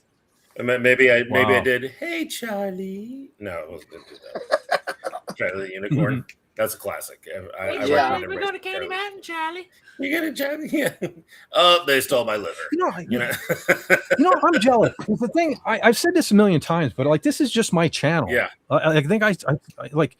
So I was watching YouTube forever to figure out how to fix something on my truck or this and that. So I think it was 2012. I just you can create playlists and save stuff. So I did that. Yep. And then when I just started doing the FET thing kind of regular, I should have created a new channel because I can't really go I really became FET for hire on this date. This has just always been my channel. Yep. So I think what I'm going to do is just go by so I think 3 years ago I did my first live stream. Mm-hmm. So it's kind of around the same time where I started taking the channel seriously. So we'll go with that. 3 years of serious FET here on the Boob Tube. Yeah. That was on November 11th, anyway, 2023. That was the first one. Yep. Wow. And you were Okay. Yeah, and they were very one. sporadic until recently. But man, some of those first ones were long, man. I just go 10, 11 hours on some of them first ones. Yeah, 10 hours, 47 minutes with that first one. Yep. Wow. Yeah. That's a funny thing, it's like in life personally, if you met me on the street, I don't talk. Everybody that knows me and finds out I'm talking here on YouTube, it's weird. Something happens. I flip a switch when I come here on YouTube, and I don't know, diarrhea of the mouth, I guess you might say, just tends to happen. But I guess that's good. That's good for you too. Yeah. But Brother Linrod, I didn't mean to overshadow your outro here with my diarrhea of the mouth. So if you would please continue with what you were about to say. I apologize. I didn't even start to say anything. So okay. You didn't make it to See me that? yet. Sweet. Okay. So, let's just forget that happened. Brother Linrod, what you got going on? Nothing too exciting at the moment. The portable GameCube inches ever closer to completion. I got my big block of copper that I started machining. That's going to take a while. I've already broken 3 bits. Oh boy. I've got a dozen of them, so I might be able to finish it. Yeah. You'll do it. We know it, brother. Mm-hmm. We know you, when you set out on a mission, it always ends in success. That's why we're glad you're here and part of the FET Force. Because we're hoping it rubs off on us. Yeah. It hasn't yet, but one day it will. I just build toys. That's what I do. Yeah. Yeah, there's nothing wrong with that, man. My house is full of toys. Yeah. You saw my house, you'd think a kid lived here. Toys and guitars. Well, see, now the thing is, now that I have kids of my own, now I have excuses to buy toys. Yay! So yeah. yeah, And then you can play with them too. Yeah, exactly. Yeah. Well, see, my kids are grown up and gone, so I just say, well, they were my kids. Yeah. And, I just kept them. Sentimental reasons. Yeah. Sentimental reasons.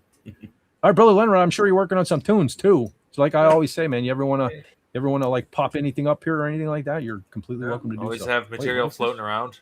So I got another song that I finished not too long ago, so that's ready to go if everybody wants to hear that at any point. Yeah. Nice. Yeah, absolutely. Absolutely, man. We always you know we dig tunes here. Hey, on this Canadian channel. Spider-Man's back. Hey, we have the return. Speaking of, I was just about to pop up his link too. Canadian Spider. What happened, brother? I noticed we lost you there. We have a giant thunderstorm going on outside here, Oh. and I think Thor is responsible. Pretty sure. Damn Thor. Hemsworth. Yeah. Damn Hemsworth. So, but I was able to reconnect. So I ended up plugging my computer into my toaster oven. So I think we're good. Thermal power. Lenrod Engineering. Lenrod Engineering. I was going to say, did the maple syrup get a little low on the Canadian internet? I am completely out of maple syrup. We have more tariffs between provinces in Ontario than we do with the states, but no one ever talks about that. Jeez. Yeah, we have a lot of tariffs between the Quebec maple syrup. As much as I hate to admit it, the Frenchies make the best maple syrup. I said it. They do. Oh. Okay, all right. Because they're a little Canadian knows sweet. that. I'll have to get some Quebec. Hey, he's Canadian, man. He knows, Yeah, eh? yeah, eh? He knows, eh? He knows what that's a boot up there. Hemsworth. Anyway, glad you can make it back. We're kind of wrapping it up here, Yes. but Canadian Spider-Man. Fez, you'll just have to wait. I'm we have our patient. glorious Canadian to the bottom. Spider-Man. yes, you are. He's patience like on a monument. Yep. Okay, brother, Canadian Spider-Man. Let me look for because I always like SP48 shows like a little kind of digging at you in your links. Let's see if I can find that. But tell us what you got going on, Canadian Spider-Man. What's going on your channel? Well, every Thursday, I do travel talks with Spidey. It's usually in the evening, Pacific time. It's like 9-10 o'clock, and I travel to various places around the globe with pictures that I've personally taken, or sometimes I have guests. Now, next week, I have a good guest that I think we're going to Chile. I haven't set it up. I haven't confirmed everything solidly yet, but I think we might be traveling to Chile this Thursday. So every Thursday, come travel with me. Cool. I got some good talk baby travel. back ribs. Talk travel all day. I could talk travel until the cows come home, and they wander. You could talk a long time. Home after they traveled. Spidey, I have a question for you. So like I always think to myself, well, I can't hang with you because like I don't really go anywhere. But I have been traveling. I guess I have been traveling in Seneca Falls a couple times a year. So I could probably. I mean, does it have to be somewhere extravagant? I did Vulcan. Okay. This Thursday, I did Vulcan. Have you ever been to Vulcan? I have not been to Vulcan. Yeah, but they have cool T-shirts. Fez knows. There's cows there. Yeah, no, this T-shirt. No, Anti-Derivative Jill joined me with Scotty R37. Vulcan is 45 minutes away from me in Alberta. So no, we do join him. Okay. Join him on a stream. That's the reason why I didn't come to your streams. I didn't think I'd be able to hang. Exactly. Well, it's not just that too. It's I work Thursday nights, but I may have a change in schedule that may rectify this. I'm not sure yet. Well, and we could do also if you want to do trips, like we could. How about mushrooms? Live on a stream, we could do magic mushrooms live on a stream. JRC, we've done mushrooms too. Well, I was mostly doing them. No, I mean. Yeah, around the campfire, delicious, but several nights in a row. I was on the mushrooms, and you were there, and you. Yeah, I know. You've done it. Might have to DM me there, Canadian Spider-Man. Yeah, I had the mushrooms once. All I got was indigestion. Everybody else is tripping balls, and I'm just sitting there like, well, I guess I'm just going to tend the fire while everyone else feels fuzzy. Yeah. Who tends the fire? Now I gotta have to listen to Overkill, then, right? I have to go listen to some Overkill. Fire. Yeah, talk about them one of these days on this stream for sure. But anyway, thanks, Canadian Spider-Man. That's excuse me. Hey, listen, SB4H has been a heck of a wrench to me, so I have to read it the way he wrote it. The Menace, the Canadian Spider-Man. Thank you so much, man. I love when you can make it here. You add so much to the panel. Thank you for joining us, my brother. Sorry about your issues. No, and I stuff hear. like that, Did you hear the thunder? It just boomed again. Oh man. So we could, and I have had no mushrooms hear tonight. the thunder inside. Yeah. Now I have to listen to Ghost. We're having Now I have to storms. go listen to I'm Ghost. just outside. I moved. I'm not in British Columbia anymore. I'm south of Calgary. I'm in the Republic of Alberta now. Nice. Wow. Congratulations, Nice. man. Cool. You mean the Absolutely. soon to be 51st state, right? Well, that's the plan is to spend winters in Texas being productive and summers in Alberta. Absolutely. Nice. Yeah. Listen, I still propose that we just we send the Californians up there, and we bring you fine folks down here. Yeah. Fair trade. I think. Quebec, Yeah. absolutely. Alberta for Yeah. California, the states would be even better. Yeah, I Yeah, mean the man. sun shines Well, just as bright in Alberta. They have surfing, and they make movies there. Everybody in California move up to, thingy. Except no, there is one thing. The bad side is we get to keep Gary Ambrosia. That's all. Yeah. Oh yeah. Yeah. Well, he was going to Texas, so Yeah. He's probably moving in. So yeah. there's that. Watch Gary just all of a sudden pop up all of a sudden. Gary did that right there. That's Gary. Yep. Yes, Gary is the. Yeah, he does some great work too. Oh, while you're mentioning that too, let me pop these up as well because I need to do it more often. Overlord DVD, we mentioned him earlier, but I mean we're all together because of Overlord DVD. Yes, thanks to Doomcock. There you go. All. Cool. What you saw, Feds' little Baby Harvey. Harvey, Yeah. child of Harvey. Oh yeah, no, Yeah, Harvey Patch Kids, I think they're called. I got the Harvey ring. This one glows in the dark too, which is cool. Nice. So, Yep. yeah. I got those in a bag. In a I don't know drawer why, over but there. Gary sent me this. Whoa. Oh, that's sweet. Nice. What you finger puppet? you know what? I know what that is. I don't know if I can tell you, but I know what that is. Really? Okay, no, tell me privately. Maybe. Yeah, I'll tell you privately. Nightlight cover. All right, I know exactly what that is. Cool. All right. Dude, I was cool. gonna make a That is bong cool. out of it. I mean, Of course you would. I expect nothing less. Of course you would. I was gonna say, isn't that like a topper for a gear shift? That'd be kind of sweet. yeah, that would be neat nice. too. That would be Dog neat. helmet, yeah. Then Or a skull and Calderon. That would be pretty sweet for a gear shift. Looks like an ice That would be cube nice, mold. too. No. Oh, Doomcock ice cubes, man. That'd be neat. that be Ooh, cool? We got to talk to Gary. Doom We gotta, cubes. or Andy. Andy might even be able. the only problem make is if that you happen, put too. if you make Doomcock ice cubes, it's going to make your drink boil. Yeah. You'd be very angry. Oh, because Well, it's the dry helmet- ice, right? Yeah. Yeah. Well, no, the helmet is to prevent his head from exploding. that's right. Therefore, I think it maintains some level of coolness. Yes. Mhm. Maybe. He's very Oh. cool. Doomcock think, is yeah. as cool as the cucumbers get. That's Doomcock. That's for sure. Unless you mention like Alex, Kurtzman. what's his name? Trebek. Alex Kurtzman. Yeah. Yeah. Klutzman. Don't mention him. We call it. Yeah. Code name Klutzman. Yeah. No, Doom Alex cubes. Trebek I like is that. cool. Yes. I almost said Alex Trebek. Yeah, I no, we almost- like. He's No, a you good never actor. get mad at Alex Trebek. Yeah. I've been trying to forget these names, like your Ryan Johnsons of the world. And so I've been trying to. They're like I'm trying to get them out of my Ooh, head. Jenny Stop Agater. thinking about it. There's a name. Jenny Side Boobage Agater. Yeah. I just watched that movie for the You know, first it's funny- time, and I think that's the only reason people like it. It's not an awesome movie, but there's so much side boobage. Like I know why people Which like which it. movie are Logan. which movie are you talking about? Logan's Run. Logan's Run. You know, it's Boobage. funny because as soon as you mentioned that name, brother Spidey, it's because of Gil. Gil got me That's to watch right, that Yeah. because he had the fellow on back in the day. He had the fellow on that wrote the book, I believe. I want to say, Ooh. and Yeah. I made the thumbnail. So it's because of Gil. So every time you guys you think Jenny Agater, that comes second to me. I think of Gil every time I think of Logan's Run because he's one of Well, come of to watch it. course, he had the poster. He had the poster behind him. Yeah. Well, yeah, she was always behind him. Yeah, yeah. Absolutely. Yeah. No, that's a fantastic. Absolutely. Logan's Run is a fantastic movie. Absolutely. But it's mostly because of the side boobage. And did you notice? I don't know if you noticed, Vet for Hire. None of the girls in that movie are wearing bras. I may have noticed, TZ. Mute the thing right now. I noticed. I totally We noticed. know this. There's no bras in the future. Star Wars showed us.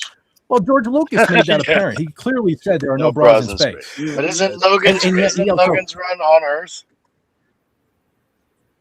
Well, I mean, Well, doesn't that well, doesn't that mean that the feminist movement has won? Because they used to burn their bras and stuff. This so is what happens. It's a very Carla. feminist movie. Then that's what it is. No, the clothing is enough support in the future. It's different material. It's totally different material. Gravity.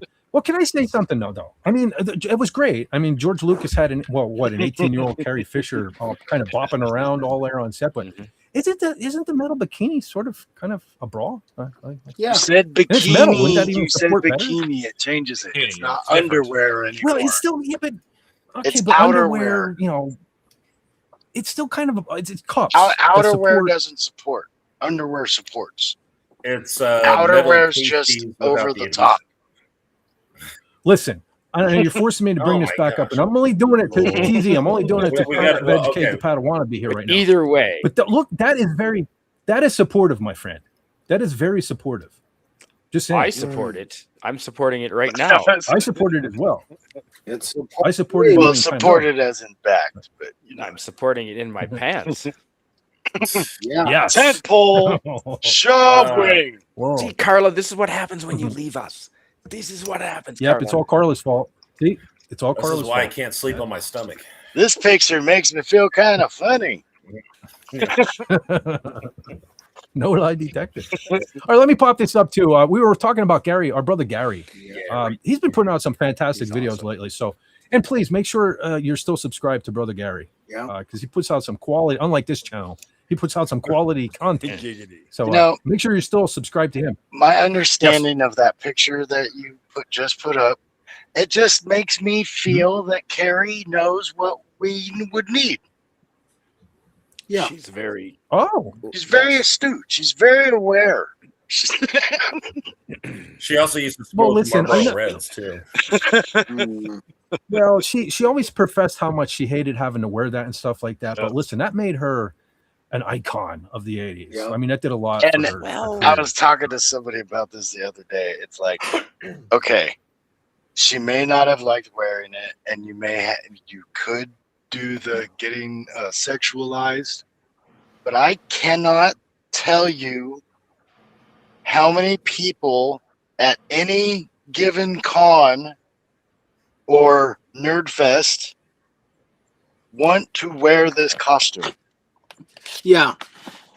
They go out of their way so they can wear that costume. And thank God they do. Thank God that they do. This is why you don't date cosplayers. One of the best bits I ever saw was on G4. Olivia Munn wore it to a con, but she pulled out the lightsaber and went Highlander. She's like, there can be only one. So she went around and killed all the other Leia Return of the Jedi Leia's at the con. It was great. I would like to have seen that. It's on YouTube. I mean, everything's on YouTube. A lot of people like those G4 shows, so there's a lot of clips on there. The old one, not the one they tried to bring back, the original. Yeah, Battle of the Planets, sort of. Yeah, I've been Attack of the Show and whatever the other one was. Hey, speaking of YouTube, I want to pop up brother Andy, who was here. Yeah. I have a feeling he's probably still listening at the gym because he's out working out, unlike us slobby gentlemen, except for Canadian Spider-Man. No, I haven't worked out in 2 months. Inland okay, so it's just me and John. It's just me and John. All right, we need to get our priorities straight and be working out on a Saturday night. But anyway, no, it's not even Brother John anymore. It's me. It's me. Brother John's losing weight. Okay, I got a 400 megawatt nuke reactor right here, and I don't know how to get rid of it. There you go. Power the city What was the old saying? It's a fuel tank for a love machine. Yeah. That's what I got. Oh, we're the ones that keep the ladies warm at night for sure. Yes. You're scrawny, skinny little guys. You can't do that. Nope. Joke's on you. I ain't got no ladies to keep warm. Ha. No, I have a 20-meter rule. Actually. Oh, are you? I've never been with a woman that could pick me up, and I'm proud of that. Yeah.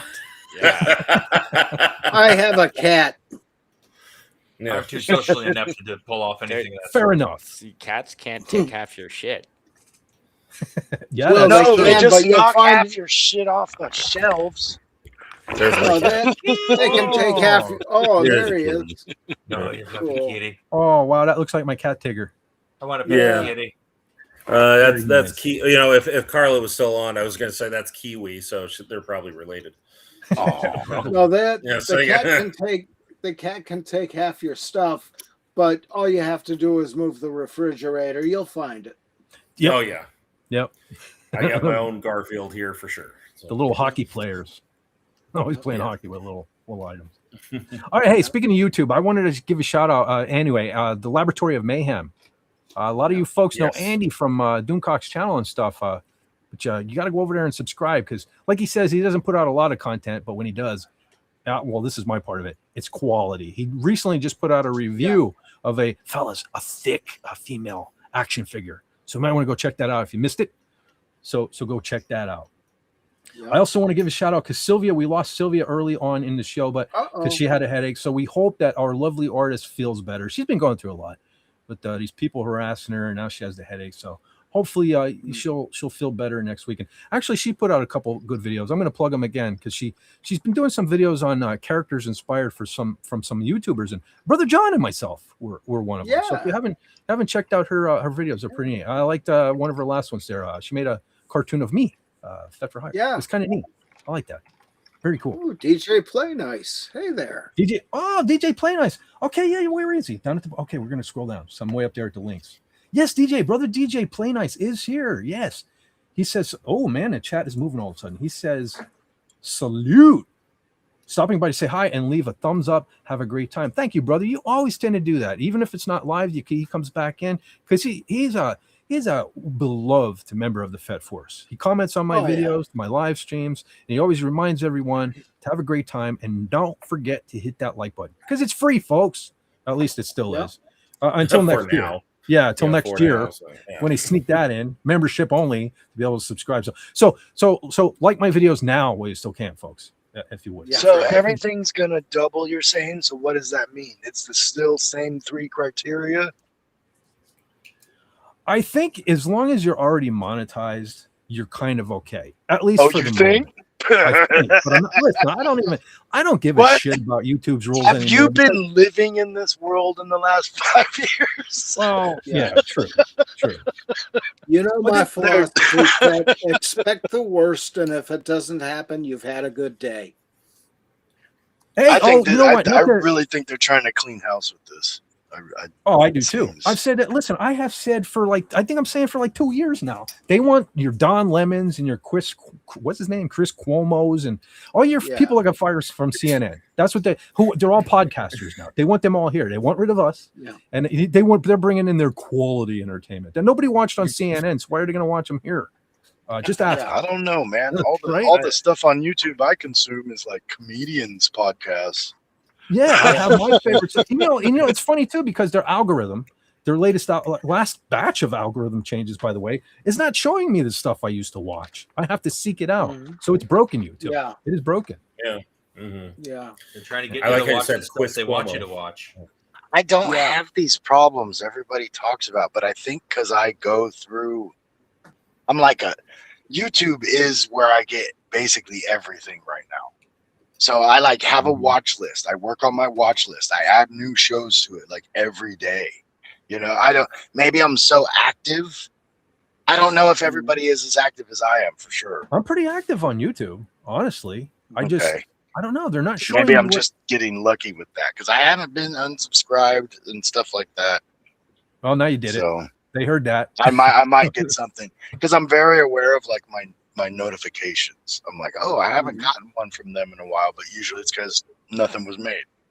Or I was like, oh, it's only been 6 days. They haven't put it out yet, you know. Speaking of notifications, I just want to hit on this. I believe I just saw come across my screen the Laboratory of Mayhem, X-Men news, and Susu Weather Manipulator preview. I think Andy just put out a video. So just saying. Andy. Yeah, everyone go check that out. I just got a notification. Unless knowing YouTube, he probably did it like 6-7 days ago. I'm just getting a notification. He did it about an hour ago. So okay, yeah, he did. So there you go. Laboratory of Mayhem. Go on and check him out after the show, and give him a like. Make sure you give him a like, because Andy's a good guy. I love Andy, brother Andy. Yeah. Awesome. All right. Did I miss anyone in the chat? Let's see. Jason Love is still here. So thank you, my brother, for hanging with us this evening. Of course, SP4 says, for lack of a better description, that outfit made Carrie Fisher a science fiction goddess for all time. No lie detected. Yeah, 100%. She knew it too. I love Carrie Fisher's interviews after the. Carrie Fisher's best interviews are on that Craig Ferguson Late Show, though. I mean, God, because I guess they knew each other. And interesting. And I think she was on Michael Rosenbaum's podcast once. He knew her too really well. Yeah. So, hey, Wes Cagle is here. God, her interviews are just so great. Oh, Wes Cagle, what's up, man? Woo-hoo. All right. I'm not even going to dignify this with I'm just going to turn my camera on and show it, Tim. What is this you're sending me? Kirk was here? No. That's blasphemy. Tim, you know what, Tim? Yeah, she's not green. Hey, Tim. Here you go, buddy. Here you go.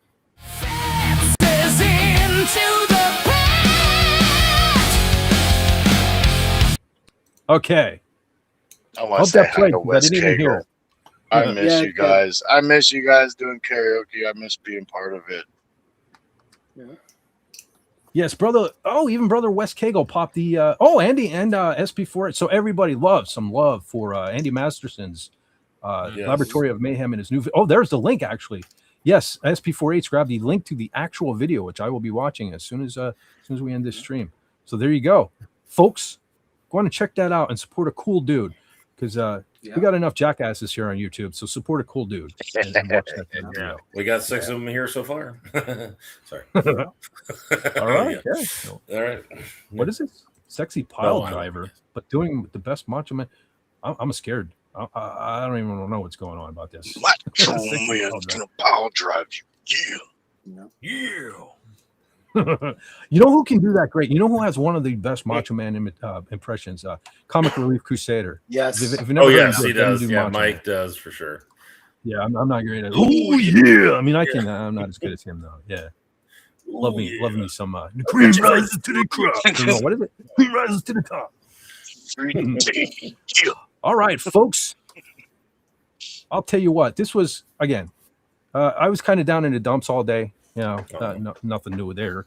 But I was kind of like, maybe we'll just postpone this to next week or whatever. But no, again, this was fantastic, man. I come here Saturday, and my friends show up, and that's freaking awesome. Yeah. And I can't tell you how much that means to me. And we're kind of growing. It's weird. We're growing. More folks are making our way here on the panel, in the chat, and it's cool. It's scary for somebody like I said who doesn't really talk in real life, but. So one of these days, if I just have a panic attack and freeze up, we'll just let Brother John take over. He's kind of my backup or something like that. But so far, so good. So I'll tell you what. Here's what we're gonna do. Let me pop this up. Let me find my graphic because General Call is. Oh man, she's not here to do the sleazy again this week. We're gonna let Brother Lenrod do it this week because I get scared because I never know when Lenrod's there, and on the way out when we do the sleazy thing, I'm afraid one of these days I'm gonna go tell him Lenrod, and I'm gonna be like, shh. So Fed, if you're on the floor with your feet in the air, we're just going to keep you live on while Fez takes over. We'll keep you live on the camera. Hey, remember that one time Cardinal Sin? I think he passed out or something on the thing, and then a couple guys, Crusader, and a couple guys kept the stream going for like 26 hours or something like that. Yeah, man, knock yourself out. I ever pass out? Okay, keep it going. I just want to make sure. Let's set a world record. Like I said, your feet in the air too. So, absolutely. There we go. Yeah. Oh there you go. Nice. It'd be worth the views.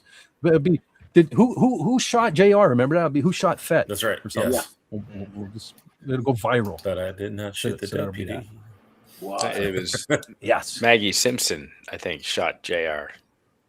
Yeah, that's right. No. Shot Mr. Burns. With Charlene Mr. Burns.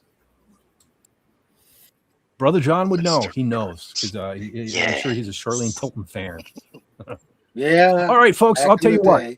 I brought up the graphic here. You see, hopefully we'll all stay healthy and happy and be able to make it here next week. Same fat time, same fat channel. Again, as far as myself, I did a short this week. A video just came out this morning. Like I said, even if you don't watch it, just put it on. Give YouTube a big giant middle finger. Tell them, even though you don't send FET notifications, we're still watching his shit. So that would be greatly appreciated. And again, so, the like is free. Yeah. So if you hit that thumbs up, that would be great. I don't need no stinking notifications. Yeah, we don't need no stinking badges. I never get notifications anyway, no matter how I have them set on. I don't get them. Only for jury duty. Yeah. I gotta All right, so I'll tell you what. With that, again, I hope we can all be here again next week because I really enjoy this, and I thank you all for being a part of my life. It's some of the best friends I ever had, and I know we're not in the same room and stuff like that, but I love you as like brothers and sisters. And I'll tell you what I want to do. I want to thank everyone that was here on the panel. I want to thank everyone that was here in the chat. I want to thank the people watching this on the replay. Y'all are awesome. And you're not just subscribers, you're my friends. That's the only thing that Facebook has over YouTube. I wish it was friends instead of subscribers. Y'all are my friends. I love you. And with that, I hope you know what to do. You have to take care of yourself, take care of each other. And why? Take it easy when you can take it. Tell him, Lenrod. Sleazy! He didn't say sleazy. Awesome. Alright! I got a little story for you about this girl I know. I think you'll like it. It goes a little something like this. Take it sleazy! Take it sleazy! All right, I caught you, Jason Love. Oh, why is it replaying? Yeah. Never did that before. What? It won't stop. Thank you. I can't stop it. It's uncontrollable. But everyone, yes, take it sleazy. It's all over now. Chaos. I don't know why it won't stop. Stop. That's what she said. Oh. Still live. Oh boy. Oh. Yes, I know. I have a black screen Bye. of death. Stand by. Okay. Wait, the button disappeared. Oh, YouTube is getting their revenge on me. Every time I click it, it just vanishes. Bye, everybody.